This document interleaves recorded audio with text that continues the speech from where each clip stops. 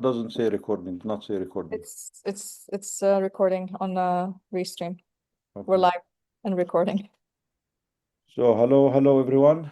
Thank you for joining us another Sunday, and thank you for being here with us every Sunday since the genocide started. As you are all aware, the genocide continues and expands beyond Gaza into the West Bank, into Lebanon, into the whole region. The violence and the ongoing attacks on Gaza, the destruction of life in Gaza continues every day despite the ceasefire, and the violence in the West Bank is escalating at the hands of these militias and gangs called settlers, attacking the Palestinian people, killing them, injuring them, attacking their homes, and stealing their land. Today, we are honored to have a guest with us, a Palestinian American, Lu'ay Uridi. He is from Toledo, Ohio, and he is now in his home in Qusra, south of Nablus. He and his mother and his family and two other families are besieged in their house in Qusra. They reached out to the American embassy, they reached out to the American senators, the American government, to the media, to everyone, to at least remove the siege on his house, his own home, and allow him and his mother and his family and the other families in Qusra to get food. But they have been denied. They are getting all kinds of promises, but nothing is happening on the ground. Lu'ay and his mother are here to join us. I'm gonna speak in Arabic with his mother. سلم عليها في الأول. مرحبا يا حجي. مرحبا، الله يسلمك. الله يخلي عمرك ويخلي منوري ما شاء الله عنك. الحمد لله. والله وجود الله وجودكم يا خالد. الله يرضى عليكم. صامدين يا حجي؟ شو بتقول؟ صامدين؟ صامدين. الحمد لله صامدين. الله يا خالد الحمد لله. مبسوطة إنه لؤي عندك؟ شو مبسوطة إنه لؤي عندك؟ مبسوط يا خالد. حبيبي بس شو حبيبي. الله يرضى عليك. الله يفرجها عليكم، الله يفرجها عليكم يا حجي. تفرج إن شاء الله، وشكرا إلك. So, Lu'ay's mother, she's here with him now in the house. I just said hello to her, just to check on her, and Lu'ay is here with us. Please, Lu'ay, share with us what has been happening with you, with your family, with your house, with the people in Qasra. And we know that this is just one example of thousands and thousands of cases happening all over the West Bank, from the far north to the far south, from west to east. Every town, every village, every home in the West Bank is being attacked by settlers. But Lu'ay is here to share his own story, and it is a reflection of a wider problem that is being funded, enabled by our tax money. أهلا وسهلا لؤي، تفضل. أهلا فيك. Well, my name is Lu'ay Uridi. I am a Palestinian American. I live in Toledo, Ohio. I was born and raised in Qusra, Nablus, West Bank. I have a house in Qusra on top of a mountain, and it's been under attack from the settlers, illegal settlers, since January of 2026.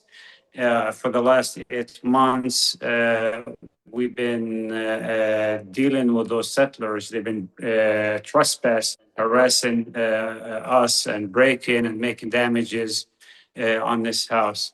In the last 5 months, I have been watching most of the attacks live on my security cameras from Toledo, Ohio, while my brother and his kids living in my house to protect it. I witnessed a lot of assaults and incidents, throwing rocks during daylight, damages. And every time they call the police, they dispatch an IDF, the Israeli military, and they always sided with the settlers, even though we are the one calling for help. On August 9th, situation switched to a dangerous level. Those settlers, actually they're thugs, not settlers, the criminals. They decided to build a tent literally in front of my house and creating a complete siege on my brother and his son. They were here alone.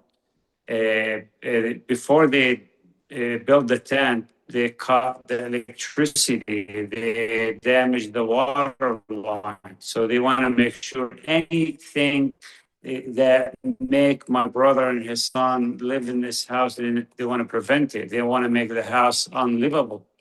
So they did the siege, and I called my brother that night, and I told, "Did you call the police?" He said, "Yes." And they sent an IDF vehicle, and they went straight to the tent, and they start celebrating with the settlers, and actually they conducted a prayer.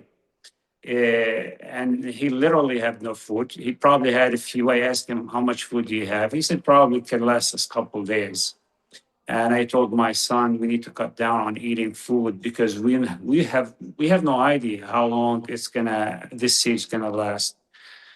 So I decided to book my flight. I said, you know what, I'm gonna come to you to support you. I'll do whatever it takes. I communicated with the U.S. Embassy. I communicated with the Ohio Representative Marcy Capture Office. I told him I have a house, my family in danger, and I need protection. I made it here on Monday. I did a lot of coordination with the embassy and the local authorities so I can make it here in Kusra.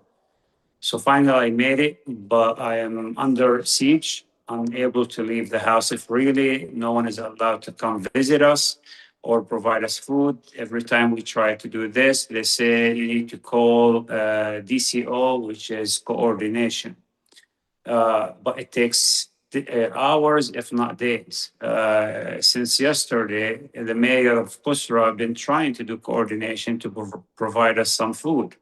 Just right now, as we speak, my brother has been on the checkpoint in front of my house in his vehicle with some food and a grocery, and they told him, no, you cannot go. Even though I talked to the embassy, I said, my brother on the checkpoint. He said, no worries, I'm on it. I'm gonna call. And they told him you need to go back. And this is how we've been living here. The settlers is still able to come around the house while the IDF is here. So I've been telling the embassy, I do fear for my safety. I fear for my family's safety. So I need protection. And as of now, I'm not getting no protection and nothing has changed on the ground. That's my story. Yeah, thank you for sharing this horrible story. Though I mean, it's unconscionable to have someone just not being able to stay in their house or not able to get grocery or food. Kusra is a Palestinian village. It's south of Nablus. It's Area B. It's a Palestinian area. Those militias and gangs and armed robbers, Messianic robbers, have no right to come to that area anyway. It is a Palestinian land owned by the Palestinians. That's their homes. They lived there for centuries. I don't know how the world is allowing this to happen. Imagine yourself being an American anywhere, or any human being, or Canadian or Westerner, living in your home and having some thugs, some militias come and they want to rob your house. They want to take your house from you. They want to get you out of your house. They want to take their land only because they are claiming that they do have a right to this land given by God 3,000 years ago. I mean, this is happening in broad daylight in front of all of us. Our brother Luay here is American Palestinian. He was forced to go there because he could not witness his mother and his brother being starved to death in their own home and being terrorized to leave the house, because we know what's happening. They want to terrorize them so they can leave the house and they can take it over and take their land. And he was watching that on the security cameras. He could not stand it, end up going there to be there with his family. Now we just talked to his elderly mother. Imagine having your elderly mother with you, besieged in the house, your brother, their kids, the families around you. You are not able to get any food, water, medication. If anything happens to his mother and she needs medical care, of course, she will not be able to get medical care. These thugs, militias are supported and funded and given weapons. Most of these weapons are American weapons. We paid for them with our tax dollars. I don't think any human being, any American, any citizen of conscience should allow this, and we should all speak up in protest of this. Now, Luay, you said how long you've been in the house now? Since Monday, so it's almost a week. Yes, it's almost a week, yes. So 1 week you're in the house. You're not allowed to leave. No one allowed to come in. No one allowed to come in. I'm not allowed to leave. I'm just literally, my brother is still at the checkpoint as we speak, and he's not allowed to get in. And you shared with me the pictures, the videos from your security cameras. The settlers are still surrounding you, and the soldiers are there, and they are not evacuating them. They are not removing them. It just happened a couple hours ago. They came in ATV driving around the house. I talked directly to the soldier. I said, here's the settlers. Why didn't you go arrest them? And he would not do anything. And I went and talked to them. He said, well, you know, they're not attacking your house. They're just driving by around the area. Well, you declared it as a closed military zone. You're not allowing my own brother to bring me food, but you're allowing the settlers to walk freely around the house. That's a double standard, and that's why I don't trust them, because they always sided with the settlers. So your brother, the owner of the house, of the land, is not allowed to come in. You, the owner of the house, are not allowed to go in and out, but the settlers are illegal, even by their own standards, even by Israeli standards. They are illegal in this area, are allowed to move around and do whatever they want. Exactly. That's what I even tell them. They are illegally here under Israeli law, and you are here to protect the residents and to remove them. And you're not doing this. You're doing the opposite way. You're blocking us, but you let them walk freely. So even if we don't talk about international law, which even as you know, international law, there's an obligation on the occupying power to guarantee the safety and the security of those being occupied by this power. Even if we disregard that and just talk about the Israeli law itself, Israeli law says that these settlers are illegal there, they should be removed, and that's what the whole thing. They brought the whole army to remove the settlers. But despite that, and despite all the efforts, all the exposure that this case got, they're not doing anything to stop them from coming. No, this area is designated B area, meaning that's under Palestinian Authority, and that's why Israeli settlers are illegally here, and by Israeli law, they're not allowed to be here. Okay, now our ambassador, Mr. Huckabee, said that it is the obligation of the United States to protect its citizens wherever they are, to protect them, to protect their safety, to protect their property. And you reached out to him and to the embassy and to multiple American officials asking for help and for protection. What has been the response so far from them? Well, I did not get a lot of help from the embassy, to be honest with you. They were unable to secure my arrival at my house here.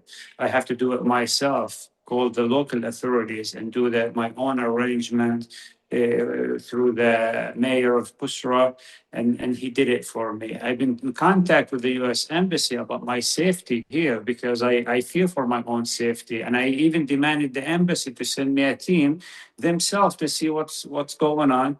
And all I get in is just promises. Yes, we will talk to the Israelis, and you should be able to go in and out of your house if really you should. Okay, well, it's not happening. I've been here for 5 days, and so far it's not happening. How far is the checkpoint from your house? Like, how far is the military from your house? Well, there's two of them. There is one literally in front of my house, talking about maybe 50 feet from my house, and the other one that blocking anyone to get into my house. It's about I would say less than half a mile. And do you know how many so-called soldiers are stationed in Qusra right now, and how many settlers? So they are stationed soldiers in 3 different areas. One is by my house, literally in front of my house. The other one is on top of the mountain, And the third one is to block the road from the village to my house, which that one is less than half a mile. Even though they are in three different areas, like a couple hours ago, the settlers, they had like an ATV, they're driving along the mountains, bypassing those soldiers, and they're not doing anything to them. Yeah, of course, they're colluding with them. Yeah. Well, this is a call to our ambassador and to our politicians. They are failing their duty to protect their citizens, let alone protect the vulnerable Palestinian community at large that is being brutally terrorized for decades under this illegal Israeli occupation. Anyone has any questions for Lu'ay here, please, from the panel? I have a question, Nidal. Tfadali. Lu'ay, you came from the US to protect the house, correct? You came Yes. specifically to do this. And I was just thinking about like all the Americans, like Turmusaiya, for example, there's a lot of Palestinian Americans who own property, houses, and land in Turmusaiya, and it's getting, obviously attacked on a daily basis, and this is the same in other villages. I am thinking it would be a good call to action to every American Palestinian to go back and protect their home. And, right now it's easy to ignore one American, but if we have hundreds of Americans, and I'm saying also Canadians who own property to come back and sit in their homes, protect their homes, I think it would be really hard for Huckabee, for the Congress persons to ignore this. I think this will be a call to action. What do you think, Lu'ay? Do you think this is a good call to action for fellow American Palestinians? Absolutely. I got a message that someone say, hey, I have a situation like yours. I'm from Al Khalil, which is Hebron. I have a business and the settlers are destroying my business and I'm American citizen.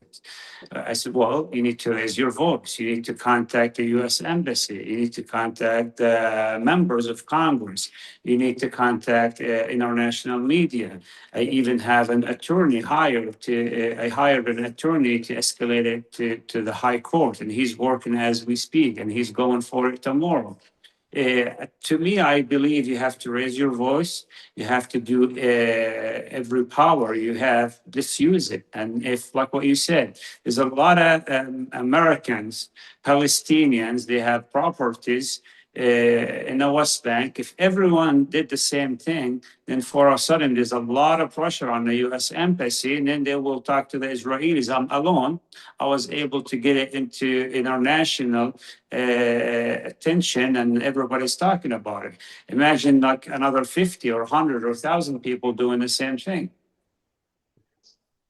I agree. Actually, I'm one of those people. I think I should go also because our land, also Musafir Yatta, I mean, most of it has been taken, but whatever is left, and my family there, my sister there, is also under daily attack from the settlers. So this is actually a great idea. All Palestinians in diaspora, they should go back to their land, to their homes, and claim it. And again, we are going just to protect our families, to be there with our families, to claim our land, our property. We are not doing anything illegal. That is our right under every law. And all these governments that continue to play lip service and empty statements here and there, they should be forced to face their obligation to protect their citizens and their properties and their safety and their well-being. So first of all, I want to say that we are really proud of you. Thank you for taking this initiative. This is really brave, and thank you, Maisa, for this idea. I really think this can be a beginning of a mobilization that we as Palestinians all over the world, everywhere in diaspora, wherever we are, it is a call for all of us to go back and be there with our families, with in our homes, in our land, and be on the forefront to protect it against those illegal criminal gangs that are coming from 3,000 years ago, coming from like zombies from the remote history, now to claim all these baseless, and most of these settlers actually are American settlers, Western settlers. They are coming there to claim a land that is not theirs. So it is more. Yeah, it doesn't belong to them, obviously. Yeah, it doesn't belong to there is them. more obligation on us as Palestinian real owners of the land to be there. تفضل لؤي. Yeah. I said that it doesn't belong to them. They don't belong to here either. Well, thank you for having me. It was a pleasure talking to you, and I hopefully will meet in person in Toledo or in Dearborn. Maybe I'll come to Qusra. Maybe I'll come to Qusra and I'll be the Canadian who gets more than welcome. Yeah, anyone can make it here. More than welcome. And know, let us know how we can help. How can our platform help you? Like, how do we take this to a broader base? Like, let us know anything we can do to help and spread Absolutely. I will stay in touch with you and I'll update you on anything happening. And thank you again. I know Luay is busy because he has a lot going on now and he has to go. Luay, keep us updated. Inshallah we all meet in Palestine in قصرة. And إذا الحجي هون خلينا نسلم عليها بس نقول لها مع السلامة. إذا بعدها actually she went on the other room. So سلم عليها والله يحميك الله يحميهم. God protect all of you and thank you Luay for being on the forefront of this. And honestly, I really think you are starting a new movement, a new action campaign that inshallah will make a difference. At least this is the least we can do, is just to be there with our families and try to protect them, face the same consequences that they face and let the world face it with us too. We cannot leave our people at the mercy of these thugs, these criminals, these illegal trespassers who are coming from Brooklyn, from London, from everywhere, claiming the property and the land that is not there, and they have no legal or moral or ethical right to be there. So thank you, Luay. Stay safe, and inshallah we'll stay in touch. Please let us know what else we can do to help. We'll try to also raise your voice with Congress here, try to have meetings with them, and we would love to have you be there and share your story. And if there is any updates, you are welcome to come or share with us anytime. Inshallah, we'll see you next week with your house, freed and your family freed, and stay safe. Inshallah. Thank you. شكرا لكم. أهلا وسهلا. سلم مع السلامة. Thank you. Thank you. مع السلامة. Thank you. Nidal, we have other colleagues from the West Bank. Go ahead. We have Zahir Barahme. Zahir, ahla wa sahla. Zahir is as an owner of a land. Last week we talked about I think 200 dunams were under risk.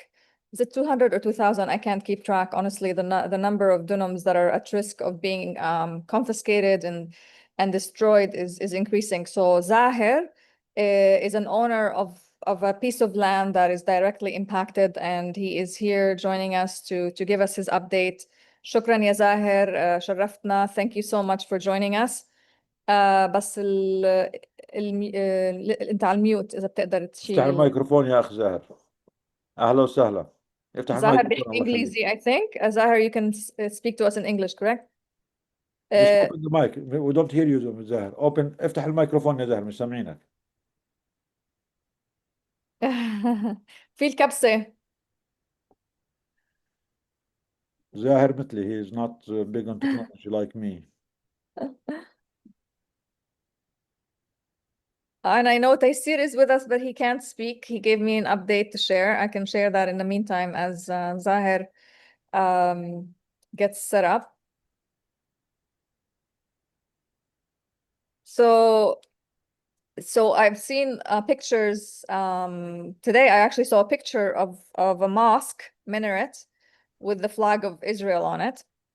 So that's, I don't know if you recall reading about Israeli extremists saying that, I can't remember who it was, maybe Ben-Gvir or one of them said that they want to have a flag, an Israeli flag on every mosque. And today I saw a picture of a mosque with that. The update from Taysir says that there are Israeli flags that have been installed on all the electricity. شو عمود نضال the electricity Walls. electricity poles. electricity poles, thank you, and daily invasion of the village. زاهر فتح الميكروفون وعرفت سكرته، زبط شوي عود سكرته، اعملوا زي ما عملته قبل شوي. تفضلي ميسي. Obviously the settlers are in the village daily, terrorizing the people. Also, the Israeli forces are in the village in Anza, terrorizing the people. Obviously, people are extremely scared. They're attacking children now daily in their homes. Settlers are also bringing their cattle between the houses in Arabe, and today they actually attacked one of the homeowners. The order to uproot and cut the olive trees is still ongoing, and we are trying to get as much attention on the matter as possible. This is why Mr. Zahir Barahme is here. He's one of the owners of a large olive grove that has been impacted by the recent decision. We lost Zahir. I think he's trying to come back and He's fix gonna try to come stuff. back. Should we talk to Taysir in the meantime? Taysir is here. He said he can't speak. He's in a very loud place, but maybe he can say hi. Oh, I mean, we lost Taysir too. What happened? We lost both Okay. of them. Let's wait a minute and see. Yeah. Okay. One thing that happened actually yesterday, and it was discussed in the groups that I know we're in the same group with the group that documents all the violations and all the terror that's being inflicted by the Israeli settlers. Everybody noticed that the video of the donkey being tortured received tremendous attention. Tremendous attention. Rightfully so, of course. However, you know, the same attention has not been given to the people. And it just tells us like how much racism still exists, how much anti-Palestinian racism still exists today. Dehumanization. Dehumanization, yes. Dehumanization and anti-Palestinian racism. It's very interesting. Even like I shared that post on our Instagram, the same thing I shared a post about, I think a mayor of one of the villages that was brutally attacked. And, you know, you could totally see, right? The video of the donkey. Of course, it's brutal. It breaks your heart when you see it. But the person who was brutalized didn't get as much attention to this. So I just want to raise that as an inherent bias that Zahir is back here. Zahir is back here. Zahir? Yes. هلا سامعينك كويس بس الكاميرا راحت، اجى الصوت راحت الكاميرا بس تفضل. Mind, wait a minute. Okay. I am ready now. Taysir is with me, he's my neighbor. تيسير معك؟ Yes. اهلا وسهلا، نورت. يلا هي ميسة معكم، تفضلوا. يا هلا زاهر. زاهر شرفتوا. First of all, I would like to thank all of you in participating in our what we are feeling right now exactly. So we have received an order from our village here, the council here, that they are going to cut our olive trees with a piece of land here in my town, Anza, in the main street between Nablus and Jenin. So exactly, I have two pieces with 10 dunams. This is, you know, it's with an old of 15 years ago. We have invested these lands actually with more than 300 olive trees. Actually, yani, I would like to emphasize one more thing, one important thing. First of all, this is classified as an as an Oslo segmentation. You know, there is A and B and C. This is area C area, which means that it controls by the Israeli rules and regulations. So first of all, I would like to emphasize and mention an important thing, which is that this kind of land as classified by a high agricultural revenue, a high agricultural value. So we did not, I would like to say that we did not violated any kind of Israeli regulation and rules. So therefore, I don't know how come by any kind of rule they want to cut and destroy these olive trees. So actually, يعني, we can't do any kind of thing to prevent such aggression. So I would like to participate with Taysir, with any efforts can prevent such aggression to come on. So I thank all your efforts, all what you are saying exactly. This piece of land, actually, these olive trees we have invested. It is yearly make an income for our families, for our sisters and families here. We are living here in this area. So I would like to say one more thing is that. In this piece of land, because this land is at the entrance of our village, which contains, there is a metal pipe which supplies the different villages and towns with clean water from our national authority. So which means that by destroying and cutting the olive trees, it means that will destroy the metal pipes here, because the pipes here on the surface of the land. That means they will destroy the pipes, and the people will. They are using a kind of tanks and bulldozers. I don't know. It is a very big, and it is because it is on the surface. So therefore, it will be destroyed surely. So the water supply to the village, not only our village. There is a village of Adja. There is another village called Jaba, and they will reach this pipe to Arabi. More than 50,000 people. They are supplying, taking a clean water from our national authority. So it means it's a big aggression against us. I do not what to do. We are discussing with Taysir, with our council here in our village, and actually the people here. It is not only me. The order we have received, it is more than 10 pieces of lands, and up to Arabi, up to Yabad. Exactly, it is thousands of olive trees. They were going to destroy it. So actually, we don't know what to do exactly. If you have any kind of way to get into to do something which can make any kind of effort to prevent such aggression, I don't know exactly what kind of it. Has there been any support from any international organizations? I know that No.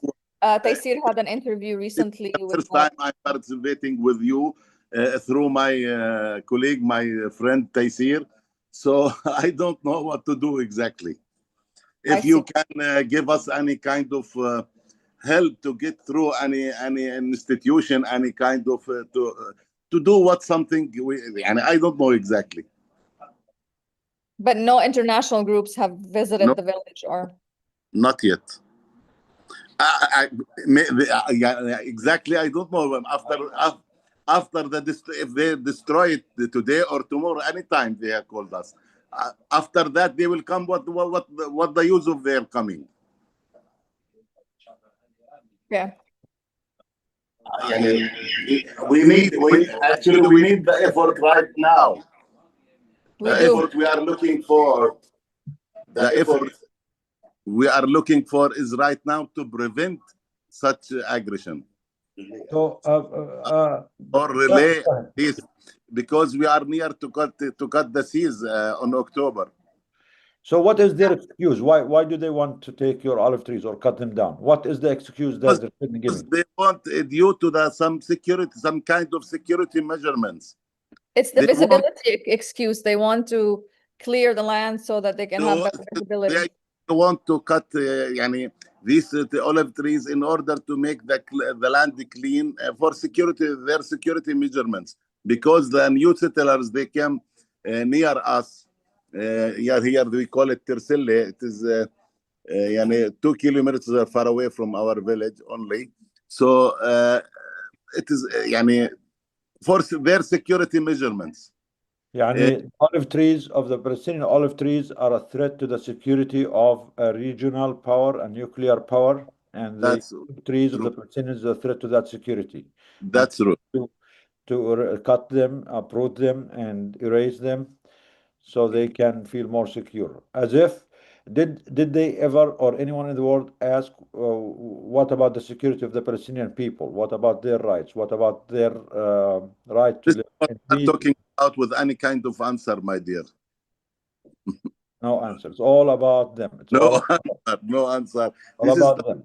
This is what we are suffering from exactly. No one is listening to us. It's all about them. I think more, I would like to say that يعني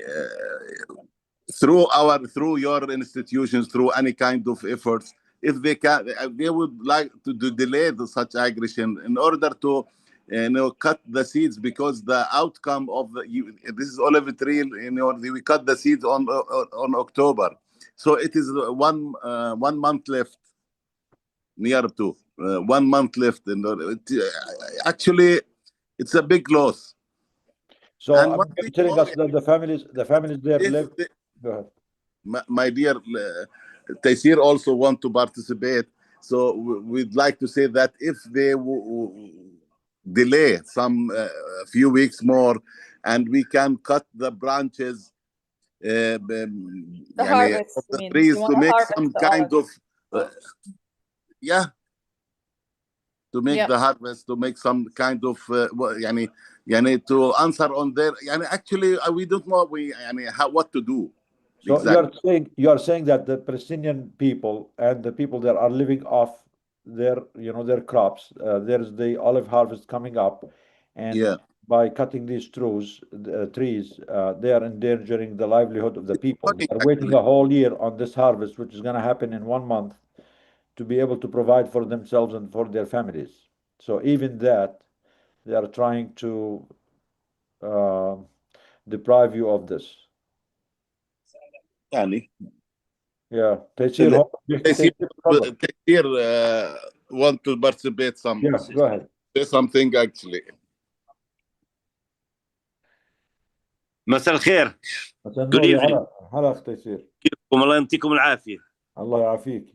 بداية مثل ما تفضل أخونا زاهر، يعني حقيقة يعني whatever you are participating in such a members, it will help us a lot. Actually, through Maisa, I had an interview with the TRT media, I think. This is the only activities happened here. So I'm calling everybody, if he can, anyway, a team of media or a team of human rights people to come to visit and show in the media. I think it may work, it may do something for us before the action will happen to that. So when are they threatening to cut or uproot these olive trees? Sorry? When are they planning to do it, to cut those? Actually, we suppose since 1 week we are waiting. We don't know. Actually, our experience with them, when they destroyed around 80, you can say, shops and building here near our village, they send a threatening to us or warning to us. They don't know the date, but they will come early in the morning. We'll wake up. We'll see that they are start doing such a things. Close the street. So this can happen any day. Any day, any time. And anything that's happening in Gaza is the same copy. It's happening in 1,000 other places all over the West Bank. So this is just an example of how they are attacking people. Because we are near the new settlement here, they are concentrating on us. We are facing, actually, and this is why I want to add it, that they are encouraging our village from the army. Every day they are coming. And the problem, the people, the fear and the what they call it, the phobia of the army now, when the children are in tuitions or in the schools or playing, we start, people searching for their kids to collect them, to keep them in the safe place. This is, I'm telling you about daily. And I heard Maisa, she's saying about the flags. We waked up on Friday. They start hanging the flags in the balls of the municipality electricity balls, actually. Yeah. One thing going Plus, we have a near village or a city, they call it Arabi. Now the sheep's owners, Israeli or settlers, sheep owners, they are starting going between the houses of the people. They are beating a handicapped man. He tried to take them out from his home. Actually, I'm telling you, they are raising their activities day and day more than we are seeing in the. You can see in the middle area like Kasra and all these things. It is worse than us, but they start doing the same thing in our places. Actually, Yeah, the attack is everywhere. They're attacking every place, every inch in the the, Palestinian West Bank. the worst thing that the settlers doing such a thing, and they are getting cover from the Israeli army. The army is actually, most of the army is comprised of settlers now, because I was talking to my sister and my brother-in-law yesterday, and they said that when they call the police, that came are settlers, and the army are settlers, and they all cover for each other. There is a new thing I tell you. This 2 days happened. Actually, the settlers, they are wearing now the army clothes. They are cutting the roads. They are, I mean, taking the people, arresting the people. The settlers themselves, we know their face, we know their names nowadays through their social media. Actually, they are doing the same. They are acting as they are an army. This type of activities, actually, the last week it's increased. We noticed it's increased very much. Yeah, I'm sorry to hear that. Again, no one is coming to your help. No one is protecting you. Sorry. No one is coming to your help, and no one is trying to protect the civilians there, and no one is protecting their property. Not at all. Not at all. We believe that Kasra and their area, they are in worse condition. There is a little cover of that places. And I will take this opportunity to thanks Luai, and we are proud of Luai, who came from America to help his family. Yeah, thank you. Actually, it give us something to be. encourage us. Yeah, he encouraged us really very good. We hope so. Our people outside to do the same, whatever they can do. I agree. What can we do here, guys, other than calling and updating our elected officials with the situation? What else can we do? Any questions, Dania, Iman? Should we include Luai, Zahir, Taysir in our meetings with them, give them updates, make sure that we tell them, we have people on the ground available to share their stories. And don't forget that every single crime that's happening in Palestine is funded, supported, aided by American taxpayer money, by American weapons, by American politician complicity, even against Israeli law that criminalize this, even against American laws, and these are grave violations of human rights, terrorizing peaceful people. Taysir, Zahir, Luai, they are not asking for anything that just to be left alone in peace in their homes, in their towns, to farm their land, to harvest their crops. They are not asking, for anything more than the basic human rights for any human being anywhere in the world to be allowed to live in peace and safety.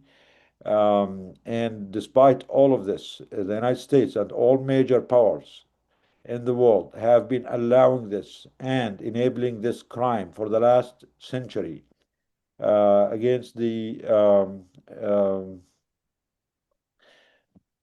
against these, civilians who are just sending appeals to everyone, and unfortunately, no one is listening. No one is doing anything tangible other than empty statements from these countries, and trying to blame all of this on a settler here and there, and forgetting that it is the structure, it is the state of Israel that is supporting this, that's enabling this. It's not just an individual settler. Dr. Iman, do you have any question? No, I was gonna say, so we have a relationship with Marcy Kaptur's office. And so I'm wondering if maybe we reach out because Luai had said that he had reached out to their office, but maybe if we could try to get a direct meeting with the representative and have Luai and some of the other gentlemen on the call so that she can hear directly from them. I think we could also reach out to the Ohio senators. It makes it easier when we have a constituent, so I will definitely start working on reaching out to those folks. So yeah, I think, like I said, if having that direct constituent, I think is going to be really important. And then I don't know how we keep calling out Huckabee that he's not doing his job. I think this is really important to highlight that. Not that American Palestinians are more important than our brothers and sisters in Palestine, but it seems that we've heard this in the offices before too, that if that person is American, like when we go to talk to the offices about Dr. Abu Sofia, they're like, oh, is he American? No, he's not American. It shouldn't really matter, but we need to take advantage of what we have. And I think, being that, The case point, yeah. It's not yes, about definitely, them, but definitely. the case point. We have Medea with us. Medea, are you available to speak? Do you have any comments, any reflections, Medea, if you are available? I'm not sure. I know you see you here. Medea Benjamin, any ideas, any suggestions for us, please? Give me 1 second. She just went outside. She just took a phone call. I'll get her. Oh, okay, sure. Yeah, I'll wait for her. Danny, what else can we do? You need to go to Tormsaya too. I'm going to Yatta. Yalla.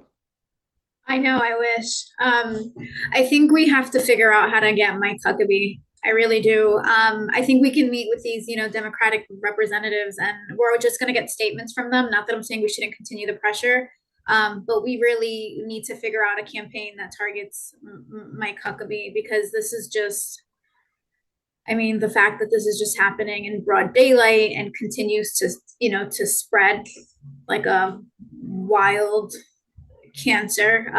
It's just, and it's sad that you kind of need to go with the, the American narrative, but that's kind of the response we have been getting when trying to advocate for Dr. Hussam is, if he's an American or not. So using this, I guess, to leverage to stopping the horror that's going on. So yeah.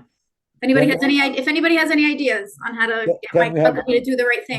Daniel, can we have a meeting, all of us, after this later tonight, and try to brainstorm how to start a new campaign about this, along with the campaign of Dr. Hussam? So let's have a meeting later today and try to start a new campaign. Okay, yeah, go ahead. Dr. Nigal, Yes. as the jets are flying over constantly all day long because of this stupid car race downtown, Medea's outside. She's doing important interview. Yeah, okay, no problem. She'll get in touch with you, she said, right away. No problem, no problem. Anytime. Thank you. Maisa, are you still here? Yes, I'm here.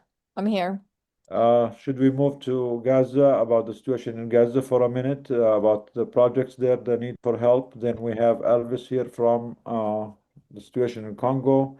But before that, Zahir, do you have any last message? Anything else you want to tell us, share with us, Zahir? Akhi Nidal, thank you. Just I want to emphasize that your effort is highly appreciated from our side. This is what we'd like to mention. One idea I would like to tell you exactly. A few months before the new settlers came to our area here, they destroyed some kind of declaration to the people living around the area here, that they want from us a good neighborhood. I don't know exactly what a kind of neighborhood they want from us. By destroying our life, by destroying our land, by destroying our water supply pipes, and I don't know exactly what kind of. I am thankful for all your efforts that convey our messages to the world over, in order to prevent such kind of aggression. This is what I would like to emphasize.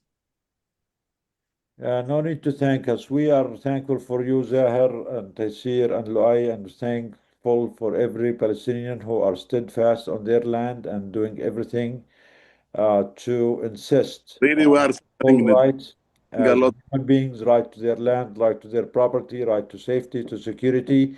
And again, it is not just Israelis who deserve security. Other people in the world deserve as much security. It's Nidal not the Israelis who have the right to self-defense. aggression تفضل. generate forever and ever the heat and anger. It is not a kind of neighborhood they want from us. They will generate anger, the heat, and if what they'll destroy, they are going to destroy our life. Exactly what I'm telling you. The position is. I mean, this attack is really escalating to a very, very dangerous level. It's a complete attack on a whole people, destroying them, terrorizing them, erasing them. Not just the human beings, even their agriculture, their olive trees, their animals, their houses. They want to erase the history. They want to Judaize the whole area as if Jews and Israelis are the only people on the world who have a right to anything and that the rest of the people are disposable. This is all being done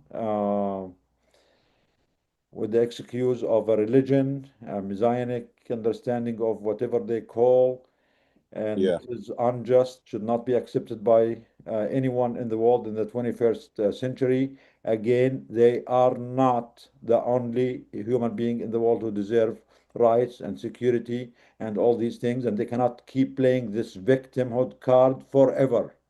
They are the perpetrators now. They are the aggressors. They are the one who needs to be held accountable, and they do have no rights under any law to that That's land. They are aggressors, they are trespassers, they are criminals, they are thugs, they are gangs, criminal gangs, being supported by the world power that claims to be the champion of democracy and freedom and universal human rights. They are failing everything under the pressure and justifications of the Zionist lobbies and AIPAC and all these things and Epstein files. Unfortunately, our leaders all over the world are failing us as citizens, are they failing humanity, are failing justice, and failing all rules of rules-based international order by allowing these thugs to continue. And even all those Europeans who claim to be also on the side of justice, the Canadians, let alone we know the Americans are lost cause for a long time. Even when they try to do something, they issue empty statements against individual settlers here and there, as if the settler is doing it on their own. They don't know that these settlers are getting salaries, they're getting monthly pensions, they're getting weapons by the state, by American and European NGOs, tax-free money to get to support their settlers, to support their crimes, to give them weapons to terrorize the children. Did you hear of the 4-year-old child in Gaza who was just murdered this morning? 4-year-old. He was just doing nothing. And he's a dangerous threat to the nuclear power in the Middle East, the only nuclear power, the only nuclear power in the Middle East. And instead of going after the only nuclear power, illegal nuclear power, we are creating new wars with other countries that have no nuclear weapons. All of this to justify these crimes. We really, I know that there is a lot of mobilization through this genocide, but it is not enough. We need to do more. Every crime that's been committed by these people is committed in our names and with our tax money. And every human being of conscience, every citizen who cares about their country, about justice, about human rights, should do more to hold their politicians accountable. They should be accountable to us, to the constituents, to the people, not to their handlers from AIPAC or anywhere else, or from the Epstein class people. that's true. Thank you, Thank Tahir. Stay strong. Stay strong. Allah yafrijha. Allah yahmikum. We are proud of you. And inshallah, we will keep working. It is not easy, but we will keep trying. We please come back every week and share with us any updates. We want to keep your voice strong and amplify your voice. I appreciate it. I am very happy to hear from you these words, these kind words. Thanks a Yeah, lot, of Mr. course. Nidal. واجبنا يا زاهر. By the way, I connected with someone who's currently volunteering with an international group in Hebron area, and I'm asking to see if we can get connected to a group that can come to Anza. Inshallah, we can get some feedback. Inshallah. Highly from you. Of course, of course. Thanks a lot in advance. واجبنا يا زاهر. Most welcome. Elvis is here. Thank you, Zahar. Yalla, inshallah, we'll see you next week. Stay safe. Elvis is here with us. If you want to give us updates about what is happening in Congo, another scene of genocide, another crime scene. So thank you, Elvis, for joining us. Please go ahead. All right. Thanks a lot. Thank you, Zahar. Great. Thank you very much. Good morning, good afternoon, good evening from wherever you are watching the webinar. I don't know if you can hear me because I'm on the move, and I don't know if my internet will sustain throughout my contribution or my presentation or throughout the live. Once again, thank you very, very much to everyone. Thanks to Doug and all the members, all the people who are supporting the work that Doug has been doing all over the world now. I'm Elvis. I'm a member of a local organization that is called Ubuntu. Ubuntu has this responsibility to respond to the need of his people. We are based in the eastern part of Congo, that is in Goma. We do action in Goma, Bukavu, and Ituri, and we support young girls who have been victims of sexual assault, and as a result, they become young mothers. So we give them shelter, we give them support, we give them access to therapy and other support that they may need. Also, Ubuntu look after the orphan. Those are the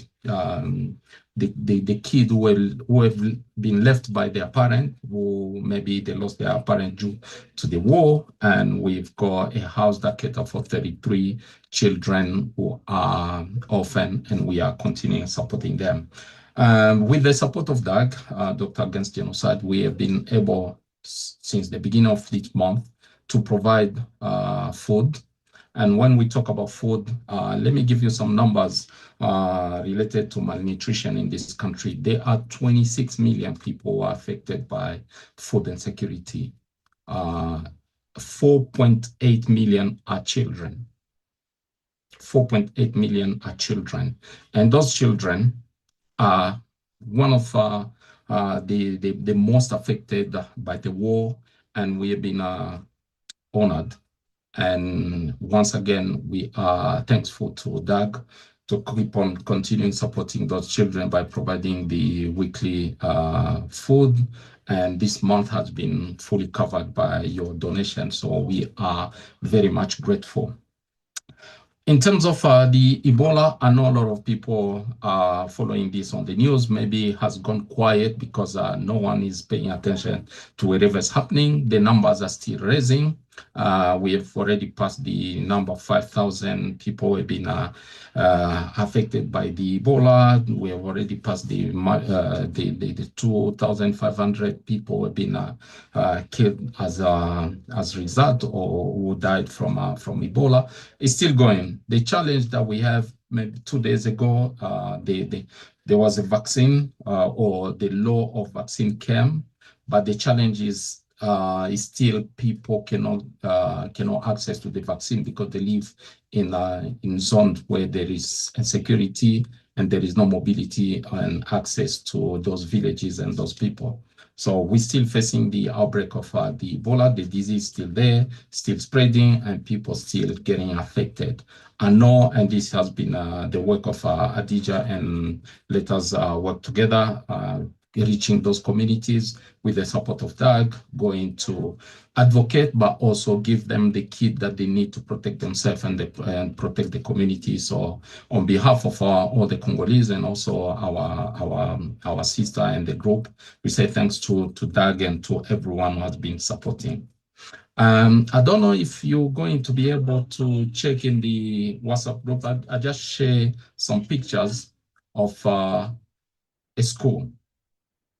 Why I wanted to share those pictures today is because since last year, we were called to go in the outskirts of the town of Goma to attend the school and see if there is anything that we can do to support them. The condition in which the school was and still it is appalling. There is no child who can go attend school in those conditions. We were called exactly this week last year. We managed to get the school running in the condition that no one can believe.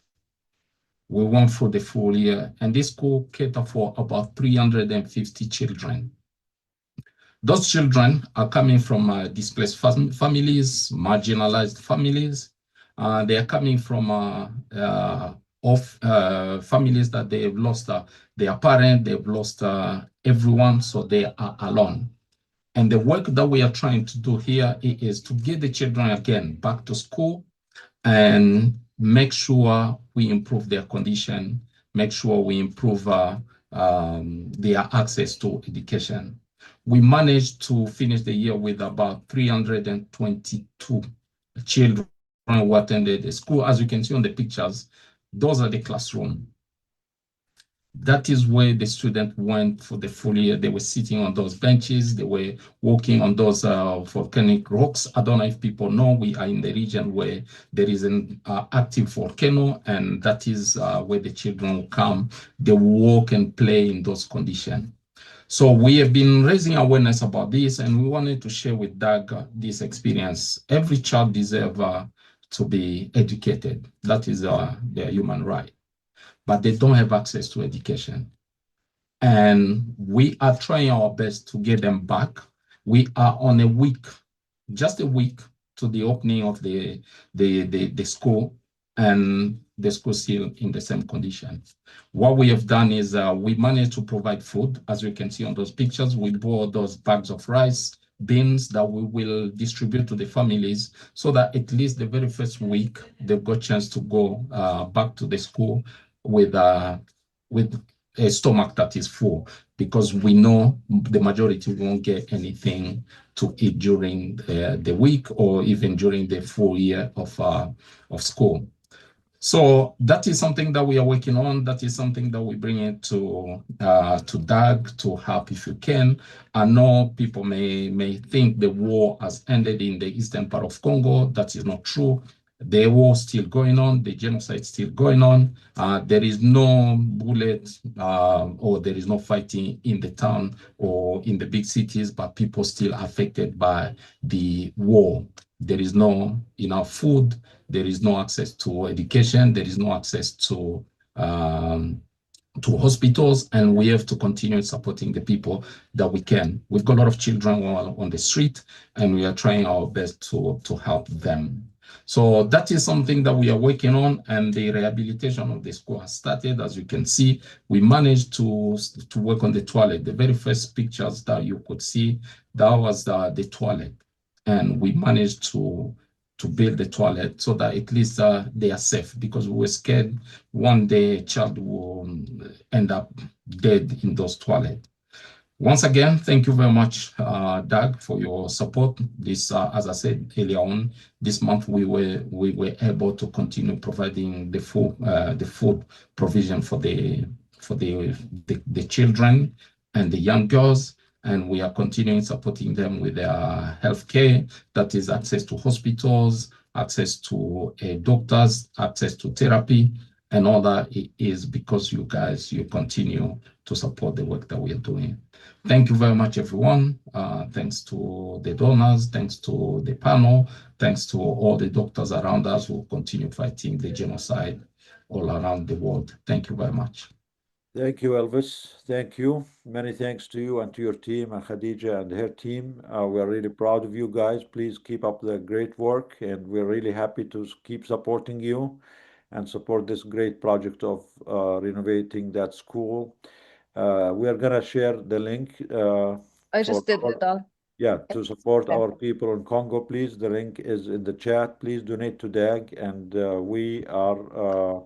we have been supporting Elvis and his team and Khadija and her team to try at least to do the minimum we can to help the communities that are suffering and undergoing a double genocide from the Ebola and genocide from those armed gangs that exploiting them. The communities there are very poor, they're very vulnerable. They are struggling just to get the basics of life. The girls, the orphans, the sexual violence victims, they need your support and your help.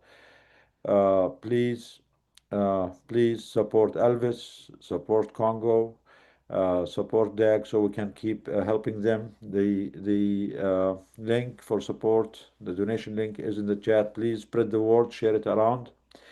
Thank you, Elvis. Now we go back to Gaza because the people there continue also to suffer through the ongoing genocide. All the talk about ceasefire, as you all know, is just a way to divert the international attention from the actual genocide. Genocide continues by all means, through violence, through attacks, through starvation, through blockade, through deprivation of the minimum basics of life, medications, food, clean water. You know that we here, with your support, have been trying to help the community in Gaza as much as we can. And we really appreciate our supporters. Without you, we could not be we could not have been able to do any of this. Everything we are doing to help our people in Congo or in Sudan. A speaker from Sudan will join us later, also about a project that we have been helping in Sudan, and we will not have been able to help the people in Gaza. And Mesa is also trying to work on projects to help the communities in the West Bank without your support. So we're really grateful for all your supports, all your efforts, either by speaking up, by sharing the words, or by donating.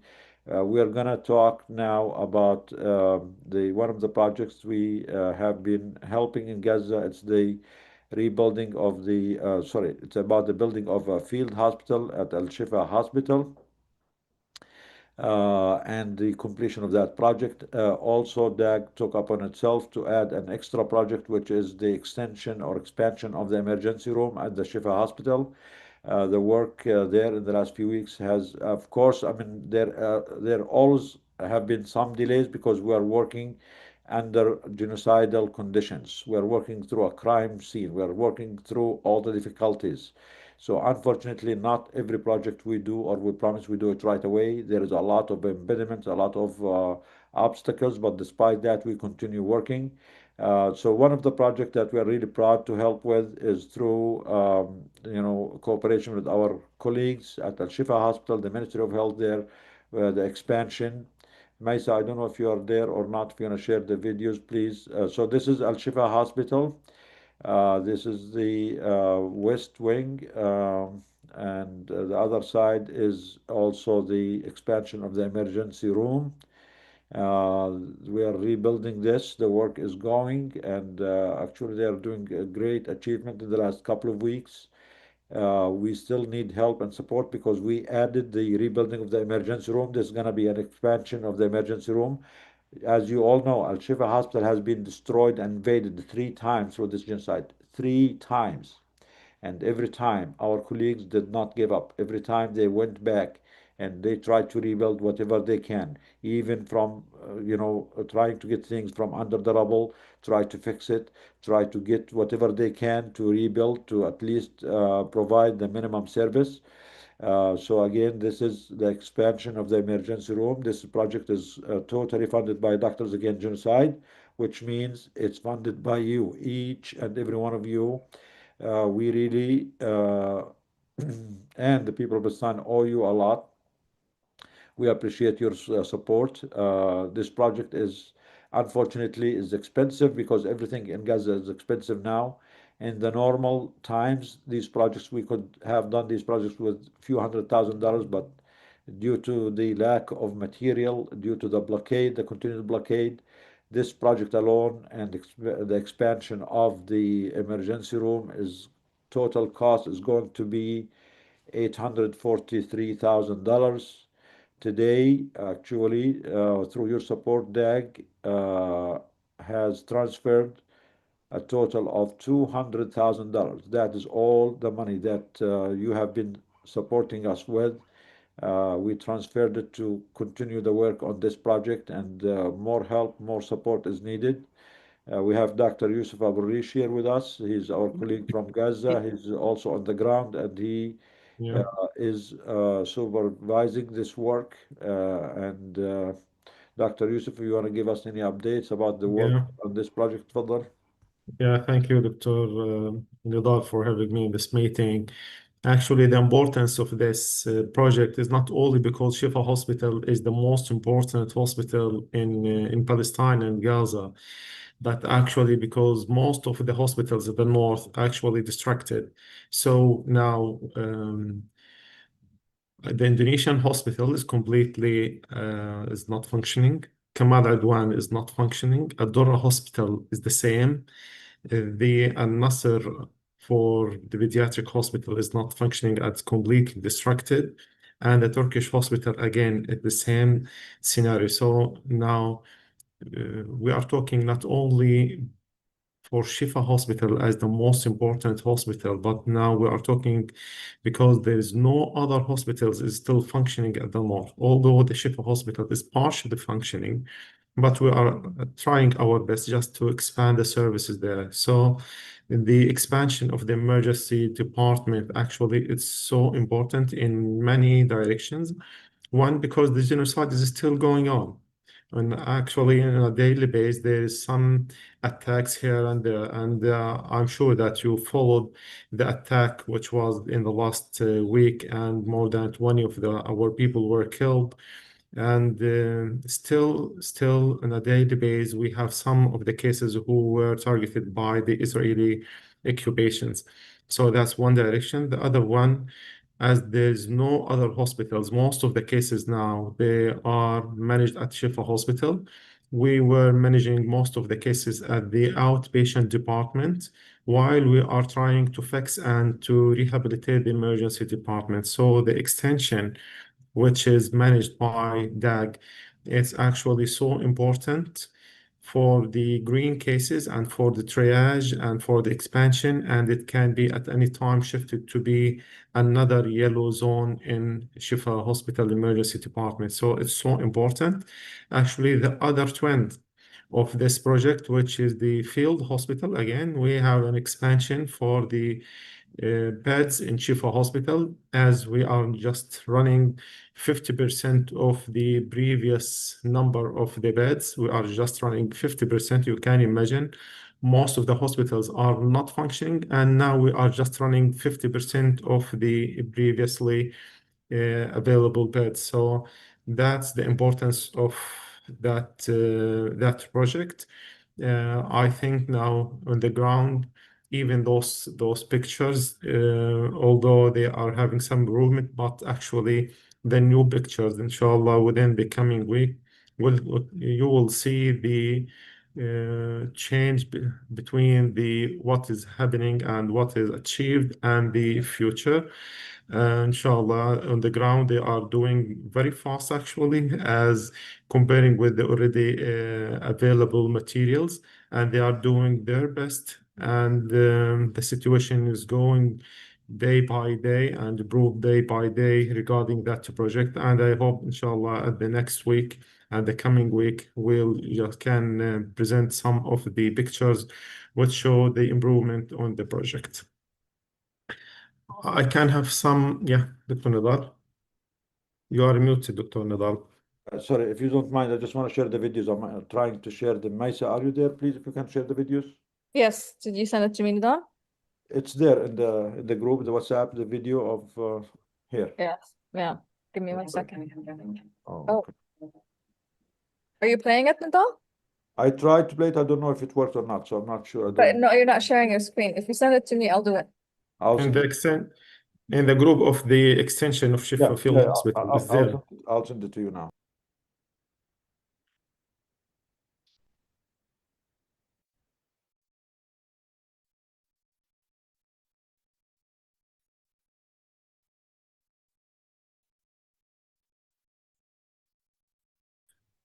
Dr. Nadal, you are muted. Sorry. Yeah. I just shared with you myself. So again, we have two projects at Al Shifa: the completion of the field hospital and the expansion of the emergency room. And all is this work is being done through your support. We are really grateful for that. We need to continue supporting our people in Gaza and all the victims of these crimes everywhere.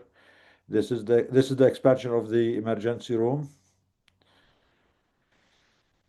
that Dr. Yusuf just mentioned.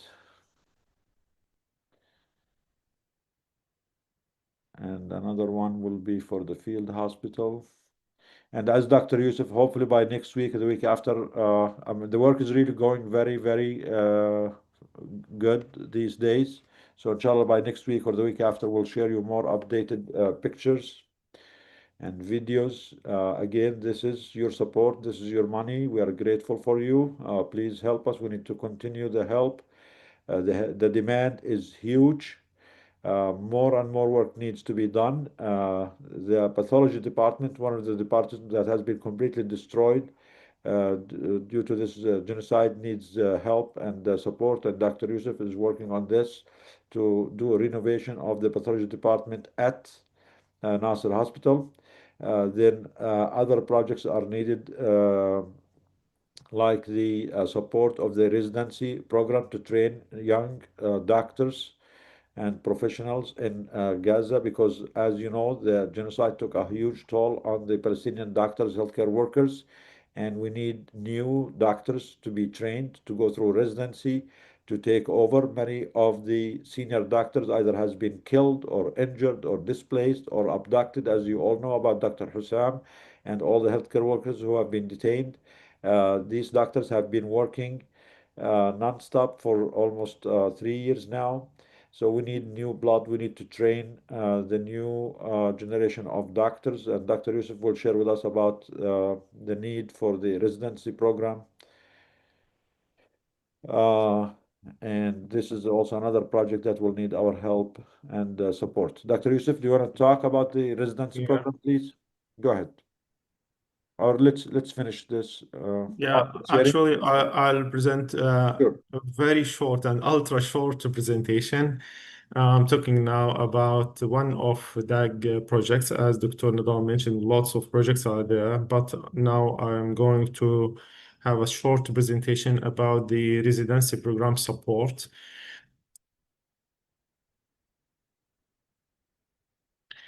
So we're talking about the specialist training program support in the branch of the psychiatry. I'm sure most of you are fully aware about this picture. This picture is about the graduated doctors after they are finishing their residency program during the genocide. At that time, we graduated 169 specialists from different specialties during the genocide. And the residency program, we have a clear decision. There's no option actually to stop our training program. And we were celebrating in a Shifa hospital in front of the destructed building of the surgical specialty building. And actually, it was just a message: we are going to complete our mission. The human development actually is the most effective and sustainable investment. So although DAG have many of projects, but I think this is the most important one, as it's just focusing on the human development. That's another picture of that separation at that time. Although they destroyed everything, but the human spirit remains. For the special training programs in general, here in Gaza, we have 18 programs, which is fully accredited by the Palestinian Medical Council, which is part of the Arab Medical Council. One of them is just a subspecialty, which is the oncology one. So we have 17 general specialty, and one out of them is a subspecialty. For the number of the residents before the genocide, we were having 750 doctors.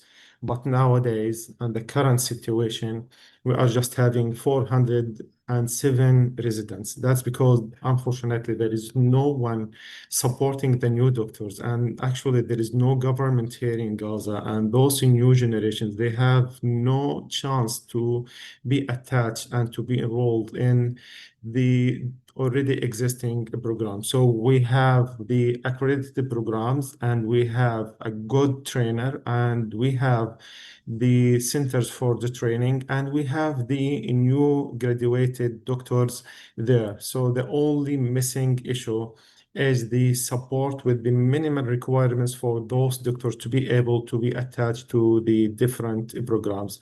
So the current enrolled residents actually is half of that number, which was before the genocide. I'm talking about the capacity and the vacancies for the level 1. We are talking about 130. So we have a chance for 130 new doctors to be attached to the residency program. This one regarding the psychiatry itself, we have here in Gaza 2 consultants. Unfortunately, 2 of the residents are recently graduated, but as is this slide is showing, at the level 4 there is 0 residents, at level 3 0 residents, at level 2 0 residents, at level 1 0 residents. Actually, the 2 doctors who were in level 4 now graduated. And this is the same scenario which is happening in the different specialties, as there is a program, but unfortunately we are failing to join more new doctors to that program. For the doctors who are passing the selection for the residency program of the psychiatry, we have 6 new doctors. They are waiting to be attached and to be starting their residency. Actually, this is one of the pictures for the new doctors who were graduated again, and they were just writing at that picture and behind. And they were writing that message and that letter or that sentence. Actually, they were remembering their colleagues, and they mentioning they shared our journey, but were missed at the graduation stage. And yet the flowers keep blooming. I think the new generations, they are full of energy, and they are eager to be attached to a learning program and the residency program. And because of that, DAG has a decision and decided to sponsor 6 newly graduated doctors to join the psychiatry residency program. Those are the new doctors, Fatin and Shayma, Muhammad and Abdul Rahman, Wafa and Noor.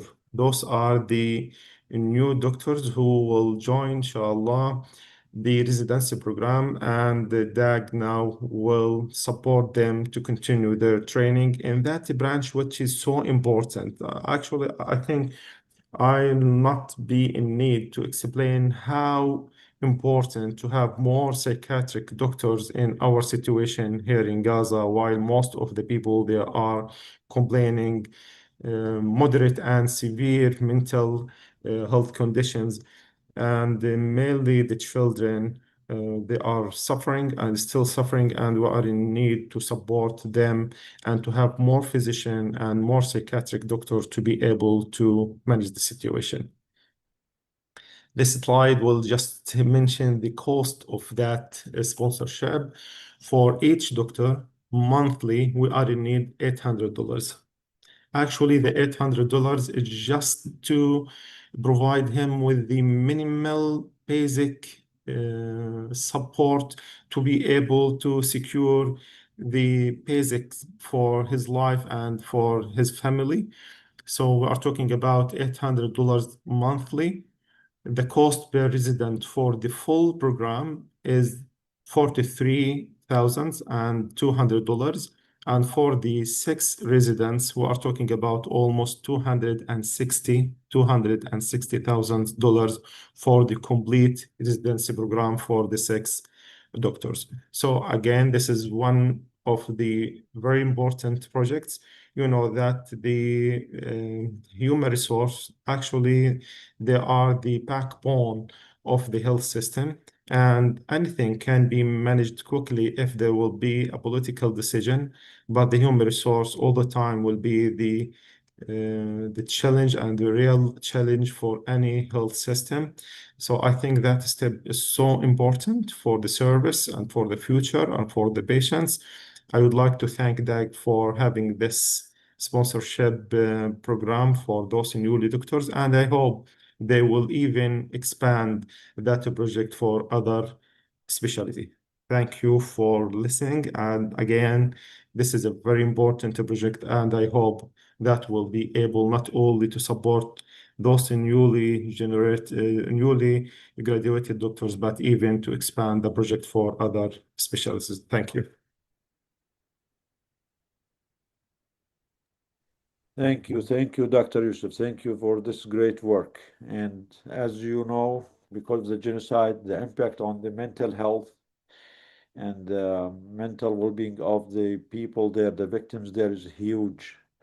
And it's getting worse by the day, because even the normal endurance of people, if they were able to endure a month or two, going on 3 years is making things much harder for them, especially that they don't see any hope, they don't see any relief coming, they don't see any real change on the ground. So the mental health situation is really bad, and you can all imagine that. So the need for having doctors who are trained in psychiatry and mental health to give the support is huge, as immense as the other needs in other medical specialties. But mental health is one of the things that sometimes can be easily forgotten.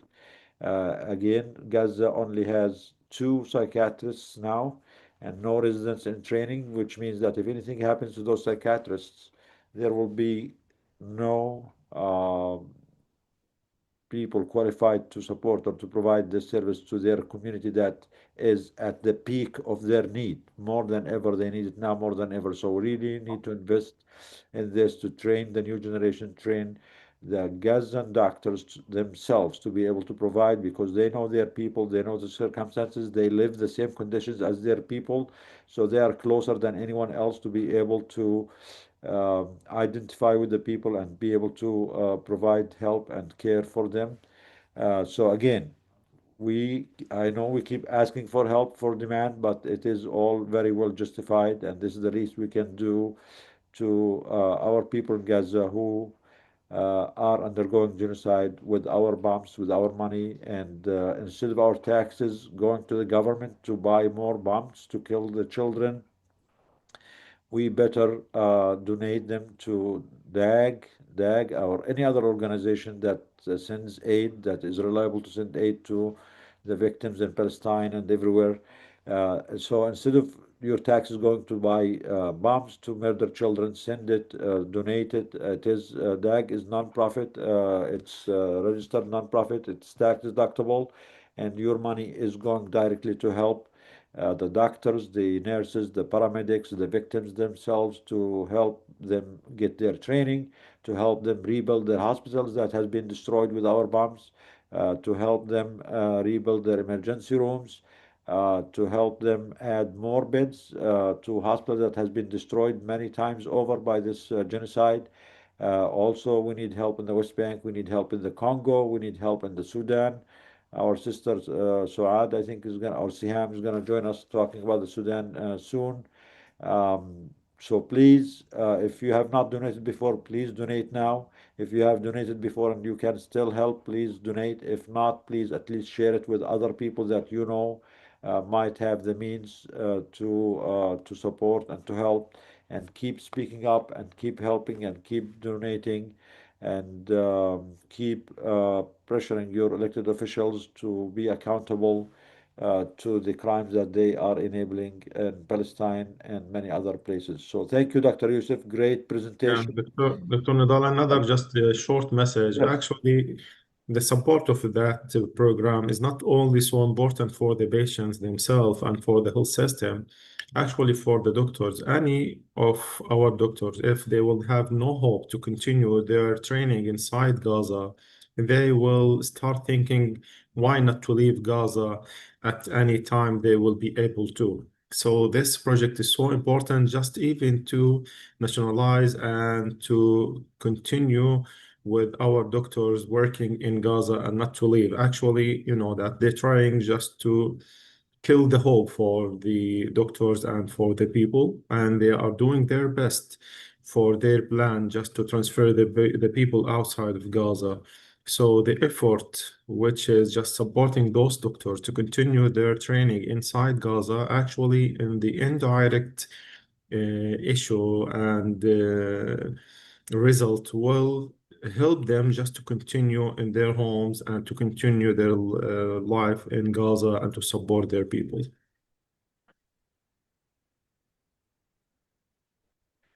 Thank you, Dr. Yusuf. Thank you. Yes, we need to help those young professionals, young doctors who just graduated from medical school last year to get the training that they need to be able to help their communities. Any donation, any support is needed, and consider it like we want to pair doctors and healthcare workers all over the world with their young colleagues and other colleagues in Gaza to support them to be able to continue to provide.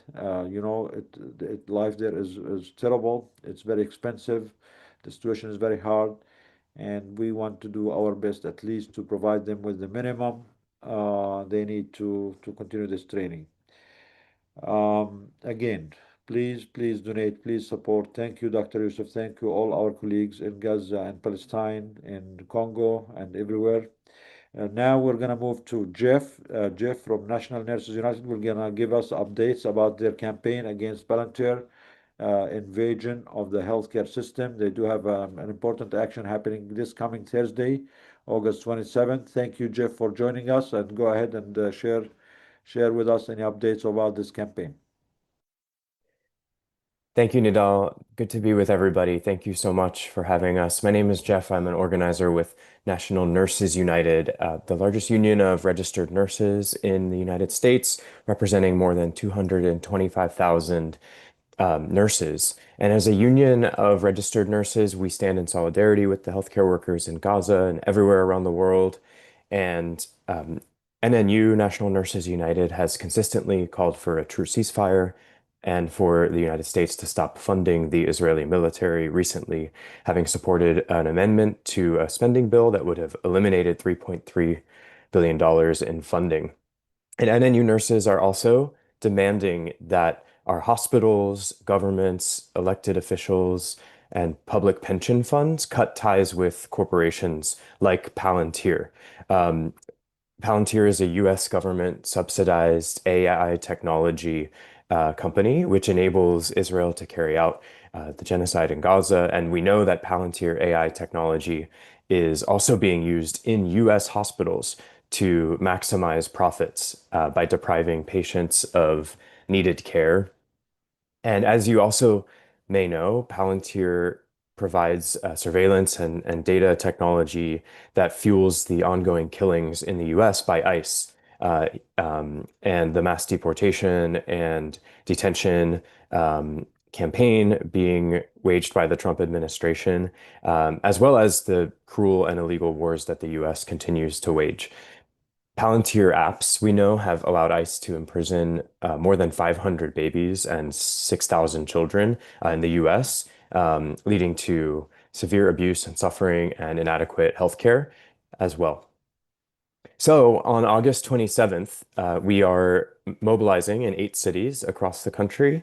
In the US, we're mobilizing in Chicago, Palo Alto, Los Angeles, Austin, Texas, Washington, D.C., Asheville, North Carolina, Portland, Maine. I believe that's all 8. I'll list them again as well. We're mobilizing for coordinated rallies and actions alongside other healthcare workers and many, many other community allies to demand an end to the genocide in Gaza. We'll demand the abolition of ICE, and we will be demanding the funding of healthcare and not warfare. And we'll be demanding Palantir out of our hospitals, out of society, and putting patients over Palantir. So we're really grateful to be partnering with Doctors Against Genocide on August 27th. I want to invite you all to attend rallies if there is one near you. We would be grateful to have you all there. If you're interested in attending, please reach out to the leaders here or let us know. I'll share also a link to register for all the details. Again, that's 8 cities. We'll be in Washington, D.C., Chicago, Palo Alto, Los Angeles, Austin, Texas, Portland, Maine, Asheville, North Carolina, and New Orleans, Louisiana. And we'd be honored to have you all there. Look forward to hopefully seeing you then. And I just want to wrap up by saying nurses and all of us envision a healthy society based on care and compassion. And that's what we'll be mobilizing for. And hope to see you then or this coming Thursday, August 27th at noon in most cities, noon local time in most of the cities. And again, I'll place a link here in the webinar for folks to find more information and sign up to RSVP to get the exact location of each rally. Hope to see you either this Thursday, August 27th, or beyond. Thank you so much, and solidarity to you all. Thank you, Jeff. Thank you, John, Iman, the DC people. Are you going to make it, hopefully? You want to say anything, John? Do you want to invite others from DC to come and join, please? Yeah, please. Anybody that's near the DC area, we'll be there, Jeff, at noon. It interferes with something Code Pink is doing, but I think a number of us are building that into the day. A question for you, Jeff, if you don't mind. I participated in a anti-Palantir rally and learned the specifics of how the World Food Program uses them and has a large contract. I don't have a good feel for what they're doing in U.S. hospitals. Could you give us a little bit of detail about how their data can be used to actually decrease patient care? It doesn't make immediate intuitive sense. Sure. And I can share a resource as well for everyone to take a look at. What we know is that some hospital corporations have partnered with Palantir on software that automates the unsafe staffing levels that hospital corporations pursue to help boost profits. And so corporations like the largest for-profit hospital corporation in the country is HCA, and they have a partnership with this staffing software, which is developed by Palantir. And this essentially reduces the amount of nurses that are scheduled to care for patients, which we know leads to worse patient care outcomes.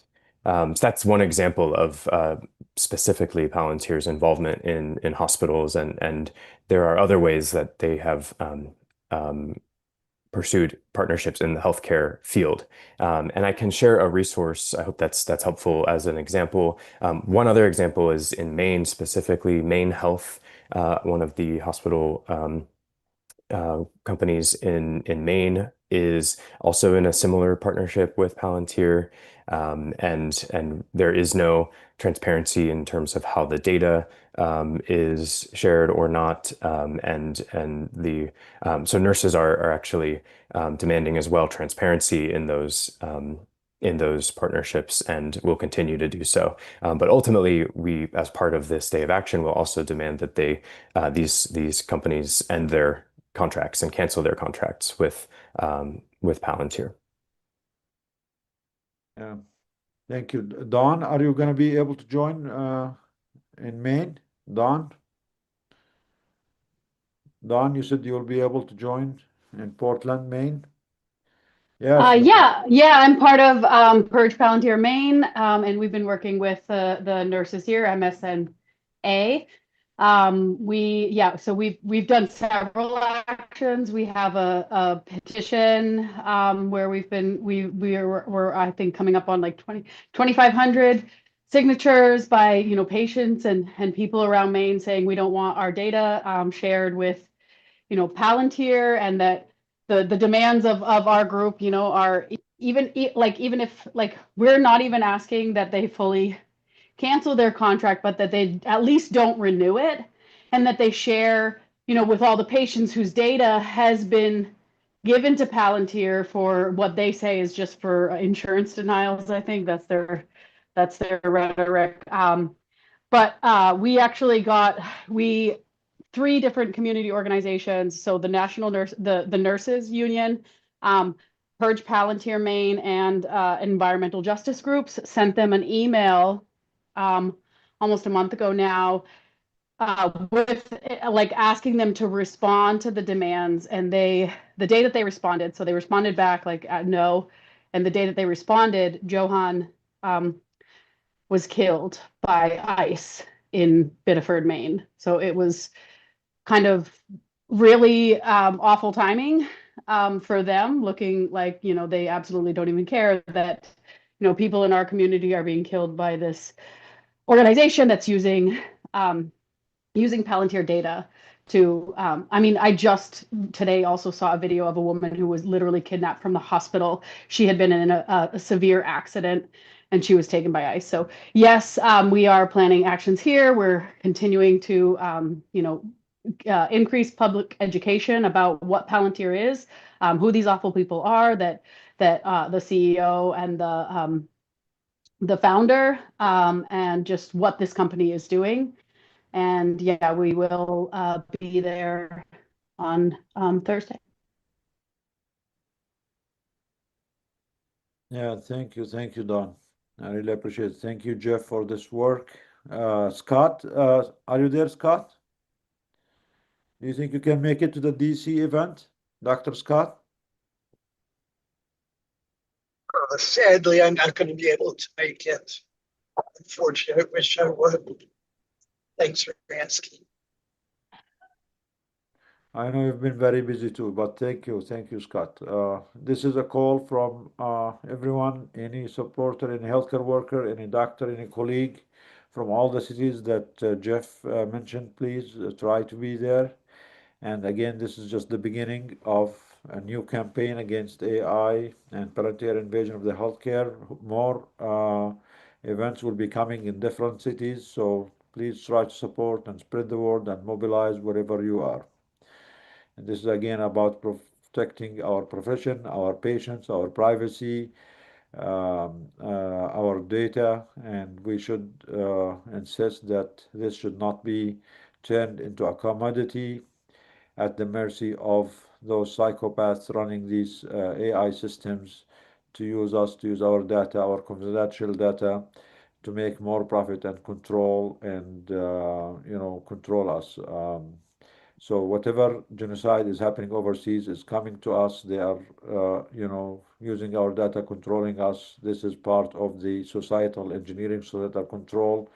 And again, we have said this from day one. Whatever happened overseas is gonna come home one way or another, sooner or later. So all these exploitation projects are all connected. The genocide in Sudan, the genocide in Palestine, the ICE, crimes here at home, the AI systems. We as human beings, we are as people are being exploited and used for the benefit of the very few who wants to dominate and control the whole world to satisfy their greed, their unstoppable desire for control and for exploitation. So please, the whole fight is one. We need to unite our forces, whether at home or overseas, and protect ourselves. Thank you, Jeff. Now I'm still waiting on our colleague. And please, Jeff, I mean, you can also join next week if you want to give us any updates about how did this campaign go. So we can maybe get some feedback and try to plan next ones in the future. I'm still waiting on our colleagues from Sudan to come and join us, give us update about that. But in the meantime, if she's not here, if Father John, do you want to give us any updates about what is happening with the shroud, the project with the shroud? You or Scott, if you have any updates? I know you've been doing great work. More and more people are interested. More and more people and churches and groups are interested in the project, the shroud project. Anyone wants to get any updates on this? Scott, Father John?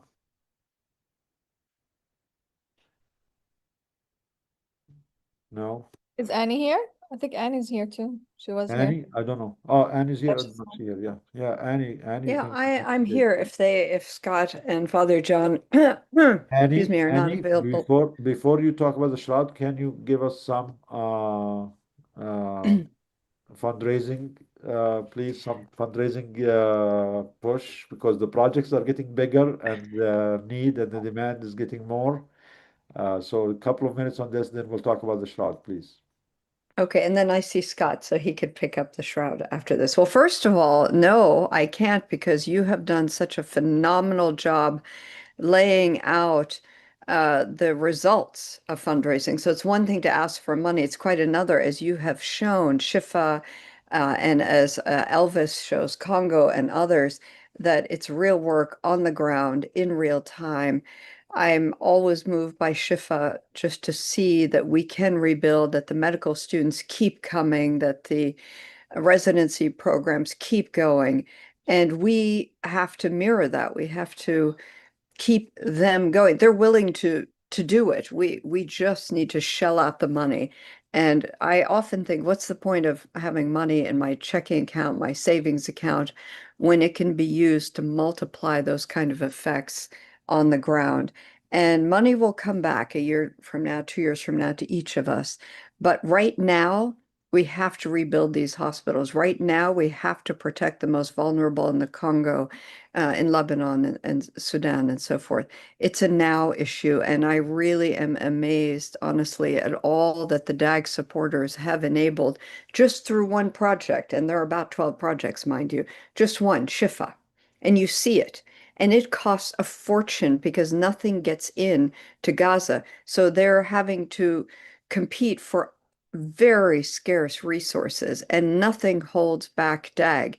The resources are going to be scarce. We're going to still continue. So just keep it going. I ask, of course, always if you would make monthly contributions. Sometimes it's hard to imagine a big chunk all at once, but monthly really does matter because these projects continue, and they'll continue for years and decades because, as we have sung many times, and I hope you've shown the video to others, we will rebuild Gaza. And when we do what needs to be done in Palestine, we will be unlocking what needs to be done in Congo, Sudan, and many other places. So thank you really to the DAG leadership for always leading us and never ever giving up, whatever the cost, whatever the price. And you see the results in Shifa and beyond. I see my dear friends Scott and Father John are here. So may I leave it to them to tell you a little bit about the Gaza Children's Shroud. Over to you, Father John. I'd like to leave the description of what's happening with the shroud to Scott because he is much more up to date on that. But I do want to comment on one thing. Listening to the webinar this weekend today, I am just so moved with the courage and just steadfastness of the people from Doctors Against Genocide, but also obviously the people working in Gaza and the West Bank. And what makes me so angry is Christian Zionism as it is embodied in our Ambassador Huckabee and that whole movement. It so contradicts everything I stand for as a Christian and a Catholic and a priest. It is not Christianity. It is imperialism foisted upon another part of our world. It is not the God of service, God of life, or God of love. It is a false God of oppressive power and disrespect for people. I wanted to say that, and I believe Scott is much better at talking about the shroud. Thank you, Dr. Scott. Thank you, Father John. Thank you. I appreciate this. This is very important. This is a heresy. This is not the true religion. This is not the message of God. The message That's right.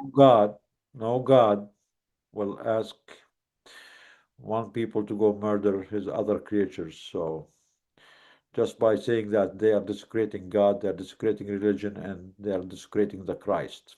Christ has always been on the side of the weak, of the poor, of the vulnerable, of the neighbor, sending a message of love. Jesus never sent a message of murder, of crime, and never asked anyone to kill all the Palestinians as a condition for me coming back. Anyone who says this or uses this is antichrist.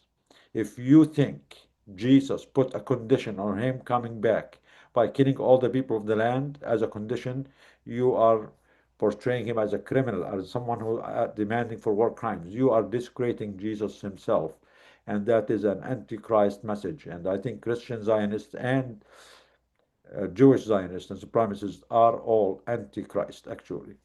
Thank you, Father John. Go ahead, You say Scott. that better. You say that better than I do. Thank you so much. Thank you, Father John. Go ahead, Scott. Yes, thank you. Thank you for inviting me. Everyone who's watching, everyone who's listening, you know that Nidal is my brother. Do you know that Kamala and Mesa and Anya are my sisters? Do you know that the 4-year-old child that was killed in Gaza is my child? And the 20,000 who have been killed since October 23 are your children. We're having a vigil. We're having a vigil for the 20,000 children, innocents, as I said before, the noun, innocent, plural, innocents. The 20,000 innocents were murdered. And as innocents went directly to paradise. But they're not lost. They're with us, but we may not see them. And we're continuing to inscribe their names, including of the 4-year-old child that was killed in the last 24 hours, inscribing their names on a shroud, a cloth that's more than 6 feet wide, more than 300 feet long, longer than a football field.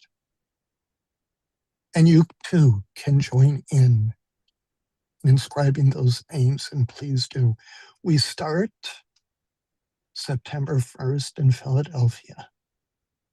We're going to the Church Center in the United Nations on September 16th. To DC in October. We're going to Boston. My brother Nidal. We're going to Detroit. Many places. We're going to Ireland. We're going to Rotterdam. Please look up the shroud, Gaza Children Shroud, on the internet. And join Gaza Children Shroud as an ally.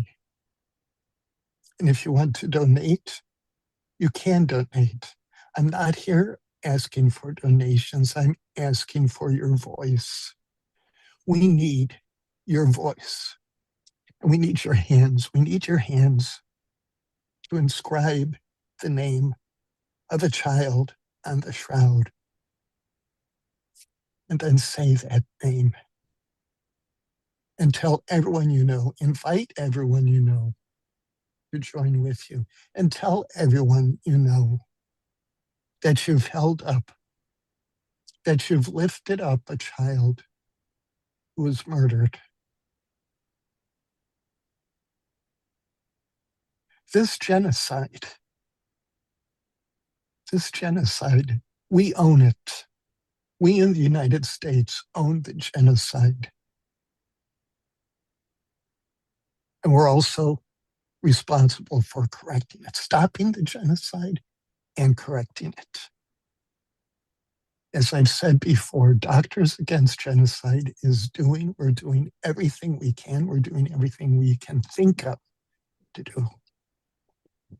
And we've joined with Priests Against Genocide, and forgive me, as the third organization we've joined with somehow is blocking from my mind at the moment. And joining with you, everyone who can hear this, everyone who can see me talking, joining with you to join us to hold up the Gaza children's shroud. Hold these children in our arms, who, as I've said many times, are with us, though we don't not see them. And inscribe their names in the shroud. Father Jacek, I think, is with us. If he could say more, please. Mesa, we have Father Jacek. He's in the audience. If you can bring him up, please. I asked him to raise his hand. He wants to speak about the shroud too. Jacek.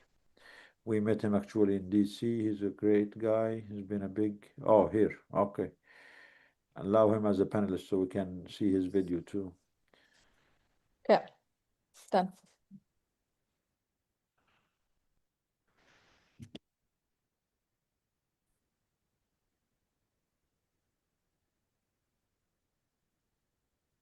Well, greetings to you all.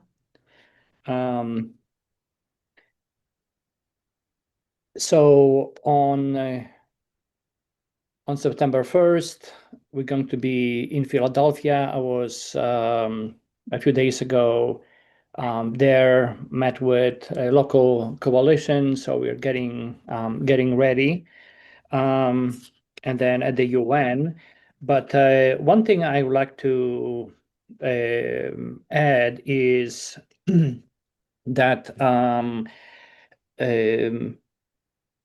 I think we can also very much join in advocacy efforts around the ethnic cleansing in the West Bank, and in terms of collaborating, tapping into other faith communities in securing appointments with key members of Congress, or be it with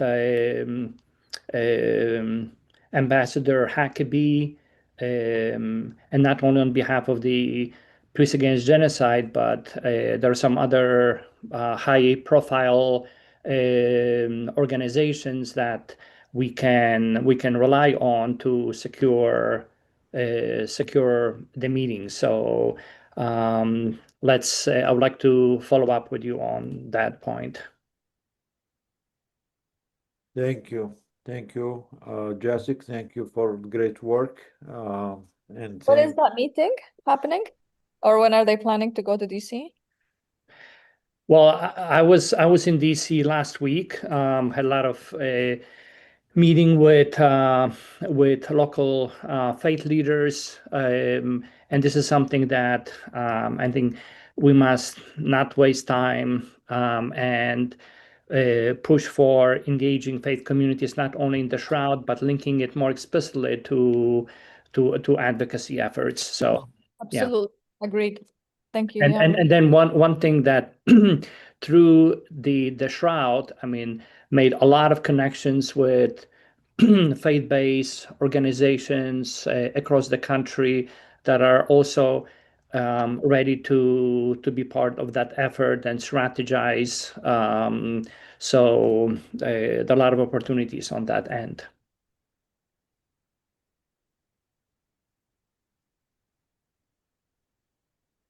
Thank you so much. This is very helpful. Thank you. Thank you. thank you.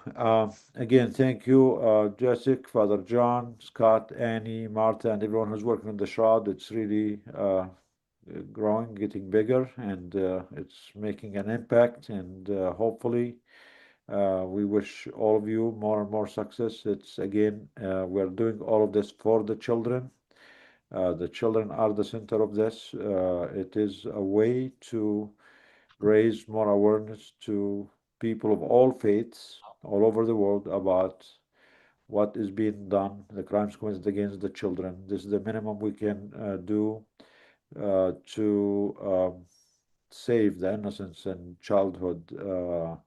As the saying goes, all the children are ours, wherever they are, whoever they are, whatever nationality, and we need to keep speaking up and try our best to advocate for them and to protect them and to ensure every child everywhere, regardless of their color, ethnicity, nationality, citizenship status, should live in peace and prosperity and safety, and that every child has the equal worth. So thank you for this great work. Looking forward to hear more updates from you all the time. We unfortunately are going to move now to another crime scene, to another genocide in Sudan. We are joined here, we're honored to be joined here by our sister Siham Hassan, Darfur genocide survivor. She's a co-founder of the group Najwa Foundation. She and her mother and many colleagues from Sudan have been also advocating for the genocide happening in Sudan, and also they have been trying their best to help their community. At Doctors Against Genocide, we are proud that we have been trying to partner with them and trying to help them to do the minimum we can to help the survivors of that genocide too. So, Siham, thank you for joining us. All yours. Thank you so much. I appreciate this time and space. I really apologize for the delay on my end. Siham, can your audio is very faint. I'm not sure if Okay, it's okay. Hold on, let me see something. not really, no. Mhm. Are you using headphones? Yeah, I'm gonna Remove the remove it real headphones. quick. Maybe that's better if without. Okay, I will.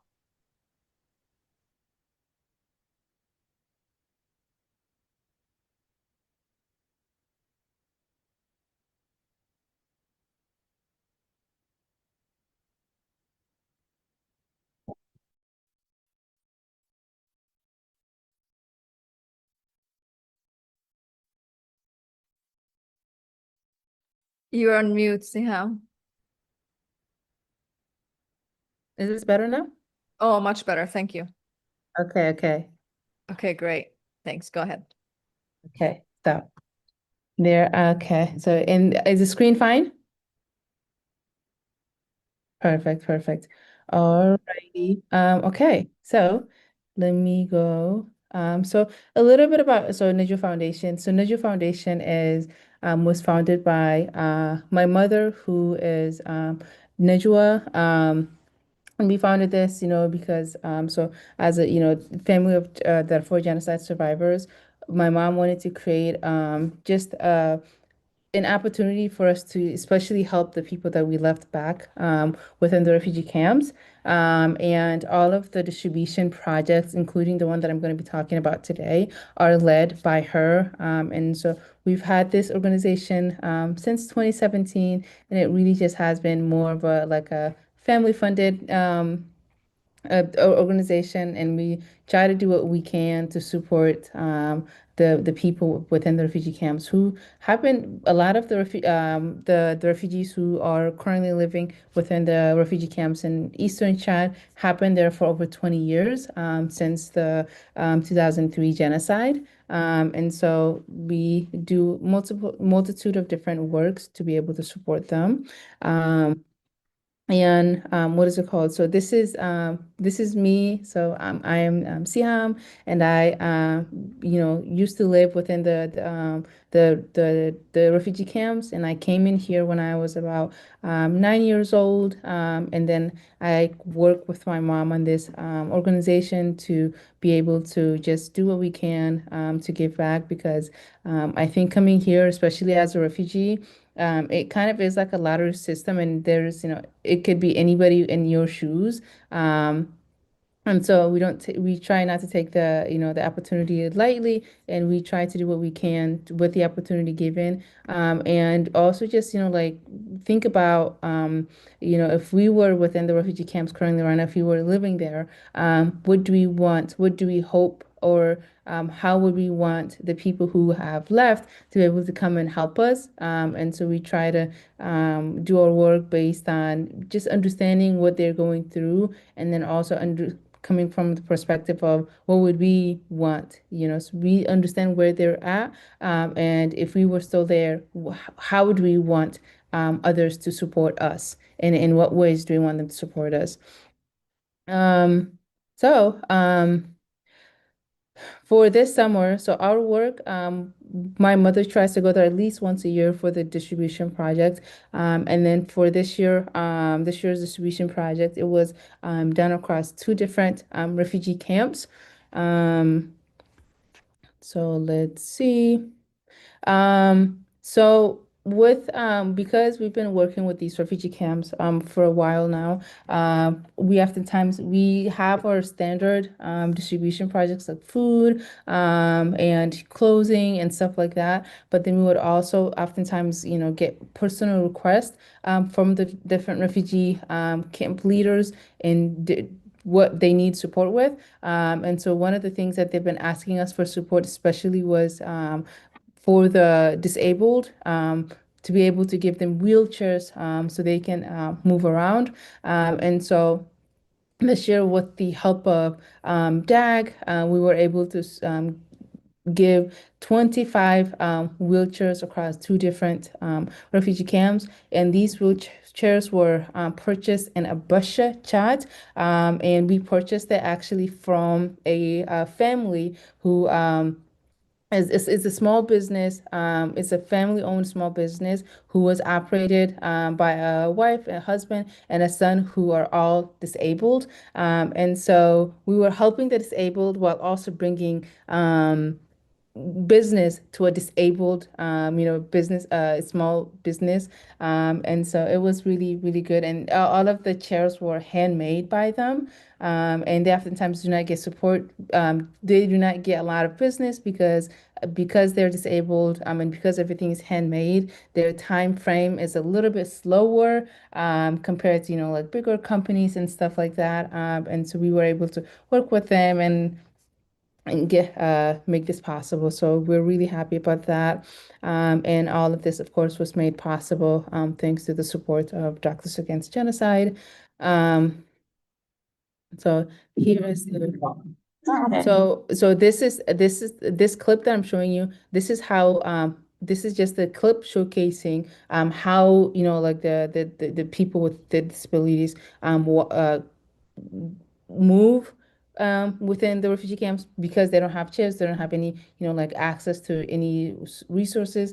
They just crawl to the location. So this is how they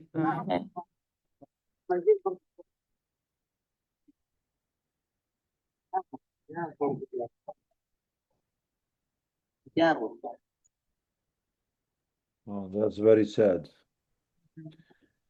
Thank you, Siham, for this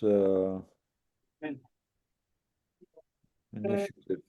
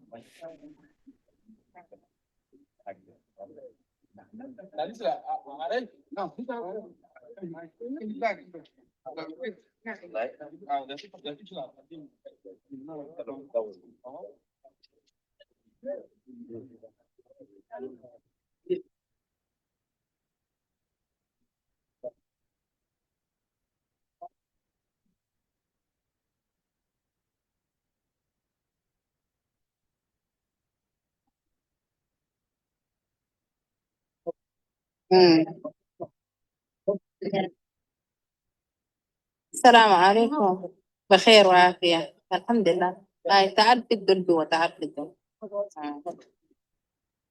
So yeah, they don't have resources, so that this is unfortunately how they get around. But this is and now I'm going to show you a clip. Yeah. This is the work. but then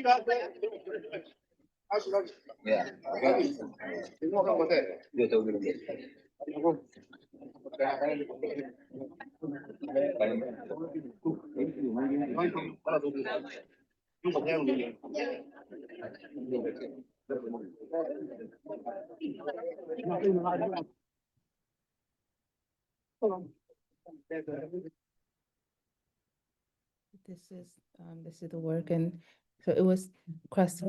Yeah, And this is one of the guys who received السلام عليكم. ما شاء الله الليلة يوم سعيد والناس ما شاء الله أخذت الدراجات. إن شاء الله. شعورك شنو أنت الليلة؟ الليلة كان مرتاح لي ارتياح عجيب. استاذ الله يشكر كثير عليهم. الله يطول عمره إن شاء الله يعيش معنا بحياة الأمور. يا سلام. أصلا الليلة دخلونا في البير خلاص زي شمي كان أرضك خلاص إننا مرقنا. يا سلام. لا شكرا لهم. نتمنى خير عليهم. ونتمنى لهم كلهم كده. بركاته إن شاء الله. بالحقيقة الإخوة الناس البرة ديل ما قصروا. والله قدموا لنا حاجات كثيرة. فنتمنى إنه الأيام الجاية كمان. بحياة الله. إن شاء الله إن شاء الله. إن شاء الله إن شاء الله إن شاء الله. أنت في زون كم؟ أنا في زون 10 واحد. 10 واحد. أيوة 10 هنا قاعد تجي السوق كان؟ بتجي السوق وترجع؟ بتجي بشنو؟ لا نجي قدار بس كده؟ قاعد والشمس الساخن ده تكون جاي وماشي؟ طاقنا مرات كان اللي في البيت كله قال لي شيء خلاص نتفرج بعد ما كنا توقع من البيت سنتين كده قاعد ناصر. يا سلام يا سلام. لا غير مرة واحدة. يا سلام. لا شكرا لهم ونتمنى التوفيق إن شاء الله وربنا يعينهم هم عشان هم يساعدونا كمان أكثر. الله يسلمك. شكرا. الله يسلمك وخيرا. Yeah, and then in addition to, of course, the wheelchair distribution, we also did food distribution as well as tarp distribution for the housing, especially with it being summer, it's raining, and they need stuff to help to prevent the water coming into the homes. And I want to show you what the housing structure looks like so you can understand the need for the top distribution. So this is so this is like the infrastructure of like the housing infrastructure. So this is, you know, what it looks like. And then here, I'm going to show. I don't know what happened. Oh.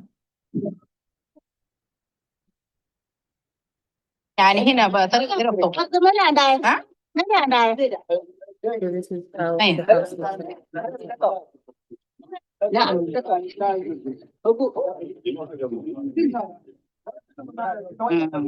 ده الحالة ده الحالة بتاعتها طبعا عايشة بطريقة زي ده وواحدة براعة بس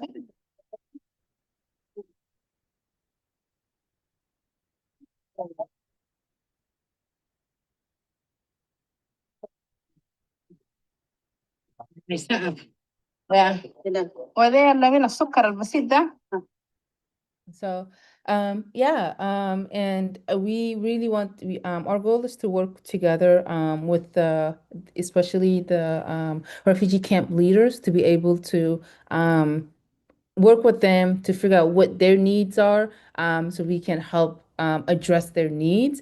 So we want to, and so that's why, you know, we have established these relationships with the camp leaders, and really try to do what we can to help them in addressing their needs. Of course, we are a small organization, so we do what we can, but, you know, with support like Doctors Against Genocide, our work, you know, becomes possible. And so we do want to, you know, give a huge thank you to Doctors Against Genocide for helping sponsor this summer's distribution project.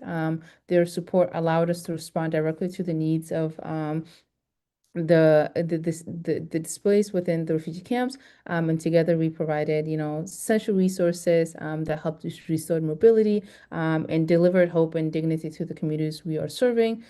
So we are forever grateful for Doctors Against Genocide, not just for supporting us, but for all of the work that they continue to do. They're doing incredible work across so many different communities, and their support really is impactful, and it really does make a huge difference to the people who need it most. And so when you are supporting, you know, Doctors Against Genocide, you are supporting, you know, organizations like us, because, you know, you support them and then they help support us, and we support the communities who are in need as well. So thank you so much. This is my presentation, you know, showcasing the work that we did this summer. My mom's actually currently still in the refugee camp, so she just finished the work. But, you know, about 2 days ago, and so now she's getting ready to finalize everything and come. So she still has not come yet. She's in Chad. But yeah, if you let me know if you guys have any questions with anything that I presented, or just, you know, if you would like to learn anything further about our work.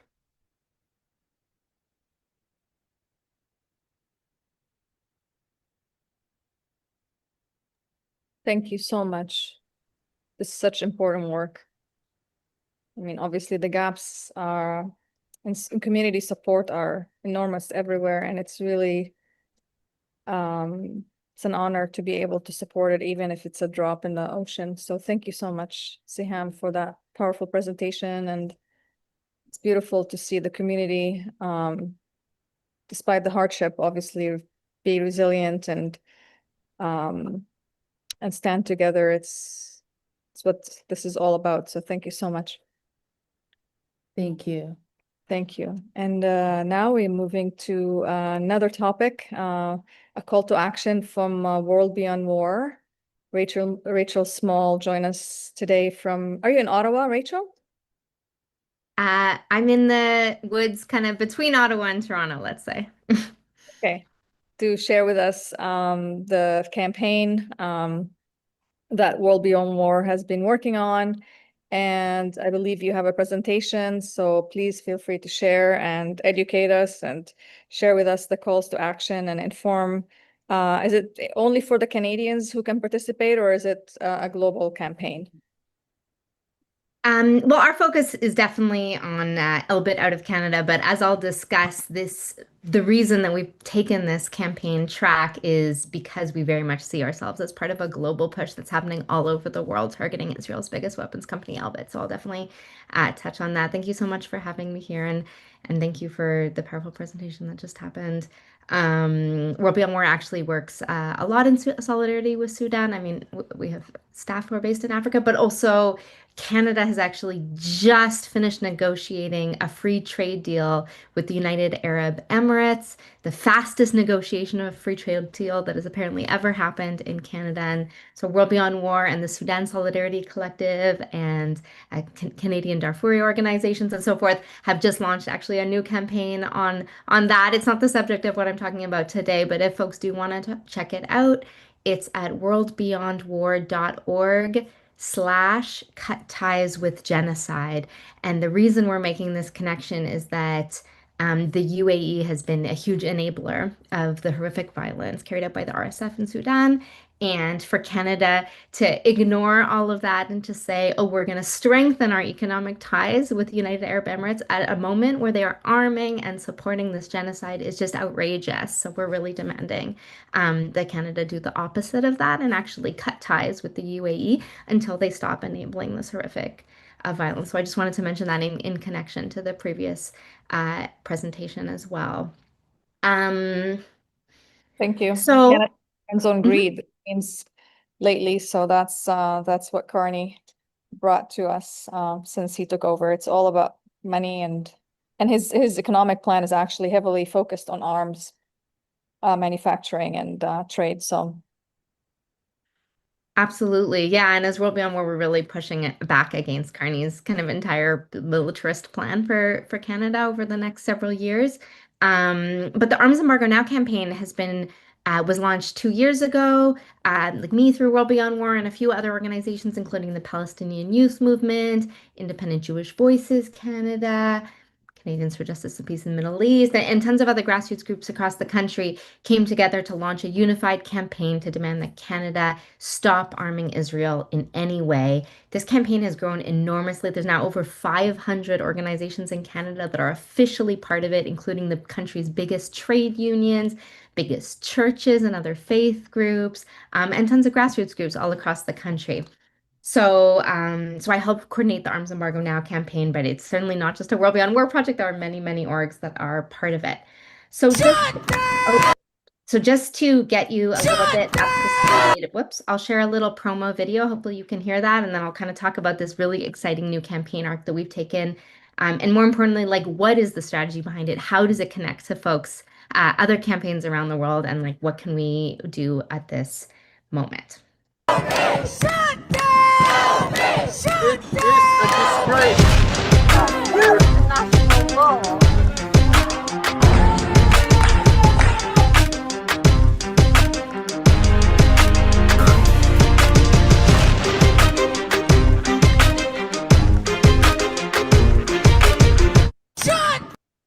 So that was just a little teaser video where we were giving people a heads up that something new was going to launch. Yeah, as I shared for over 2 years now, I mean, many millions of people in Canada have been involved through their organizations signing on and being part of it, but tens of thousands of people have super actively showed up physically with their bodies on the streets, in parliament buildings, at weapons factories, etc. over the past 2 years, truly unified behind this really strong demand for a full two-way arms embargo on Israel, between Israel and Canada. What a two-way arms embargo means is that Canada cannot sell or buy weapons from Israel, that there should just be no transfer of any arms whatsoever. And that type of a sanction, an arms embargo, is something the Canadian government is very familiar with. They've imposed one very successfully on Russia. It's not a radical demand. It's something the Canadian government can absolutely do. And over these 2 years of pushing, we've had huge wins in Canada, some of which are echoed in other countries, I know, as well. First of all, we got the Canadian government to move from, of course, we're going to keep arming our biggest ally in the Middle East, which is how they were talking before, to, oh no, we're not going to arm the Israeli military right now. So that was a huge shift in their stance. We also forced the government to pause issuing any new arms export permits because companies in Israel or the military that would want to buy things from Canada, they would need an export permit. So they paused issuing any new ones. They suspended many dozens of existing permits. And we've forced them to not backtrack on that at all. So those suspensions are in place. Unfortunately, despite these huge, very significant gains that we've had, weapons parts are continuing to flow. There's a whole bunch of loopholes that let this happen. I don't really need to, I think, go into all the details of it. A huge loophole, though, is the United States. Conveniently, Canadian weapons don't need a permit to go to the United States, only to every other country on Earth. So it turns out many things are flowing to the US, then are built into US weapons systems, and then are shipped to Israel. That's a huge loophole. There's other loopholes in terms of what really counts. Is it a dual use item that could be for a weapon or could not be? There's all kinds of ways that many things slip through, even though we have blocked the flow of many arms. And as was just mentioned, Canada's continued complicity is falling into a broader context of the Canadian Prime Minister promising to quadruple Canada's military spending right now to really transform Canada's domestic and foreign policy into one that's based on militarism. That's new for Canada, in fact. Not that we haven't participated in horrific wars in the past, but to really say, oh, a foundation of our economy is the war machine, a foundation of our foreign policy is militarism. This is a new and very disturbing track for Canada to be on. So that's a little bit of the context in which we have decided to launch a new phase of the Arms Embargo Now campaign that's focused on taking an embargo into our own hands. We have gone as far as it feels like we can go with pushing the federal government. Right now, we're not going to let them off the hook. We're going to continue to push them every step of the way, but we're not going to wait for them to do the right thing. We're going to take an embargo into our own hands, and we're going to start with Israel's largest arms manufacturer, which is, of course, Elbit Systems. I can share a little bit about why Elbit, though I imagine many people on this call are probably familiar. They are really people talk about them as the engine of Israel's genocide, the industrial machine of it. Point being, Israeli military cannot really do any of the violence that they're currently carrying out, be it in Gaza, in the West Bank, in Lebanon, in Iran, etc., across the region, without Elbit weaponry. They provide the vast majority of the IOF's drones, tanks, land vehicles, many of the munitions and bombs. And as we've written here at the bottom, no company is profiting more from this genocide than Elbit. So if we're going to take an arms embargo into our own hands in Canada, really a huge percentage of what is traveling from Canada to Israel is Elbit components. So we're not going to start small. We're going to start big. And of course, we're joining a huge wave of global organizing against Elbit right now, which has been so deeply inspiring. I threw up just a few examples of wins that have happened around Elbit, be it, of course, the way that Palestine Action in the UK has shut down permanently several Elbit factories, to huge divestment wins in Norway, in Japan, in the UK, and we had a humongous Elbit win in Canada as well this year on the divestment end of things. Turns out that Elbit's largest foreign investor in the world was a Canadian bank called Scotiabank, one of the major banks in Canada. And after years of really dedicated organizing across Canada, Scotiabank has sold all of its shares in Elbit. So they went from being the biggest foreign shareholder in the world in Elbit, owning hundreds of millions of shares, of dollars worth of shares, to owning none. So that was a huge way that we've pulled already Canadian money out of Elbit. Now we need to pull Canadian parts out of Elbit. Here we're referencing in the slide, I wanted to show that a lot of our research has shown, and for those who are familiar with the Arms Embargo Now campaign, we've put out these huge reports that got a lot of media attention in Canada, that tracked for the first time Canadian shipments, including on passenger flights leaving major Canadian airports and going to Europe on the way to Israel. We tracked all these shipments of Canadian parts to Israeli weapons factories, and many of the shipments that we tracked were going directly to Elbit. We're continuing to see these shipments. So this is what we're trying to stop right now. Here's just a screenshot of a map where we did a ton of research, and I really want to credit the Palestinian Youth Movement's Montreal research team, which has done just an astounding job of getting the access to a lot of this information. So these dots show locations we've identified where parts are leaving and going straight to Israeli Elbit factories. So these become the local targets for communities all across the country right now. To name just one example, every dot on this map is its own kind of complicated story. But for example, I'm a longtime Toronto organizer, and there's a company in Toronto called TTM Technologies that makes circuit boards. And we were able to determine that many of these are going to Elbit systems, and that they, in fact, are the circuit boards that transform kind of regular bombs into what they can call smart munitions, so targeted munitions and bombs that are then used by the Israeli military. Turns out they rely on these circuit boards that are made at a factory in Toronto and are being shipped every month from there to Elbit. So this is just one of dozens of examples of the types of components. They seem kind of innocent on the surface, like, oh, it's just a factory that makes circuit boards in the suburbs, but the ways in which it's deeply integrated in enormous violence. So our strategy, we're basically, this is going to be a long-term campaign, the Elbit Out of Canada campaign, and we're going to try to knock down every single pillar of support for Elbit in this country. So as mentioned, this first pillar of support, investment, we've already forced Scotiabank to fully divest. There are some other investors in Elbit in Canada, but they're quite minuscule in comparison. So the biggest flow of funds from Canada to Elbit has already been toppled, but there's all kinds of other ways that Elbit is active in the country, be it through them lobbying our parliamentarians, our government leaders every week, be it through, as we've mentioned, the local factories in Canada that are sending parts to Elbit. There's also Elbit subsidiaries. So there's two businesses, like factories that exist in Canada that are actually fully owned by Elbit. So they're basically Elbit branches in Canada. And there's also all sorts of other ways that Elbit receives support from Global Affairs Canada, from Canadian diplomats, from Canadian universities, and they show up at Canadian events. And there have been some huge and epic protests in Canada to try to shut down, for example, weapons fairs, where Elbit literally shows up with their drones to show them off.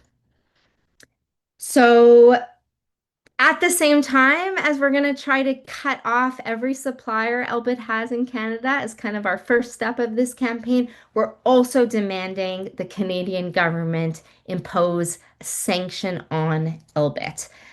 So in the same, there's all different kinds of sanctions. As we know, you can do sanctions on individuals, on particular government leaders, on violent settlers in the West Bank, for example, but there can also be sanctions on a company.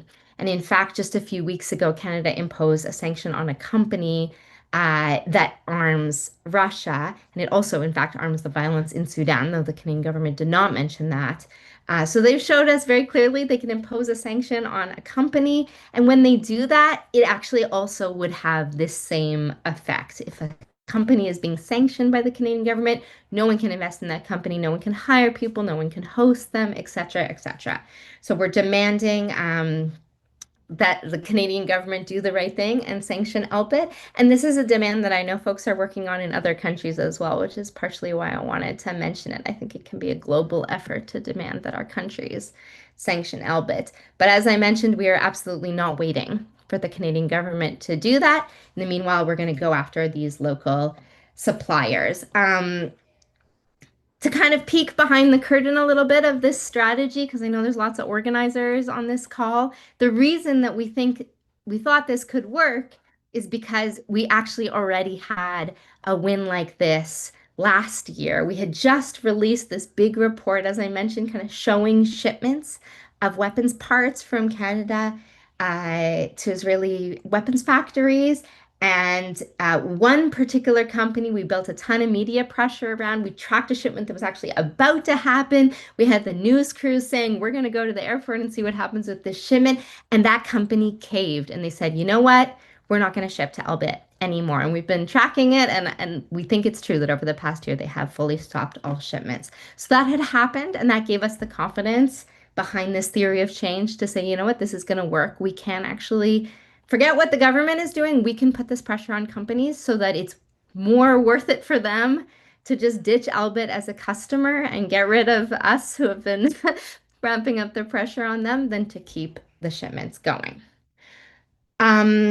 So that's what we've been doing. We just launched over the past month. As I mentioned, it's kind of a two-pronged strategy: pressure the federal government for full sanctions, and in the meanwhile, groups all across the country are adopting their local weapons factories. So they're going to that map, they're connecting with local allies, and they're saying, okay, we're adopting our local supplier, and we're going to do whatever it takes to make them break up with Elbit.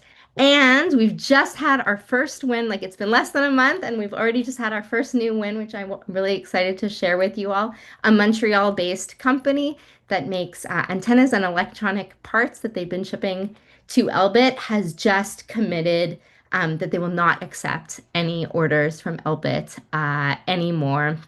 That we've shown them that they were not doing the right thing, and yeah, have responded to our pressure. So that's very exciting, but really we're just getting started on that. We also held our very first day of action on this new campaign last week, which was called Put Elbit on Notice. So it was not meant to be an escalated day of action. It was meant to be the first time that these companies are hearing from people in their communities, in their neighborhoods. Hey, we heard that you're shipping to Israel's biggest weapons company. It's not okay with us. We're asking you to do the right thing and to stop doing so. So this is just a few snippets of some media coverage and some photos from across the country. But people truly from coast to coast showed up at their local weapons factories, and I asked them to do the right thing. And maybe some will, just like Apollo did a few weeks ago. And for those who won't, we're going to ramp up the pressure over the next few months. So maybe I'll stop there, other than to say, oh, you know what, let me share the website where people can get more info about the campaign, where their maps and their research, the tool to email the Canadian government, et cetera, is all there at armsembargonow.ca/elbitout. You'll see there's a tool there to email the Canadian government. That one probably makes more sense if it's people in Canada who are doing it. But there's another tool right at the top that's to flood the inboxes of the CEOs of these companies. That we would welcome anyone from anywhere in the world to do. Unlike our elected representatives, the people in charge of these companies are not used to getting thousands of emails. So I think it has been deeply disruptive to them. Overwhelmingly, these suppliers across the country are very small businesses. So if you're picturing Lockheed Martin, it's not that. It's small companies, and it makes a big difference for them to be targeted by us in this way. So I would encourage everyone to go there and to do that step. And of course, there will be lots more rolling out from this campaign over the next few months. Thanks so much. Thanks, Rachel. Very powerful. Great work, and congratulations on the wins. And I had a question, actually. Is there a legal aspect of this campaign? Are you pursuing any of these companies or the government legally for continuing to supply these weapons? Do you think there's an avenue to be explored there, or is it simply like just putting pressure, which seems to be working, but do you think legal action would help as well? Yeah, great question. So there is a legal case in federal courts in Canada that's been slowly working its way through the courts, where some legal allies are in fact suing the federal government for not following its own laws on arms exports by continuing to arm Israel. These processes on their own are slow, and also the companies in this case who've received the permits are dragging this out.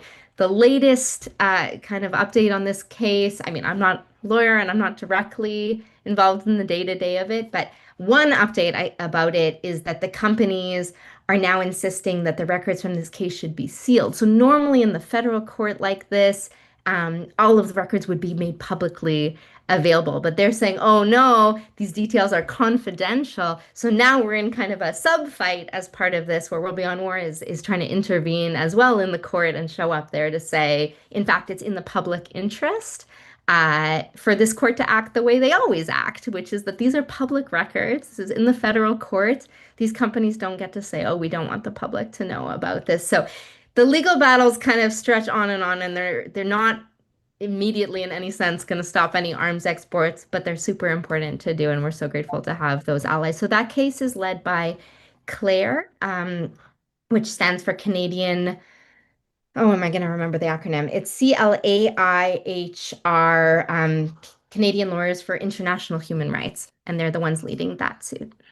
Okay, thank you. Yeah, for sure. It's takes time and it's convoluted, but thank you so much, Rachel. Any question from the panel?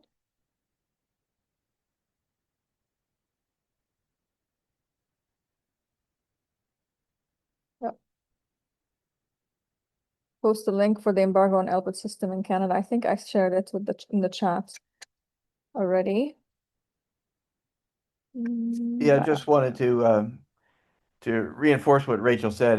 It's just a brilliant campaign up there, hitting all those pillars of support, and just reminds us that DAG is heavily focused on changing public policy and general relief, but there are so many aspects of fighting this military-industrial complex that can be hit from so many different angles. And one of the keys to growing our movement is to find something for everybody to do. And this is just a big piece of that. So thank you. Good job, Rachel.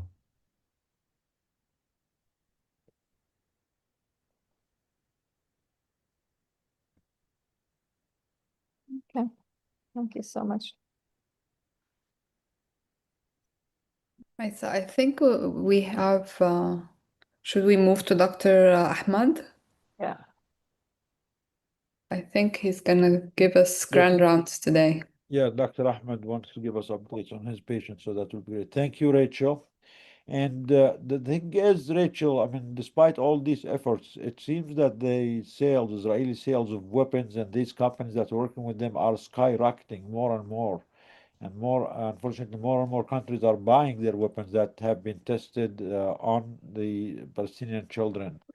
What else can we do to stop this? I mean, how can we hold these governments accountable that instead of boycotting Israel, instead of applying sanctions to Israel, actually they are even buying billions and billions of dollars. Israel now moved to be one of the most important weapon exporters in the world. And these weapons have been experimented on the children committing genocide. What else can we do, Rachel, to raise this awareness or pressure our governments even more beyond just the local level? Yeah, it's a great question. I mean, part of how we see the longer term arc of our Elbit Out of Canada campaign is that we're starting by cutting out the Canadian suppliers, so the companies here that are selling parts to Elbit. But the broader idea is to toxify Elbit so much in Canada that we get to a point where it also becomes completely unacceptable for the Canadian military to be buying anything from Elbit or to be in any way linking any Canadian military products to Elbit. And I think we can move there. I understand that's still like a bit of a local campaign, but I think that that's happening on the global stage as well. I mean, in the UK, it's certainly become like a very difficult environment for Elbit to operate factories and to work. And so I think this like increasing isolation of the Israeli military industrial complex can be happening at the same time that you're right, of course, many countries are in this huge armament race right now. Like they're arming up and as part of that, purchasing Israeli weapons. But I think at the same time, we can also be making it harder and harder for our countries to justify buying these weapons. Yeah, I don't have a magic answer, but that's the strategy we're working towards. Thank you. Thank you, Rachel. Thank you. دكتور أحمد، كيفك دكتور أحمد؟ شو أخبارك؟ I know Rachel, you have دكتور نضال كيفك؟ شو أخبارك؟ good الحمد لله. شو أخبارك؟ Are you in the ICU again? Yes, I'm here. Yeah, we're ready to hear. What do you have to share with us today? How are the kids are doing in the ICU at Nasser Medical Complex? Go ahead, تفضل. I'll start my weekly round in the pediatric ICU, then the neonatal ICU, then the reception room. Here we start from the pediatric ICU. First, I should say hi for everybody, for Dr. Iman Hosni, for Dr. Catherine, for Annie, for everyone here, and for Rachel and her nice presentation from Canada, and for my darling Dr. Karama and Dr. Maisa. This is a long time that we haven't see both of you in the same Zoom. Thank you for everyone. First, I will start with my colleague, Dr. Muhammad Al-Qadi. Dr. Muhammad Al-Qadi, head of senior of nurse in the pediatric ICU. He has a master's degree and PhD in nurse. He will talk in brief about the cases. Here, this is the first case, Dr. Muhammad. Yes, Assalamu alaikum. I'm Muhammad Al-Qadi, senior nurse at ICU. Now I will give you a brief about each case in the pediatric ICU. The first case is Muhammad Al-Umur, a septic shock patient admitted to the pediatric ICU since 5 days. In the morning, the patient being extubated from the mechanical ventilator. Muhammad suffering from septic shock because he lived in a tent. When Muhammad come, you remember Dr. Karama, you make a discussion about him because he was intubated the last time with our colleague Yasmin, and he's now extubated. He's doing well, and we mentioned about him that he needs central line, and there is no central line for him. So they are giving the treatment in the peripheral line. Yes, Muhammad need for central line. There is no central line in medical Nasser complex at all. Need for enterops. You know that septic shock patient may be need for enterops, and enterops need for central line, not for peripheral cannula. But because we don't have central line, we use cannula and suffering sometimes from obstruction, extravasation. Yes, but now Alhamdulillah, Muhammad is going well. There is no need for enterops, extubated, and now it's nasal cannula O2, and we will follow him until leave the pediatric ICU. We shift now to another case. الحمد لله يعطيكم ألف عافية. Her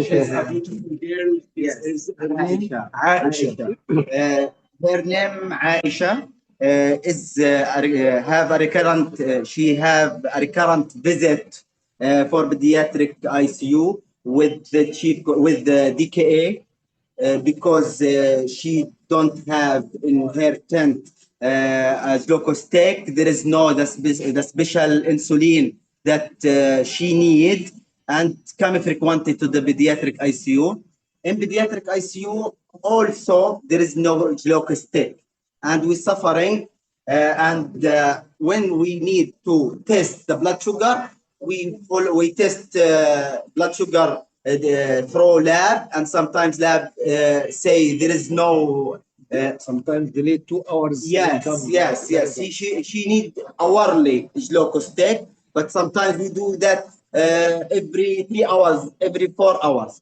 And maybe know that there is no EPGs in medical Nasser complex. There is no EPGs. We follow this case blindness without follow up for EPGs. My friends, we mentioned last round that Nasser Medical Complex nowadays is without arterial blood gases.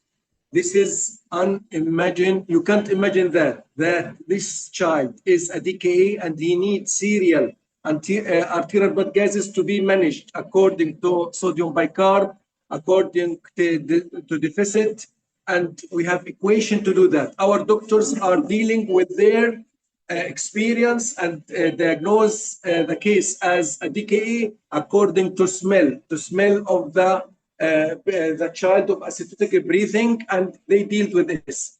And we have to mention that arterial blood gases, the only found place is in the ICRC, one of the field hospitals, and this is something that everyone have to talk about. The only governmental hospital, Nasser Medical Complex, and the only castle for the health of sector in the south of Gaza is suffering from lack arterial blood gases, and a field hospital that its capacity is nearly 10 to 20 cases in all or general, and by attendance they have arterial blood gases because the Israeli authorities are responsible for that shortage in the Nasser Medical Complex. Let us shift to another case, please.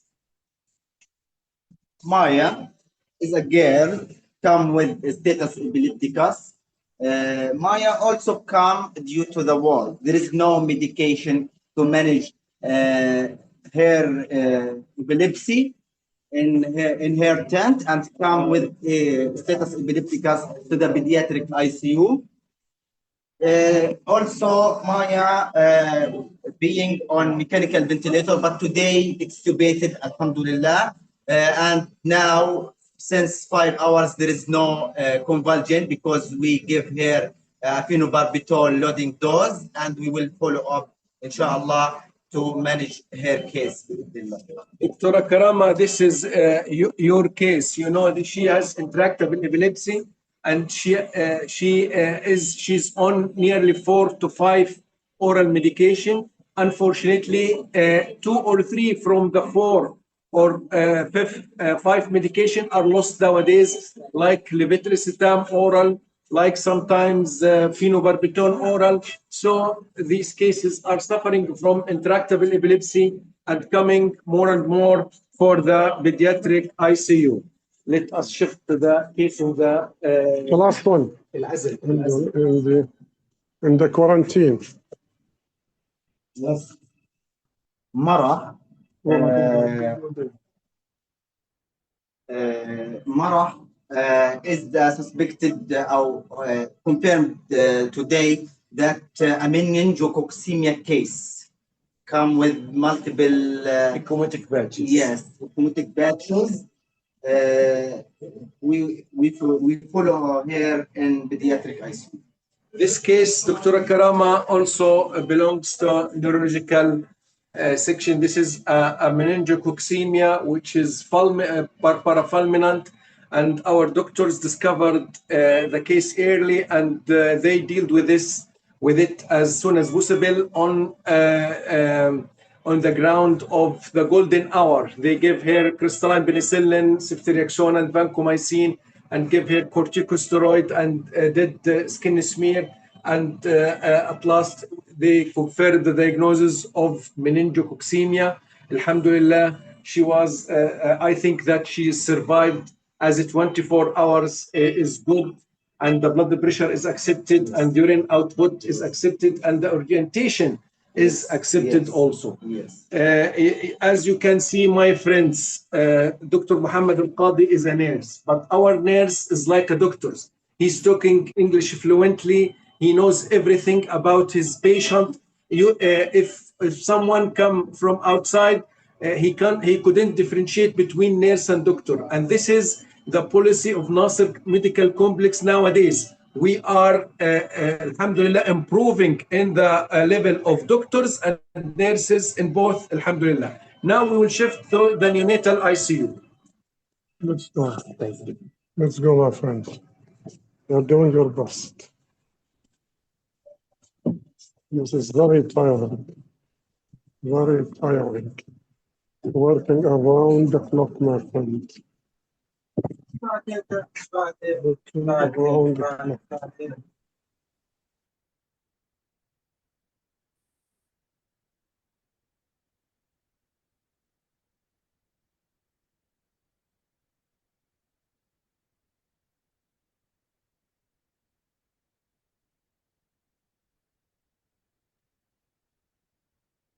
Did we lose Dr. Ahmed? He's walking between Yeah, hopefully they will get the connection again. sections. Yeah. By the way, meningococcemia is extremely rare because there is a vaccine for it at age 10 or 11. So almost every child in the US gets the vaccine because it is required. So I'm sure that there is a lag in vaccination in Gaza, and they're seeing more infections because of that. Yeah, actually, it's not scheduled in the regime of the vaccination here in Gaza. That's part one. And part two, the overcrowdedness culture or environment which the people are living in is in favor of spread of those infections. And to add to it, that meningococcemia is a very lethal, very fulminant infection. It's very serious if it's not detected early and treated properly. And that even in the most advanced tertiary centers in the US, the outcome of this infection, if it's not detected early, is not great. So I cannot imagine how our colleagues in Gaza are dealing with these very serious As I preventable cases. Dr. Nadal, as I mentioned before, the lab reagent, 85% of the essential reagents are at zero stock. Wow. 85%. So even they are putting more restriction and more barriers when they are preparing or they are negotiating the lab reagent even more than the medicine itself. Yeah, we are facing again another problem regarding the medicine and the consumables, but it's around 50% to 60% at zero stock. But when I'm talking about the lab reagent, it's 82 to 85% at zero stock. I I think Dr. Ahmed is back. We can see him, but he's muted. Yeah. Yes, we are back. We are back. Here, my friends here, Dr. Nabil Abu Ghrar. Dr. Nabil, one of the amazing consultant of neonatal ICU. He's again a soldier of neonatal ICU. He didn't leave the neonatal ICU since 3 years ago. Even he left his family in the tent and coming to the hospital. He's really the main stone, the gold stone in the. He's working 24 hours a day. Over 24 hours. He's working around. You have, I think, miserable situation. As we can see in the reception, we have the overcrowded here. This space should be empty for just for a station. We have 3 respirators, and we have three babies. What should be all the time be ready for station and to accepting the babies from the neonatal, the delivery room or cesarean. But as you see, it's full, and we have one incubator. We have 2 babies in the at one. Can we see? Yes.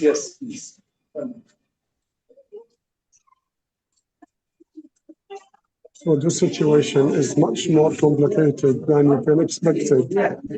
You know, this is according to what Dr. Ahmed Al-Farra. You know, really crowded. Even Dr. Nidal and my friends here, our colleagues mentioned that they have problem in the yellow cannula. A very short cannula, syringe, and declines. Flow sensor for mechanical ventilation, regular tubes, IVIG, surfactant. We have nothing from those important issues for our war. Our friends told us that syringe nowadays is something like something very valuable, and they think that the one syringe should be used more and more. Yes. And this is unbelievable. Where is the 2 babies who are in the same? Even the gloves, Dr. Ahmed, nowadays there is shortage in the No, gloves. this is one evidence of the difficult situation. This is one evidence. We have more than phototherapy for intensive phototherapy, and we need urgent to put the both of babies in intensive phototherapy. we were obligated to put them in at once. And it is a very dangerous to transmission or sepsis. I am challenged that this doesn't happen or happened before in any place in neonatal ICU in the world. Just in Gaza. Yes, just in, we have another couple of Oh, babies. Yes, we go there. 29.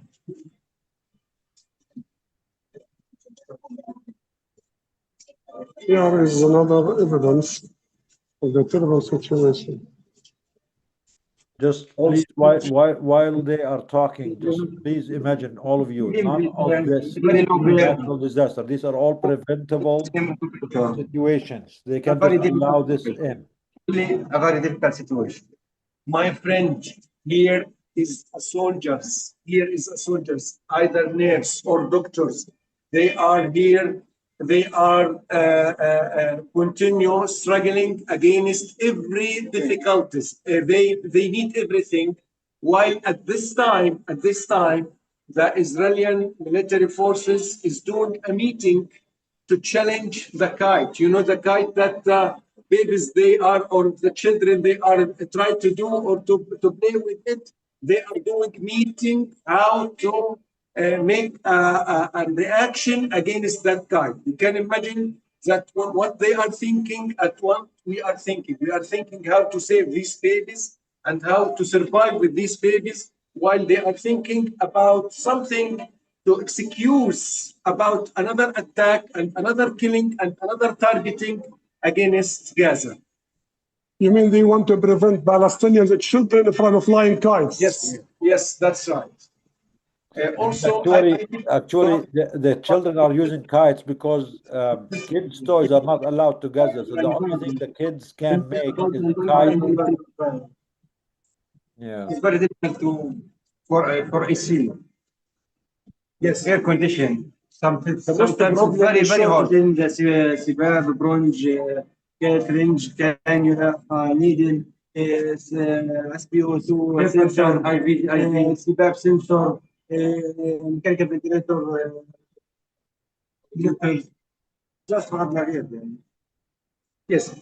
So this shortage, you are suffering from it since the beginning of the war. Yes. But nowadays it is increased the demand the crowdings. Also, we have to mention that our colleague, Dr. Asad Al-Nawajha, one of the amazing seniors in neonatal ICU, I think he was evacuated from Rafah city. He's feeling very, very angry about the situation. He's living in a tent. And after a duty last night, he has hypertensive encephalopathy and stroke. Now he's in the ICU adult. He's, I think he's nearly intubated and comatose.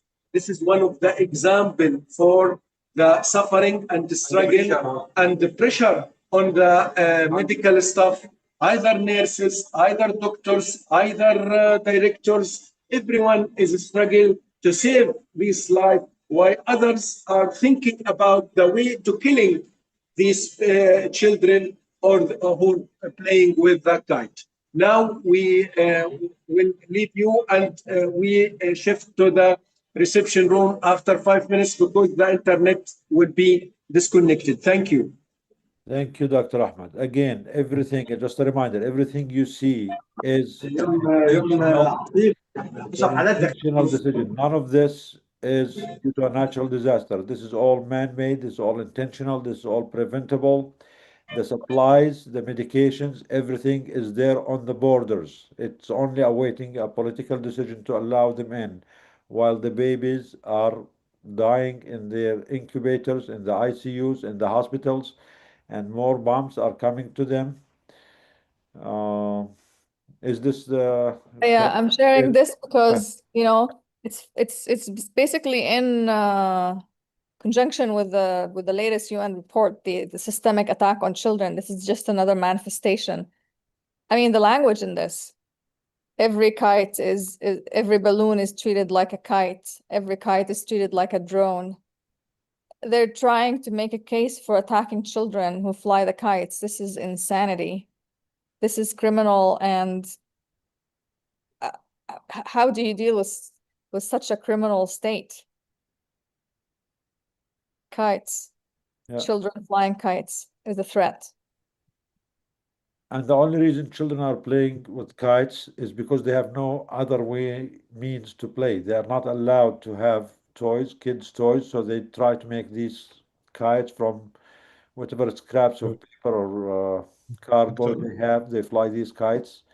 And now the strongest power in the region, the nuclear power, is scared from the kites that these kids, a couple of them, I think the kids lost control of them and they end up in the one of the nearby settlements, illegal settlements, and now they want to call an emergency meeting and they want to attack Gaza, attack all the people of Gaza with the excuse that a couple of kids flew a kite they wanted to play with. And they are using this as a false flag, as an excuse to kill more babies and children. Yeah, and nowadays they will again put the papers as a dual use, and even we will start to suffer again not to have even a paper, just to put the medications and the orders and the follow-up of the patients as we suffered before. Dr. Nidal, actually, I can just remember one meeting with one of the American organizations. And at that time, he was telling me about the meeting with the Israeli side, and he was trying to convince the Israeli side to have a permission for entering some biscuits. At that time, they put a limitation. It shouldn't be covered with a chocolate. And he asked them why. He told them, actually, we'll not allow any child to be happy with that chocolate. So you can imagine the way of thinking they have. And actually nowadays they are putting more focus on Nasser Hospital. As you see, Nasser Hospital, the only remaining hospital which can be labeled like a real hospital. And nowadays they are trying to have an excuse to attack the hospital again. And really, we are worried about the situation here in Nasser and the focus which they are trying to put in Nasser and to have an excuse to target Nasser again.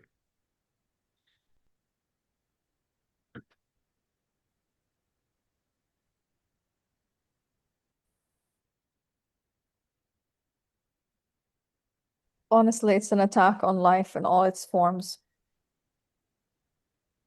And children are the center of that for them. Nothing scares them more than children.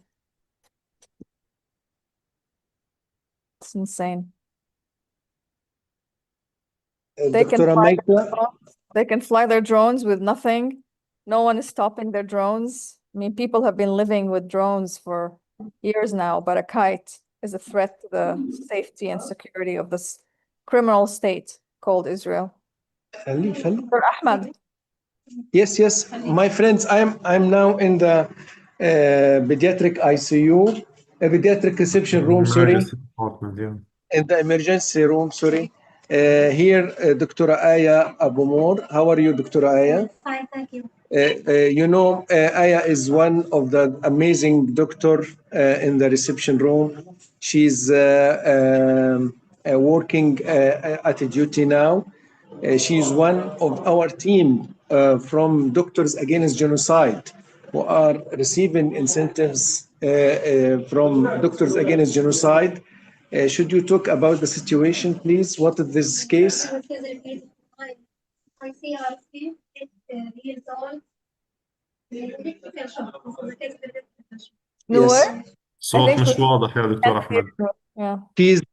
She's receiving a case which is referred from ICRC because of electrical shock. You know, we mentioned now that ICRC, one of the hospitals, field hospitals, that they have arterial blood gases, but they couldn't deal with a case of electrical shock. So they have to refer the case for the governmental hospital to Nasser Medical Complex. So you did ECG for him? Normal. Yes. What about his investigation, electrolyte? You will do that. Yes. شو سبب الكهرباء اللي أخذها؟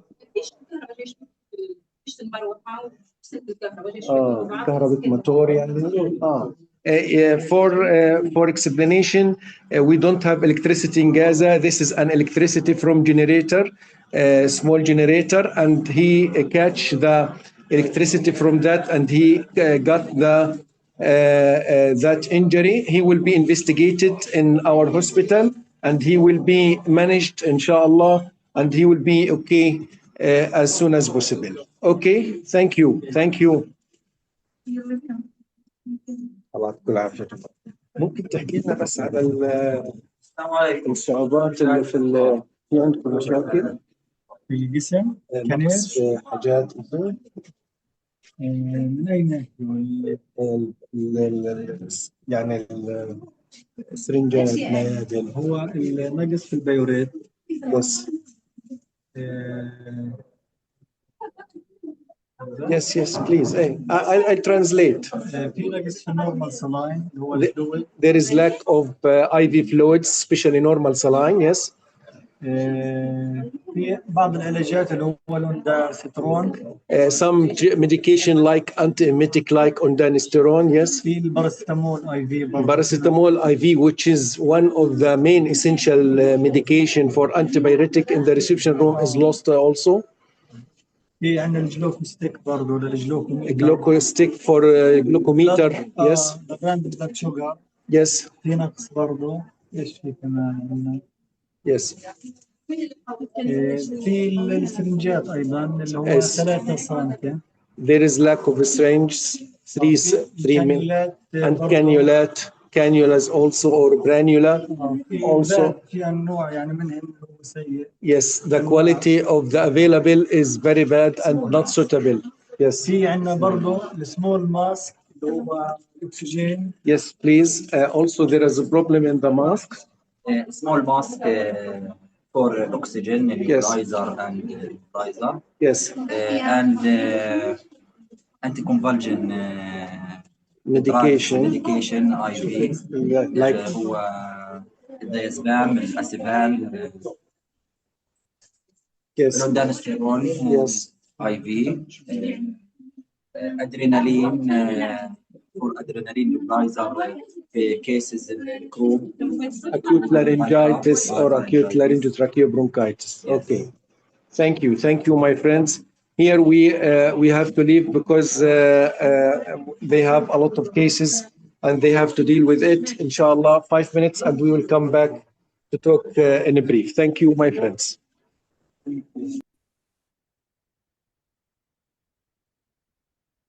Thank you, Dr. Ahmed, and the amazing team at Al Nasser Medical Complex. It's amazing how they keep going despite everything, mashallah.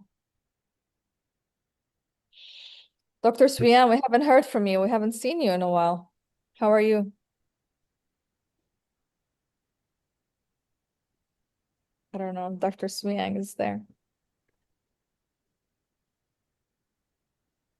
You know that they are doing their best just to have a parallel system for the already existing official system of the Palestinian people, and they are trying to have a separate channel for and a pipeline for the field hospitals, and even they pay more salaries for the staff, and they are doing their best just to fragmentize and to put more fragmentation for our system and to have a parallel system. Actually, they are trying to, as much as they can, to distract the only surviving system and the only available system, which is the health system.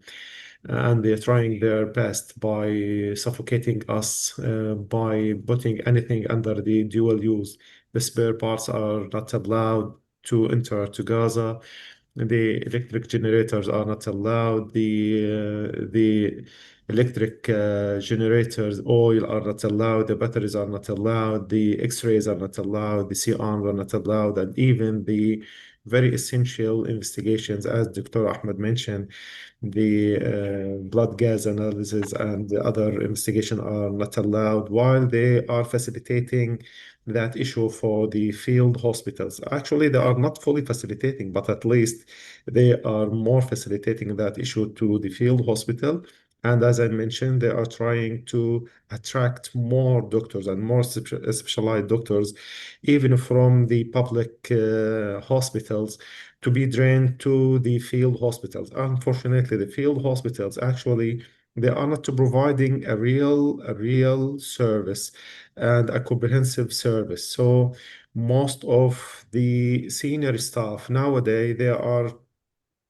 starting to think why not to go to the field hospitals while they are not providing a real service there, and to leave the public services as they are not even receiving salaries.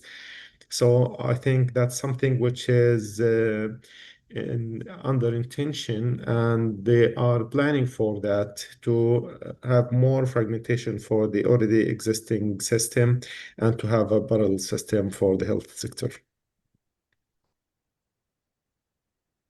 Thank you, Dr. Yusuf. Iyad, are you there, Mr.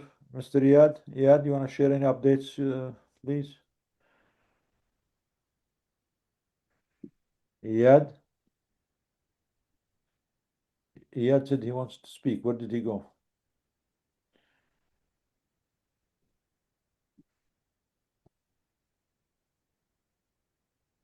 One second. Maybe he might have lost connection. I want to try to hear from him too. Yeah.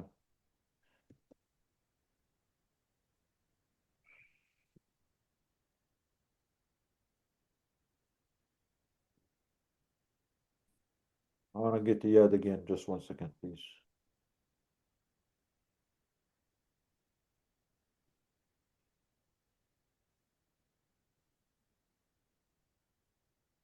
Okay.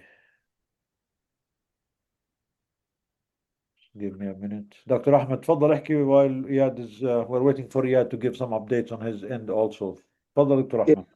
Yes, my friend, this is يعني خلينا نقول short round. As you can see, we have over switching and because the electricity, there is a very big shortage of electricity in the hospital.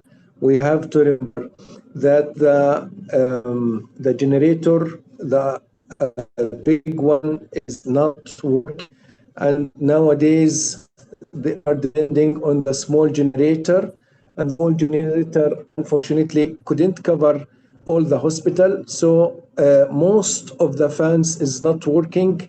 Most of the air conditions are not working. So the situation is very miserable.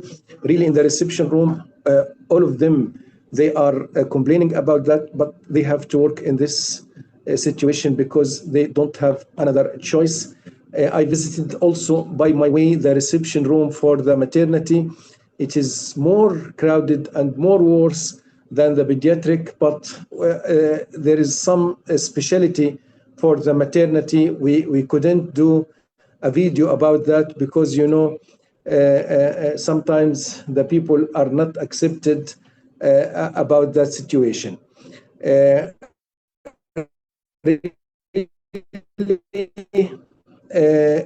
I'm talking about the difficulties about but there is something we have to remember. There is something that Karama Maisa taught more and more about that Gaza is shaping the world. Yes, Gaza is shaping the world. You know that it is unbelievable development according to the American Republican Senator candidate Mike Roger. Mike Roger today asking IPAC to stop paying for advertisement for him because he concluded that this will damage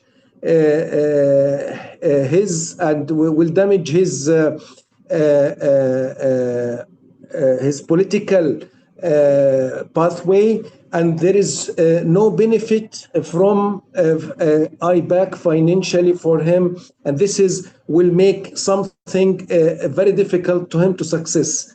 So Gaza continue to help liberate and ward from a nightmare that has weighed upon it for decades. Again, what Maisa and Karama told before, that Gaza is shaping the world. Really, Gaza is shaping the world. I think after 5 or 10 years, we will see another political elite in United States and over the world, that it is completely different about the political leaders nowadays. This is for this time. Thank you, and sorry for being late, because this round, inshallah, next week we'll make another round. Now I will stop. I'll listen for your question if you have. Thank you.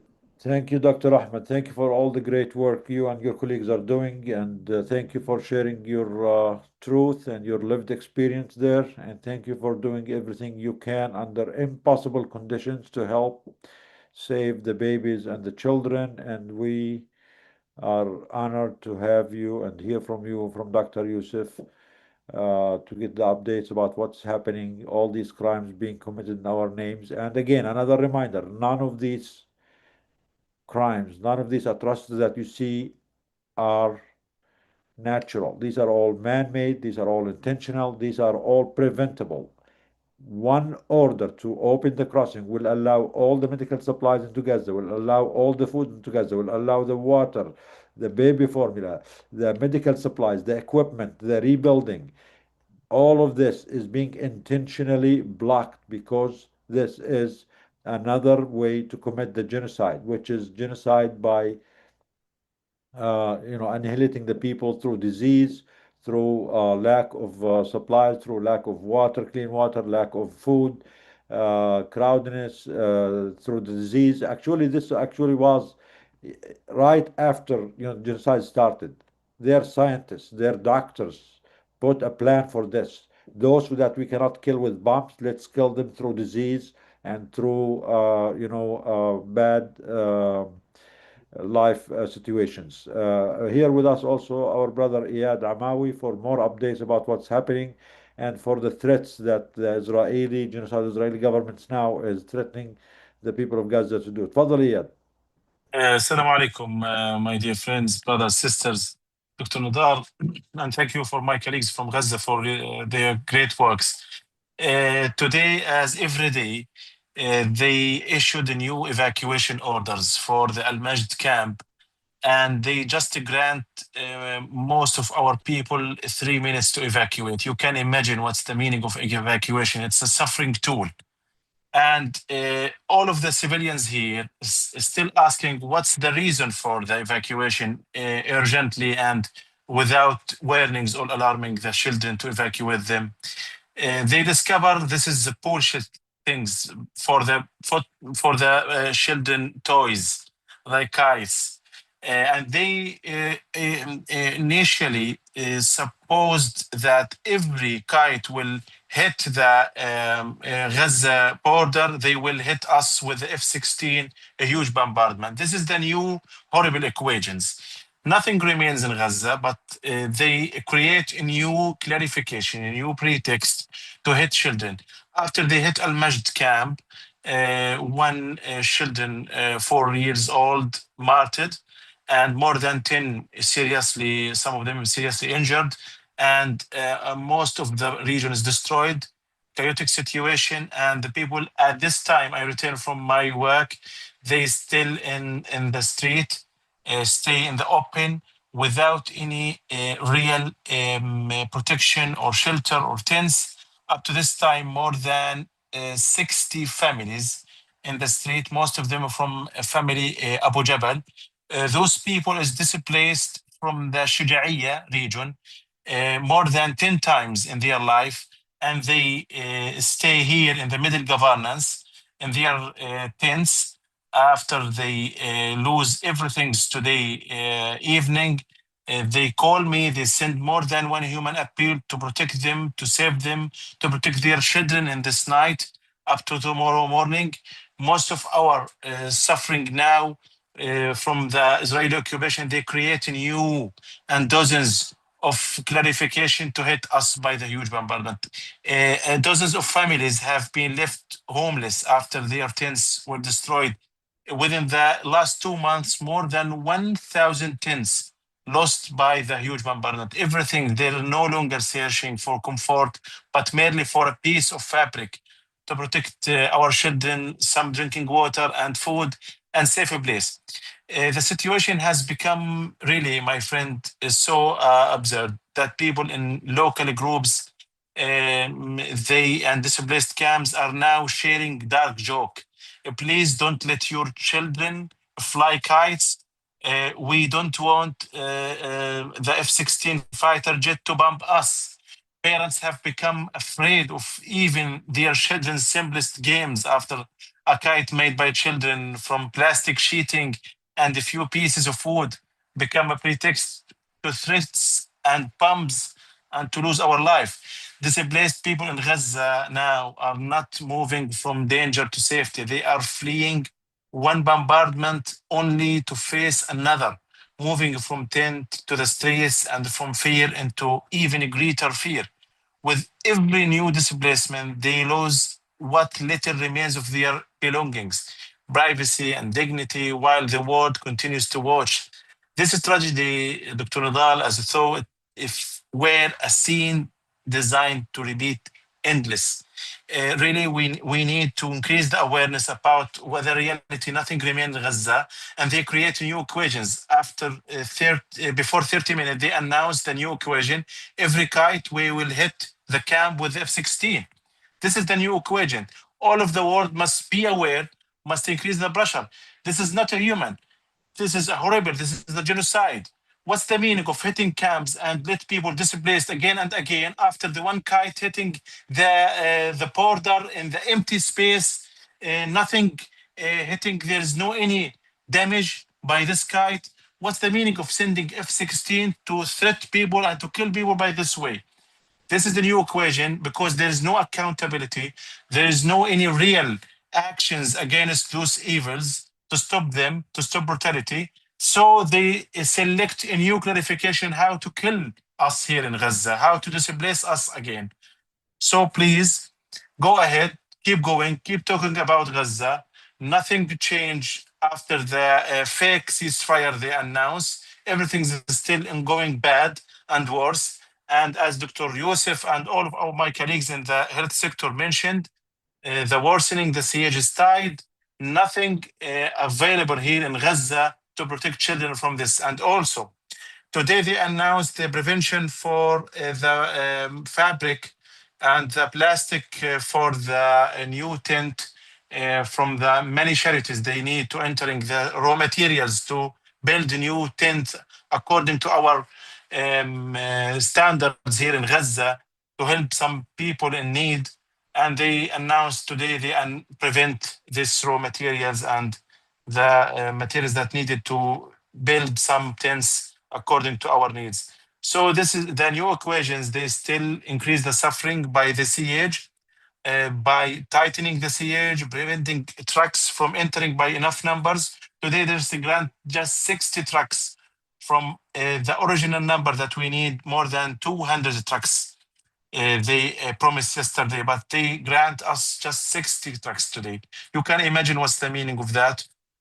And also the crowded people still waiting to evacuate medically out of the Gaza. Today they return more than 10 families from the Rafah cross point, and they don't give them exactly appointment to travel or to evacuate. And also the situation here in Gaza, every night we hear the explosions like the time before 3 months, they increase the explosions using robotic again to destroy every evidence for their crimes here in Gaza, especially in the eastern part in the Gaza Strip, in the middle governance. We hear every night from the last or the day before yesterday, the horrible explosions that hear from more than 10 kilometers.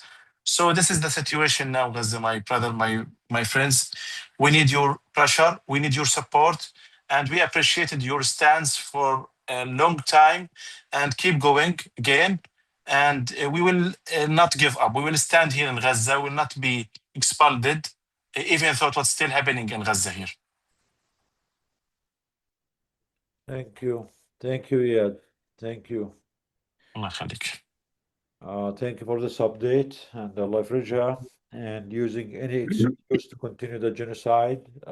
Just kids playing around, they don't even want those kids who are still there, deprived of everything, to have the simplest way of having some joy and fun by flying some kites and using this as an excuse to bomb their camps and their tents. This is unconscionable. The world allow these crimes in front of our eyes. تفضل دكتور يوسف. Yeah, because the question now, if they kill more people, they have more opportunity and more chance to win the election. So our blood is just counting the voices and will make a change in the question of the political race which run there in the Israeli side. So unfortunately, now the man who will kill more, who will be the hero, and more voices will be gathered for him. Yeah. I think we need to take a minute to breathe after all this. It's just suffocating. Yes. We cannot breathe. We cannot breathe with all what these crimes the world's allowing. Eileen, we haven't seen you for a long time. Eileen, do you have any feedback? Eileen, are you there with us? Thank you for being with us, for supporting us all the time. We have Dr. Quran, and then we have Dania and Dr. Iman. Dania, Iman, anyone? Any feedback? Who wants to start? Iman, Dania, Maribeth? Reflections? What can we do? Okay, I guess I'll go first. Yes, I guess like a reflection that comes to mind now is I feel like every week we sit here and like our colleagues in Gaza come on and they're always like so positive, and I think they're appreciative of the space they have, and they probably feel some sort of duty to encourage us and keep us going. But I heard Dr. Ahmed's voice today was different. There was in Arabic the word is like ghassa. It's and it's like this and I don't know what the translation of it is in Arabic. But and same thing with Iyad. I feel like he comes on here and he's always so keep going. We're gonna stay as resilient as we can, and they tell us these things, right? Because they see us as their support and solidarity across the ocean. But I think it's like I think for them to have to sign on and have to just continue sitting here and conveying and delivering just what we're allowing to continue. Like I think that it just cannot continue. And I don't know, I think everybody's mobilizing and doing, but I just can't continue to say that we're just not doing enough. I mean, the fact that they can convene over over the justification of killing children, over flying kites, it just tells me we're nowhere near doing enough, that this is like a real conversation that's happening, and this is something that it's not just a conversation, it's going to be implemented. And to just hear the rounds that were being held and just the medical supplies that keep being held, I'm reminded of the mobile homes that we failed to get in. And I saw a video yesterday of it was a highway in one of the occupied territories, and it was many dozens of mobile homes making their way to Nablus, where a new settlement. And I just thought, like, wow, like these mobile homes are getting to go to these degenerate terrorists, and like all of our advocacy and trying to get mobile homes. And I cannot stress that it's super hot in Gaza. We're approaching another winter. yeah, just told us that certain materials are not getting. There's not enough infrastructure to absorb the attacks of these bombs that are being dropped.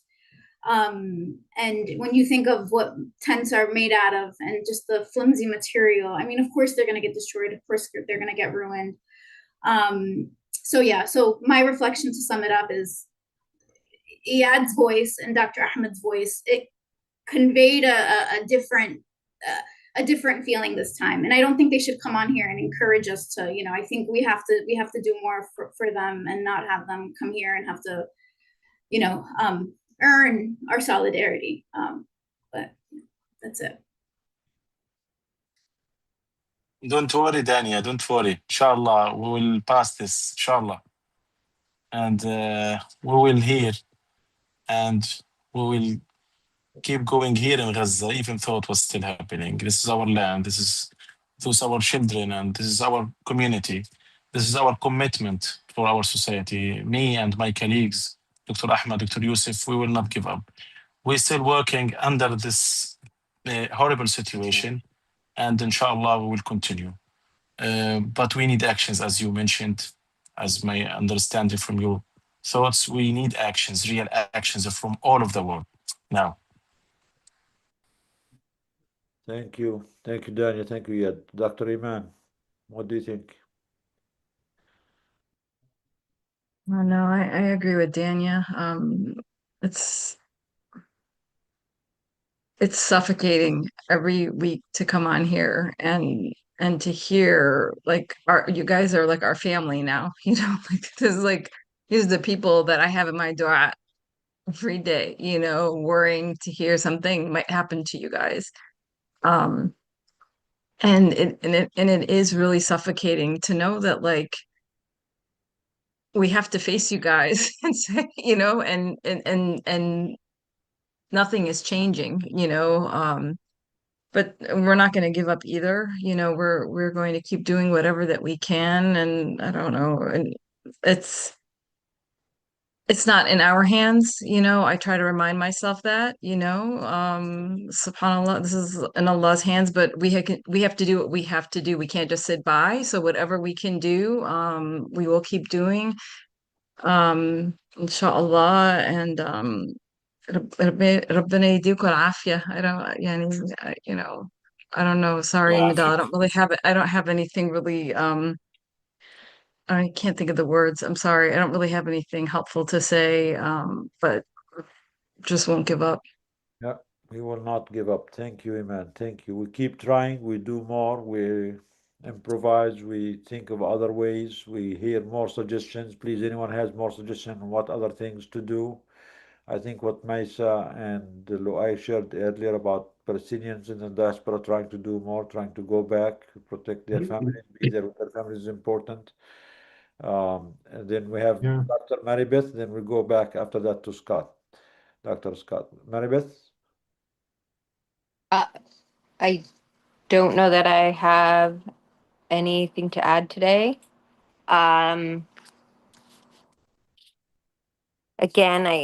I feel the pull of the experience of the leadership of this group, what you have seen in the past and where we are now, and how heavy it feels. But I think, gosh, we know people who have lived through really awful things and maybe could have never imagined, right, that their kafaya could become the entire global symbol of solidarity to be worn in marches, in protests for liberation for all people, and yet still we are here in this moment where it is, where all struggles for liberation and justice cross through the lessons of Palestine. And it feels heavy, and still we're here. So we show up for each other, we keep fighting and addressing it, because these systems built on cruelty, they cannot last. They are not sustainable. And we know that. History tells us this. So that's stay the course. It's happening. It is. It is happening. It is heavy. It is actually paralyzing if we want to give up to the feeling of despair that they are trying to impose on us. The only thing we will achieve is to give them victory and to give them the luxury of the people abandoning their victims. So that's why, despite all the difficulties, despite that we are not moving the needle that fast, we have to keep pushing. That is the only way going forward. And we know it is tough, we know it's hard. I mean, everyone is exhausted by this, everyone is feeling overwhelmed. It is overwhelming for our people who are facing this in Gaza, in Palestine, in the West Bank, in Sudan. It is also overwhelming for us here, but giving up or stopping will only hand victory to the perpetrators. So we will never let them enjoy hearing that from us. We will continue to move, we'll continue to push against their crimes, expose their crimes until the victim's voice prevails. So thank you. Thank you, everyone. Scott, go ahead, Dr. Scott Hageman. Please go ahead and share with us any reflection. Yeah. As I'm talking, I'm going to make a request to everyone on the YouTube channel and everyone on the Zoom.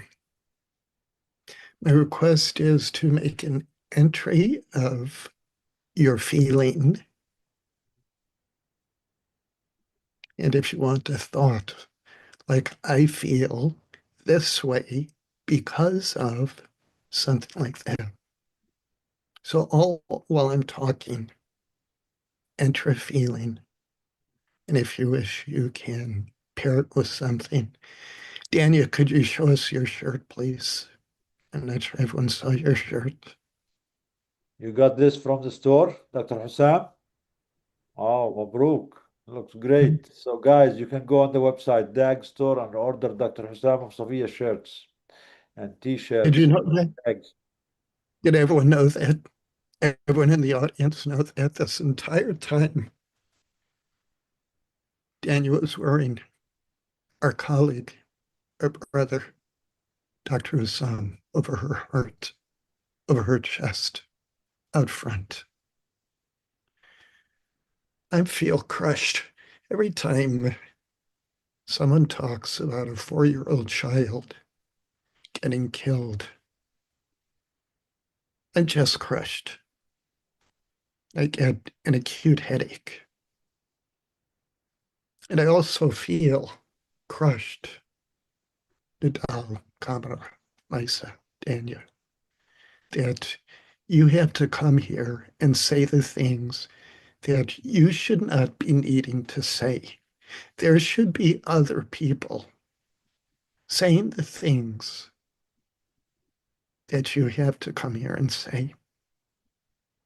Now, I want to let everyone on the YouTube channel that you do not see all the photos. I don't see all the photos. You don't hear all the conversations. I don't hear all the conversations. They're devastating. And when you see them, you can't unsee them. When you hear them, you can't unhear them. And one reason I don't see them, I don't hear them, is because they're so terrible. Who wants the world to be aware of these atrocities, these personal atrocities? They're not theoretical. They're personal. In my home. So thank you, Nadal. Thank you, Kamra. Thank you, Maisa. Thank you, Dan. Thank you, Mom. Thank you, everyone, for being here. And I apologize for the atrocities. I apologize, Dr. Ahmed, that you have to come here and say the things that you have to say, where there should be other people who are stepping forward, taking responsibilities for all these things. I'm thinking again of the shroud. If you went to one funeral per day, how many years would it take to go to 20,000 funerals? One funeral per day. 58 years. Do you have 58 years to go to a funeral every single day, to mourn, the death of an infant, of a 2-month-old, a 4-month-old, a 4-year-old.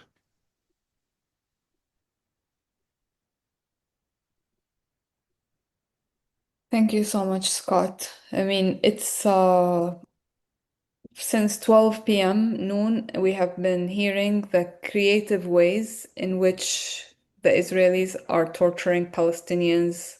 We're hearing about how Congo continues to suffer. And we should match this moment by being as creative and as determined to reverse this and get justice for everyone. Dr. Karama, please. No. Dr. Karama, I want to mention that, okay, we are feeling difficulty and we are suffering a lot. But when we are hearing Dr. Iman supplicate for us, and we will see Dr. Dania and Dr. Maribeth wearing that shirt with our colleagues, and their the Palestinian map is features on their chest. And we, when we see Dr. Karama and Dr. Maisa and Dr. Scott Hagman and everyone supporting us, really, we are feeling more and more power. Again, my friends, among these difficulties, among this struggling, among this genocide, health genocide, again and again, we are the stones of the valley. And they are nothing but foam of its float. Stones may roll little and be covered by silt, yet they remain firm and deeply rooted. And we are deeply rooted in this land. And we will not leave this land. And inshallah, we'll come back to our land again. And we will see you in Nablus and in Khalil and in Jenin and in Ramallah and Bernabala and every area from our country. Thank you. We are more powerful and more strong by your support. We are taking our positive energy when see these smiling faces supporting us and supplicating for us.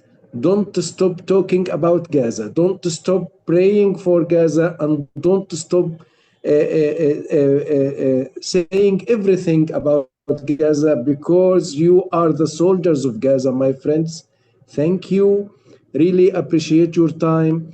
You are here since 4 hours, and some of you, like Dr. Dania, I know she's covered a lot of distance coming to join this meeting. Everything you are suffering, we are feeling about it, and inshallah, it will be in your mizan hasanatukum yawm al-qiyamah, inshallah. Thank you. Thank you, Dr. Ahmed. Thank you. Alvis, you have something to share, Alvis?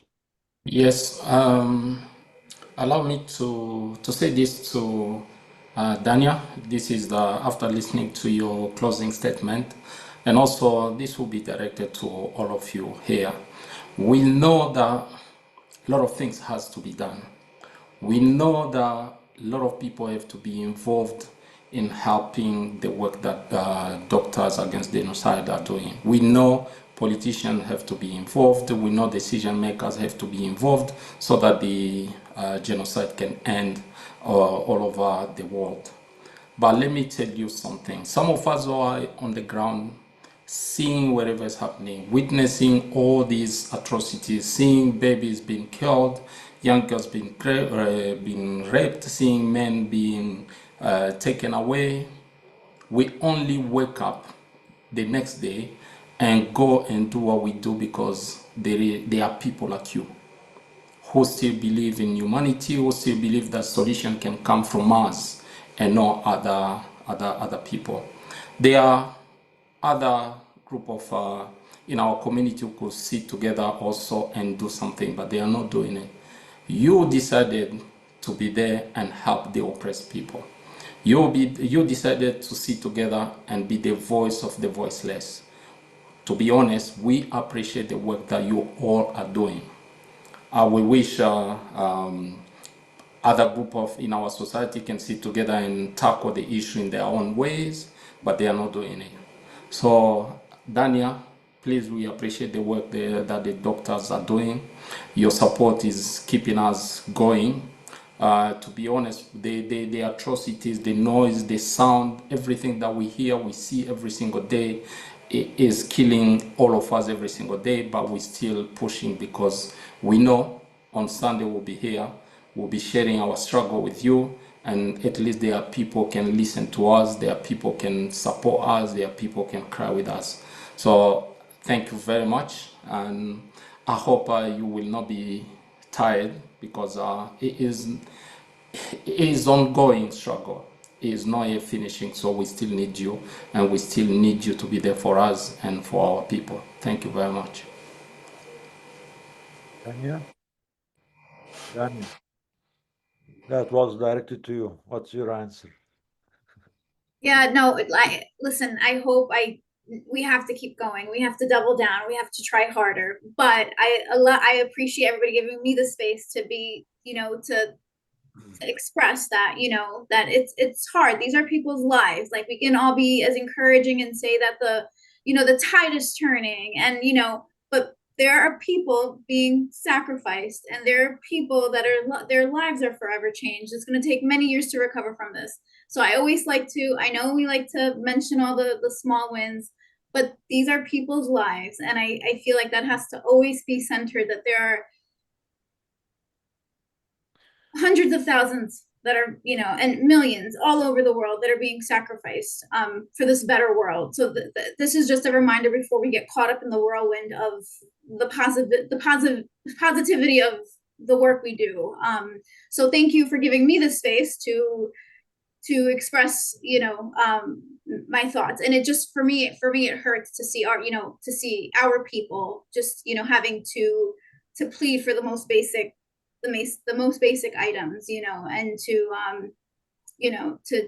just, it's dehumanizing more for us, I think, than it is for them, because they're doing everything they can to keep pushing through and surviving and everything. And I think for us to sit here in the comfort of our homes and, not be able to get, CPAP machines or your surfactant or,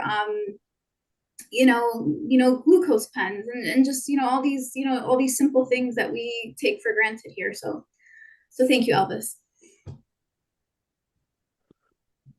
Thank you, Daniel. Yes, I think we can hold all these feelings together. We have all these conflicting feelings at the same time because of these conditions that are imposed on all of us, our people there who are the direct victims of these crimes, and us here watching them and feeling helpless. There is not much we can do other than just try to hold the space for them, try to speak, try to do the minimum. It's not enough, but That's the most important, Dr. Nabar, actually, to do your best. Actually, we know the situation is so difficult, but at least just to do your best.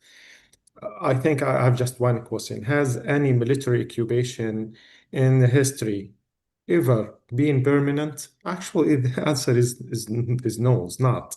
So again, winning will be by points, not by knockout. I'm sure that every webinar, every effort will add more, will be another point. Just keep going. Just don't give up. Again, everyone have to just to feel that it's your mission. It's my mission at the early morning. This is my mission. Oh, really, really, as Dr. Ahmed and Iyad and the others saying that really we are feeling that you are with us and you are just fighting with us all the time. And our morale will be increased and will be so high when we are just meet with you. And we know that you are doing your best. So don't give up. And the situation is changing by date and by time, I'm sure.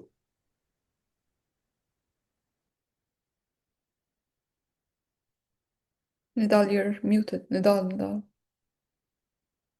yeah, thank you, Dr. Yusuf, Dr. Ahmed, and Iyad. Yeah, I agree with you because the alternative is much worse. If we stop this, can you imagine just all this happening without anyone even speaking about it? So Unfortunately, it is hard, but the alternative is worse. That's why we have to keep moving. We have Dr. Kuram Janjua. Kuram, then we'll go to Annie after that for a final remark. Kuram, go ahead. I'm here. I don't know if I can add anything aside from what everybody else has said. I'm honored and grateful to just be in the presence of all of you. Um, I feel like both Nadal and Kame specifically are like my own mom and dad. All of you are family, and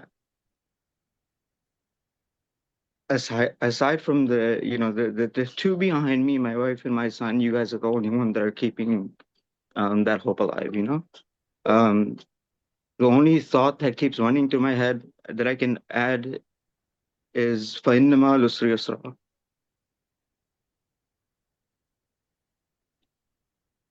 which is verily with every hardship comes ease. And doing, like everybody has said, whatever we can within our power, within our control, utilizing our education, our knowledge, being in community as much as we can. And even that doesn't feel like enough, of course. But I honestly don't know if I can add anything else from that. I love each and every one of you. I know, at least for myself, I will never ever stop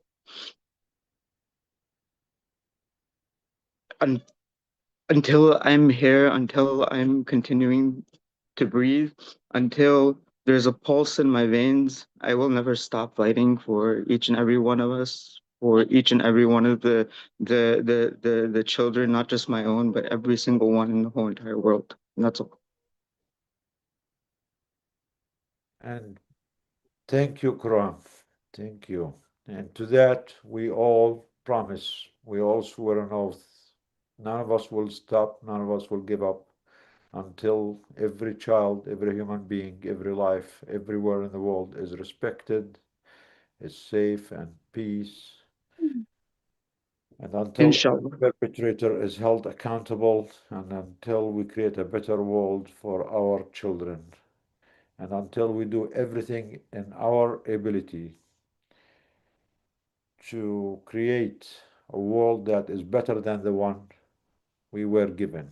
This is an obligation on each and every one of us, every human being. And that actually has been this has been how history, how humanity has been advancing and progressing since it first started. Every generation has to try their best to improve the world and to provide to the next generation a better world than the one that they inherited. This is the basic moral human obligation. And for us as doctors, healthcare workers, this obligation is actually carries more weight and puts more responsibility on us because we literally, I mean, that's our job. It is to save life, to protect life, especially, everyone, every human being, whether you're a man or a woman or a child or an adult or an elderly, and everywhere.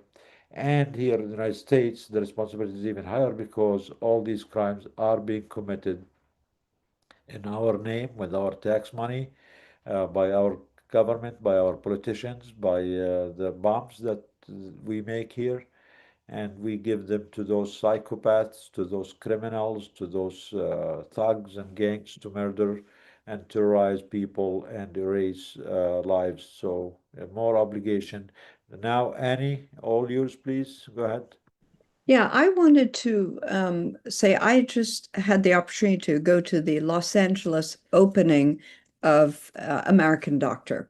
And what I want to tell you about that is when it hits your city, go and bring everybody you know. I didn't know what to expect. I mean, I'm always trying to see what content can we use. And we've seen a bit of it on Doctors Against Genocide.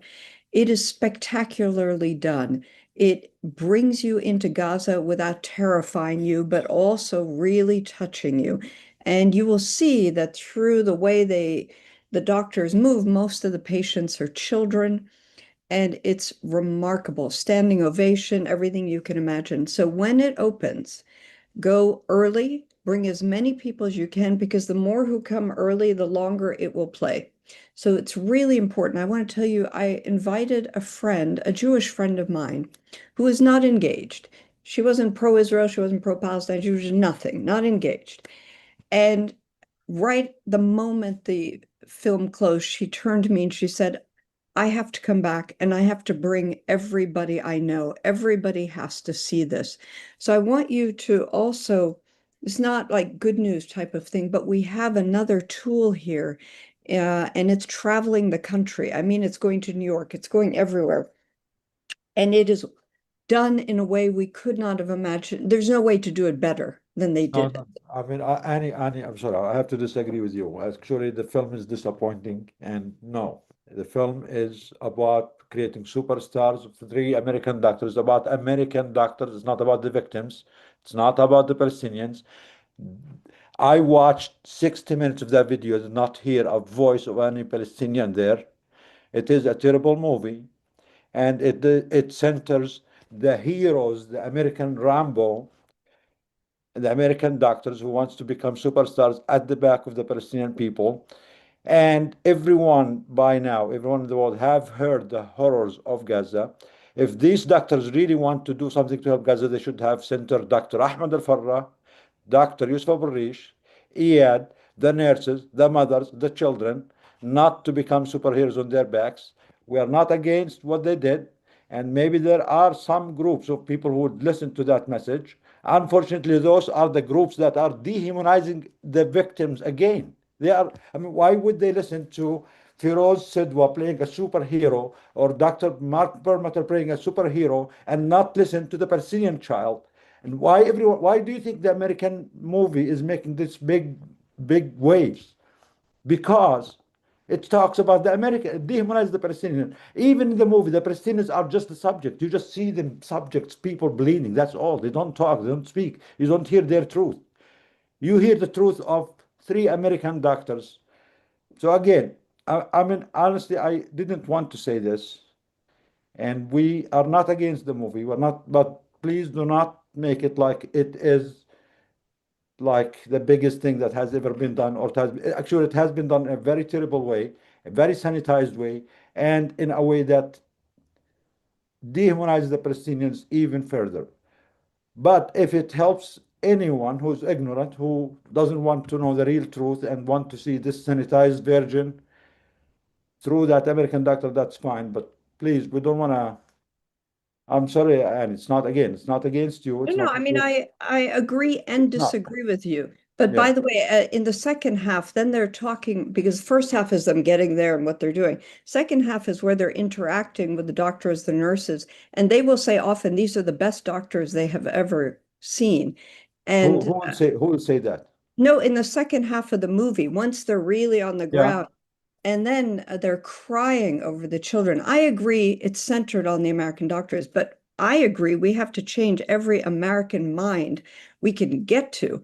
And if it takes the American doctors with their Palestinian counterparts, and again, the second half is much more where they're tight with the relationship, and they say these are the best doctors we've ever seen, and so on. And there are some unbelievably touching moments between the Palestinian and the American doctors. I agree on the superstar effect completely, but I will use any tool anywhere to change any mind. So that's what I meant to say. Yes, I agree You with know, you. one Thank of the you. films Thank you, that we showed is Sumud, and it's extremely well done, in my opinion, and I think many of us agree, because it does have a counterpart Palestinian voice that speaks the reality of Palestinians and how they feel.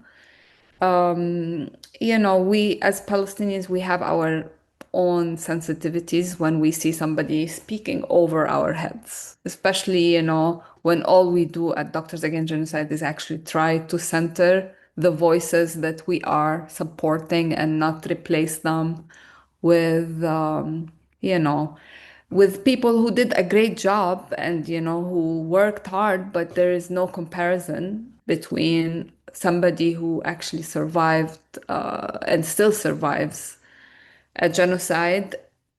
And there were moments where these voices were kind of like a comparse not even the central theme.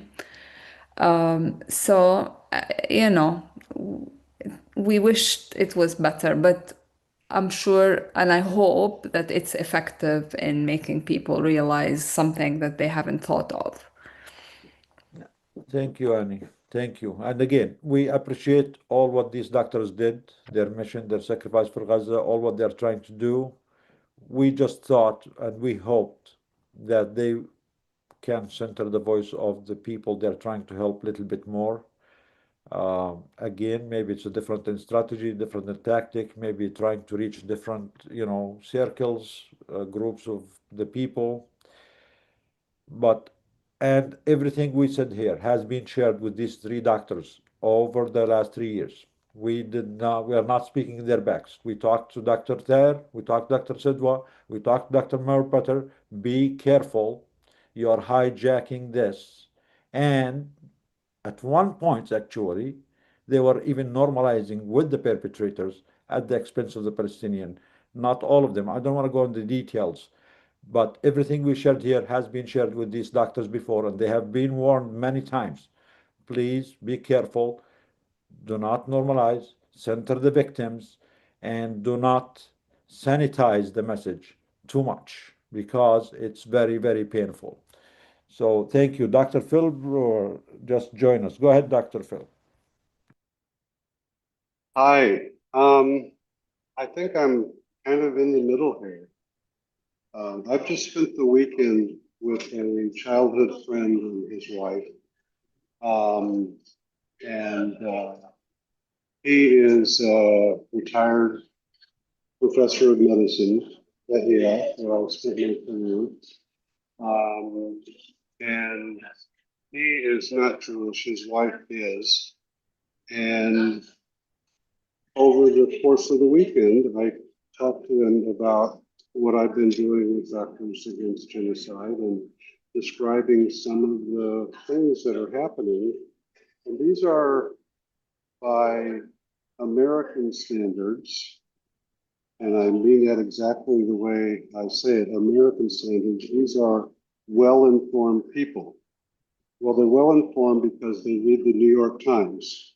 They listen to CNN. And so to me, that's not well-informed. But for them, they are they're very intelligent people. And they had no idea. I told them about the fact that drugs being brought into Gaza are mostly forbidden. Surfactant is forbidden. Anesthesia is forbidden. They didn't know. They honestly didn't know. And so in that sense, I agree with Annie that there is a very large population that is not aware of what's actually, with the reality of what's happening. And I think in that sense, this film, for that audience, can be very effective in informing people and in creating even more public awareness and public pressure to change our course of subsidizing the genocide. And I think in that sense, it's going to be very valuable. I understand the point of not wanting to create superheroes and having your story. And when I say your story, I mean you as a Palestinian American, with emphasis on Palestinian. You don't like having your story hijacked or told by somebody else. But we need to change the minds of the American people. And in a big way, And I think this film will reach many, many people. Just precisely because these are three American doctors. And therefore they have credibility that you wouldn't. And if that does change lots of minds, then I support it. It's not my favorite movie. That sounds stupid. It's not the movie that tells the story that I think needs to be told overall, but it does tell a story that will speak very deeply to many Americans who are not listening right now. I mean, you know, we all know we've gone into congressional offices and told some of the things that we have to tell about what's happening in Gaza and in the West Bank. And we have congressional staffs who say, oh, I didn't know. I had no idea. And if congressional staffs are like that, we need a huge public education campaign, and I think this could be part of it. So Yeah. I hate to disagree with you because I have so much respect for you. Yeah. No. I mean, it's a fair point. I agree with you. تفضل دكتور يوسف. Dr. Nidal, unfortunately, we are suffering from that point. You can imagine at some points we are giving our figures to WHO and to OCHA and the other organizations just to be published by their names, and then we are starting to talk. This is according to OCHA and this is according to WHO. Why? It's our figures. Because whenever we'll go to the media and to tell the world about the figures, they will ignore it, and even they will put a big question mark. And so just to make it more easy to us, we'll just handle it like that, to pass our figures to WHO and to OCHA, and then to reuse the figures again on behalf of their names. That's the reality, unfortunately. The people, they don't want to hear from us. And they are having their double standards, and even they will be more happy to hear from the doctors who are just coming from outside, to the extent that me myself and Dr. Muhammad Sakr, we spend lots of our time just to convince some of the doctors and to give them a piece of paper just to tell the world about something which is written by ourselves, and to let him just to speak with his tongue.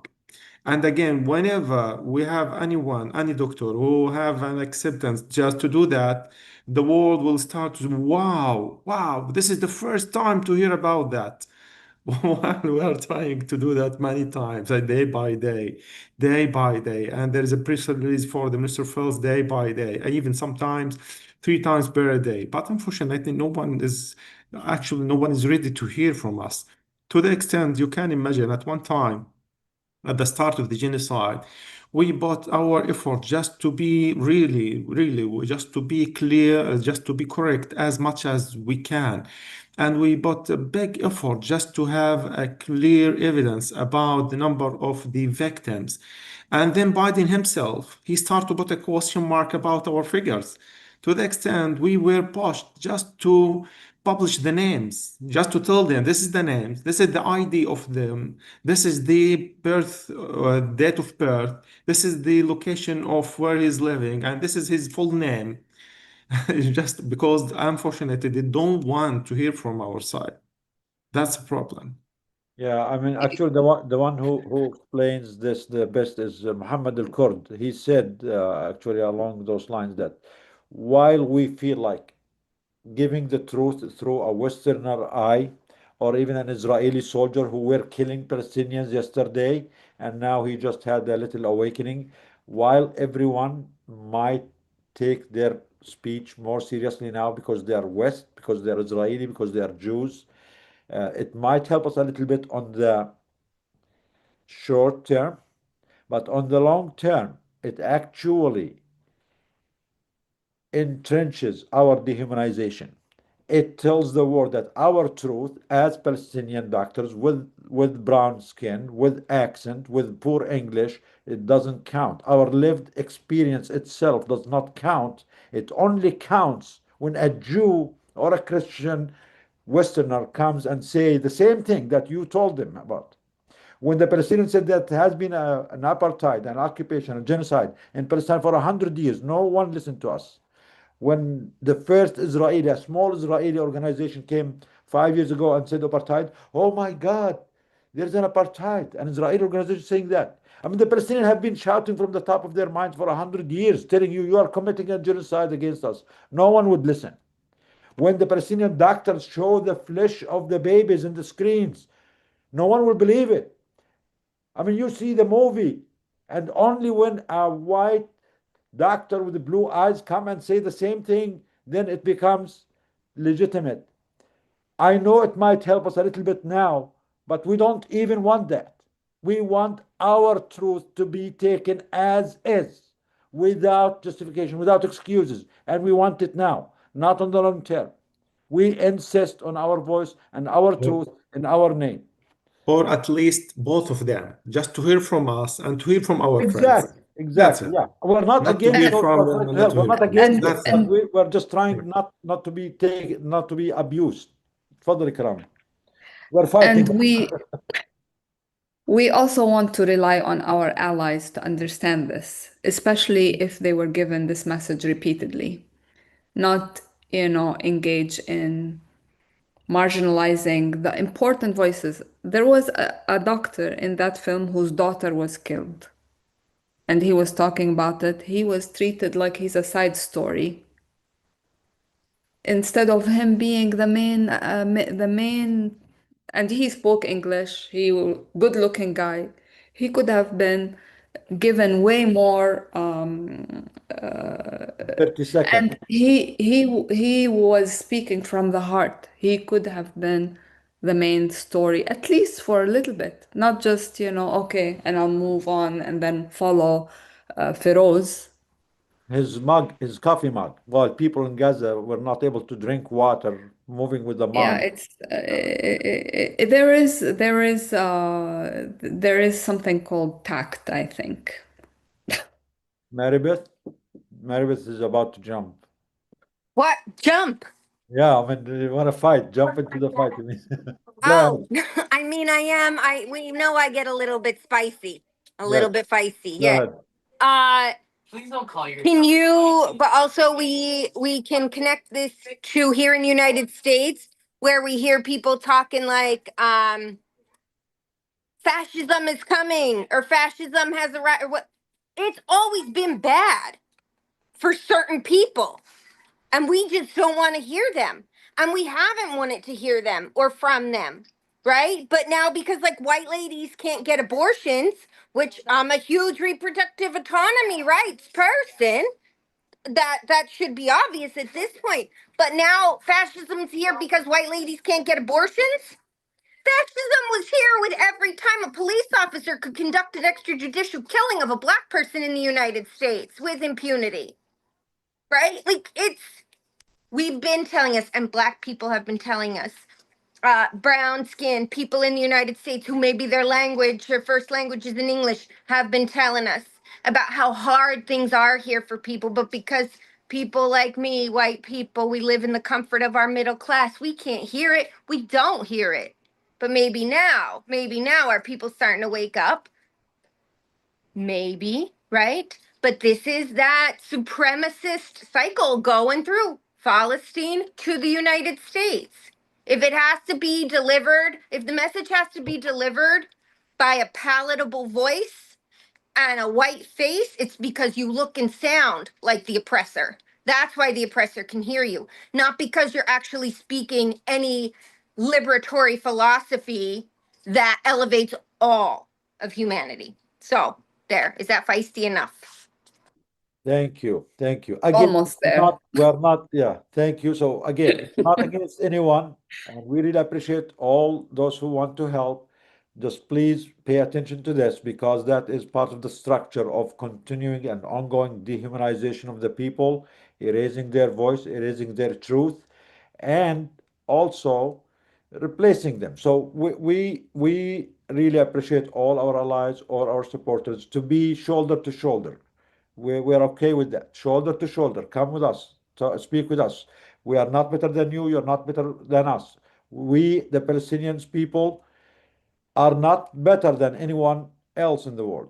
But we refuse to be seen any less. This should be heard loud and clear from Trump to Netanyahu to any criminal in the world. We are not better than anyone, but we are not a millimeter less than anyone. And we insist on that. And anyone who wants to be shoulder to shoulder with us, with the truth for humanity, not just for Palestine. Palestine issue is not just a Palestine issue. This is a human issue. This is the black issue here in the United States, the African issue, the genocide issue in Sudan, in Congo, in Rohingya, everywhere, wherever there is injustice, because some human beings accepted that some lives, some voices, some truths, some brains are less than others, and we refuse to do this. And Gaza is going to be the one that's going to educate the world that this stops here. So go ahead, Danny. So I haven't watched it, so I feel like I can't give like a review per se. But a few things about this. I just feel like I'm shocked by people who are impressed by it, especially for those of us who sit here every Sunday and hear directly from the doctors, the healthcare workers, and everybody in Gaza. Like I'm blown away by so many people who I know who sit on this call, who have been sitting on this call since these webinars have taken off, and they're impressed by it. I'm like, but guys, we've been hearing these stories from people who are, who don't have the privilege of leaving. I think when you have the privilege of leaving, it's easy to go there and be a hero. You get to, you get to leave. Whereas the people we speak to weekly, they're trying to survive themselves, trying to save, other people's lives. And, and I think something that was said in the film too, that, that I found really concerning was, and it was said by Feroz. He said, that the Israelis are going to do what the Israelis do. And I think, how do you go there and see everything, right? And then come back and make such a comment like that with your chest? Like, to me, if and like I said, I haven't seen the entire thing, so I feel like it's unfair for me to even give my, but for him to say that, it was enough for me. It was enough for me to conceptualize that he does not care about making Palestinian lives easier. And for you to continue with that narrative and that rhetoric just tells me that, one, you're a normalizer. Two, you're not looking to really solve like the root of the problem. And I feel like they're being kind of glorified for like, oh, 3 different doctors from different walks of life. I feel like that's kind of getting a lot of spotlight, is, these 3 different doctors, and it's completely just, it's just, and then obviously with the media attention that comes with it, I feel like it's very easy for us to get off track and forget, even if they went into this with, pure intentions, on calling attention to this genocide. I just feel like it's very easy once that attention and heroism is granted to certain people, even though we sit on these calls with real life people who are surviving this weekly. Yeah. Right. Is it a liberatory act, or is it just medical adventurism? Yeah, it's absolutely adventurism. And not to mention, I think, like, just what happens when you throw in like just the attention that comes with, these foreign doctors that go. And I always found it really bizarre that people who practice the privilege of leaving get glorified. You're there for 2 weeks. Any of us can go to Gaza and survive 2 weeks, even with the least amount of training. We can go survive. We're offered protection. And those who have to continue, resisting against bombs and all odds of just the basic life necessities, they somehow don't get that same glorification. So I think that's concerning, but I'll stop now. Go ahead, Scott. Thank you. I'd like to open up the conversation. So I think everyone knows that I always talk to our YouTube participants. Annie, I'm looking at you.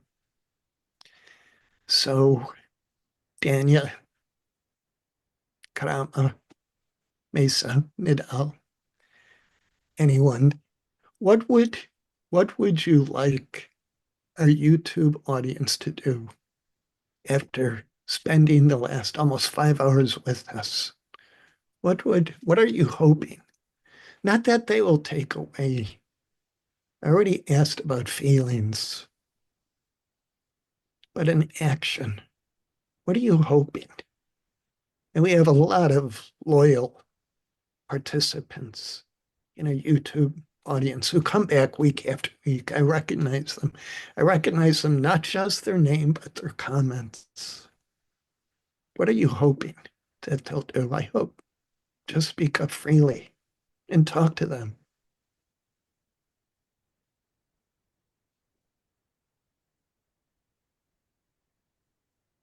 Thank you, Scott. Dr. Yusuf, you have something to say? Yeah. Go ahead, تفضل. Again, I think again we are on the same page. All of our colleagues who are just sharing the ideas with and against all of us, again, we are on the same page. I think the problem itself is not in those doctors with the blue eyes. I think the problem actually in the Western countries, culture and the media and the double standard itself, rather than the doctors who are trying their best just to reflect the situation. So if they were reflecting the situation while they are listening to the Palestinian doctors at the same time, actually, then that will be diluted. But the problem that they are not hearing from our side and they are just hearing from those doctors with the blue eyes. So I think it's the culture as a whole, the Western cultures, and who are just happy to hear from the same color, the same language, the same origin, rather than the doctors themselves who are visiting Gaza and they are trying themselves. I'll not put any question mark about their intention. So let me assume that all of them, they have a positive intention to help the Palestinian people, and they try to talk about the suffering of the Palestinian people. But the problem really in the culture and in the media in the Western countries who are not hearing from the Palestinian people and from our people who are on the ground and they are suffering day by day, and they will be more than happy just to hear from anyone who is coming and back from Gaza. Yeah, guys, just to give you an example, one of the Palestinian doctors, one of prominent Palestinian doctors, wrote an article. And the article, the whole purpose of the article was to name the organizations that named the genocide against the Palestinians. And this doctor is a friend of us. He listed every organization out there that mentioned the genocide, except Doctors Against Genocide. Can you imagine that? And this is a Palestinian doctor. And he's a friend. And he knew our work. And I was the first one to fight with him while he was in Gaza, to fight him on the phone and tell him, say it's genocide. That was in November 2023. Don't just say, oh, it's a big crime, it's a big war. I fought with him on the phone and told him, say it's a genocide there because people will listen to you. And he was scared to say it then. 6 months later, he starts saying genocide. Another 6 months, he wrote an article to mention the organization that said genocide. And he mentioned everyone except us. Again, it's not about, we don't care, mention or not. It's just about how even sometimes there is what do you call this, Dania? Self implied, like race inferiority, that ourselves. What's the cat? Yeah, so it's not just the Western mind is looking at us as being lower or inferior. It's even ourselves. We don't see ourselves as worthy to be the ones who share the truth or don't know the truth. Like the oppressed person takes on the view of themselves and Yeah, their yeah, fellow people there is a name. under Yeah, with the gaze of the oppressor. yeah, But yeah. And they again, adopt the gaze of the oppressor. Dr. Nida, when me myself, I'm not going to talk to the media. I'm just start to whisper to the WHO and to the doctors at MSF and the ICRC and all the other doctors, just to replicate what I think about the health system. I'm not feeling inferior with inferiority actually, but I found this is the way to hear our voices and to listen to our struggling because I have no other choices. That's the way, not because I'm just feeling inferiority or something like that, but I'm trying my best uh, just to be heard and just to reflect the struggling of our people. That's all. Yeah, I agree. The name of this term is called internalized racism. And actually, there was a famous African American psychiatrist who wrote about this. And he did actually an experiment in the 50s with African American and black boys, giving them toys. And guess what? Most of the kids, they like the white toy over the black toy, although the white toy was the one that's oppressing them and putting them in segregation, stuff like that. So it's called internalized racism. But again, we are not against anyone. It's just always better. Try your best. We're not saying it's perfect, and sometimes we do need to have different tactics, different ways to approach the truth, to spread the word, spread the truth. But as much as we can, we don't want to prolong this long history of dehumanizing the brown people, the black people, the vulnerable people, and add to this and just push the can few meters along. Yeah, we want to help them now, push the can, and then a few years later, once everyone moves on, it's still the voice of the victim is not as worth as the voice of the perpetrator. So anyway, keep trying. Thank you, everyone. Again, nothing personal. Thank you. Everyone is doing great work. We learn from each other. And I think the input, even sometimes when we disagree, that does not mean we are, opposing each other. We learn from each other every time and every day. And I think many people have been struggling for liberation, for justice, for equality all over the time. And, sometimes they succeed, sometimes they fail. But since we are in the 21st century and we should be smarter than anyone else before, we have more technology, we have more spread of knowledge. We have actually maybe 100 years ago, there was a justification to hear a white person's story on a colonized African. Okay, because there was no TVs, there was no cell phones. But now, when the child in Gaza is showing his picture, a video of his mom being blown to pieces in front of you, I really think you have no excuse not to listen to the child from Gaza or the doctor or the nurse because you see them. The technology sees them. It's a small world, and each one of us, each truth is equal, each life is equal, and we should listen to the victims first. At least give them priority. And again, appreciate everyone who's supporting the cause, justice, and the fight for humanity. Anything else? Yalla, guys. Thank you. It's been almost 5 hours. We'll see you next week, and inshallah, maybe we can have a meeting, do the campaign again about the genocide, ongoing genocide, the campaign to help the hospitals and also the attacks on West Bank. Dania, we need to talk about that. Alvis, thank you for being with us. Thank you for all the work that you're doing in Congo. And thank you, everyone, for coming back. Don't forget, we need support, please. We have a lot of projects and more in the pipeline. The least thing we can do is not to leave the victims alone, not to abandon them, not to leave them at the mercy of the perpetrators. And when we do help, when we do support, we support the victims' agency to do the projects and the rebuilding and the rehabilitation that they want, that they deem necessary on their conditions, not on the conditions of Kushner or Netanyahu or Ben Gvir.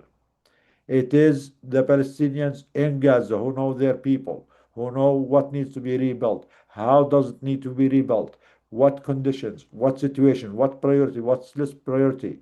It is not Kushner, it's not Trump, it's not Netanyahu who decides. That is also another way that the international NGOs are dehumanizing the victims, are perpetrating this genocide because they come with this Westerner look at those people and they throw crumbs at them and they tell them, oh, we help you. No, this is not how it works.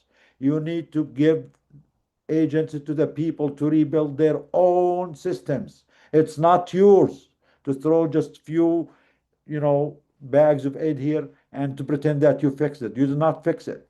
And don't build your own field hospital. The people of Gaza build their field hospitals the way they want, the way they think it works, not the way that the French IRC, RC or something thinks it should be done. It's not your business. It's their land, it's their hospital, it's their home. They need to rebuild it. We are the one who destroyed it. It's our tax money. The least we can do is support them to do things, based on their will. Anyway, thank you, everyone. I know it's been a little bit heated today, but it's all good. It's all good. We need that. Thank you. We'll see you next It's good. It's good for the ratings. Yeah, Keep people good. coming back for the spiciness, exactly. right? Advance the plot, and then they give Dag money. How about that? Yeah, that's good. What do you want to tell people until next Sunday? Yalla, you do it, Maribeth.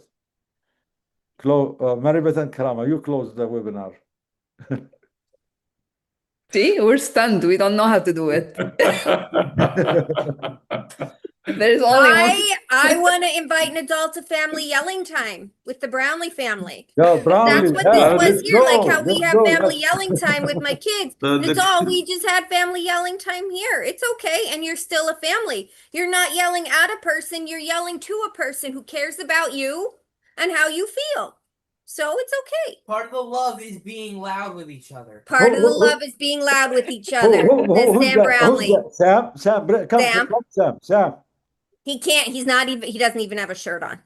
Yeah, He's not fit for screen. He's not camera ready. He's not camera ready. Let him say it one more time. Let him say it one more Say time. it louder, please, Sam. Say what louder? What you just said. Now he's gonna. Part of the love is being loud together. Part of the love is being loud together. Thank you. See you next week. Karama did tell me my kids, she feels like my kids act more like Arab kids than white kids. Oh, that's dehumanizing too. Okay. Yeah, They're see, real so deal. Only Arab here we kids go, can be you loud. know. They remind me of my kids when they were young. Nowadays, kids should be more civilized. They cannot be loud. Only Arab kids can be. Can't Okay. take them Okay. anywhere in America. Different levels of dehumanizations and racism. You're still not cured. You're still not 100% cured, Maribeth. You still have a lot of work to do. Who? What? You're still not 100% cured from racism. You still have a lot of work to do.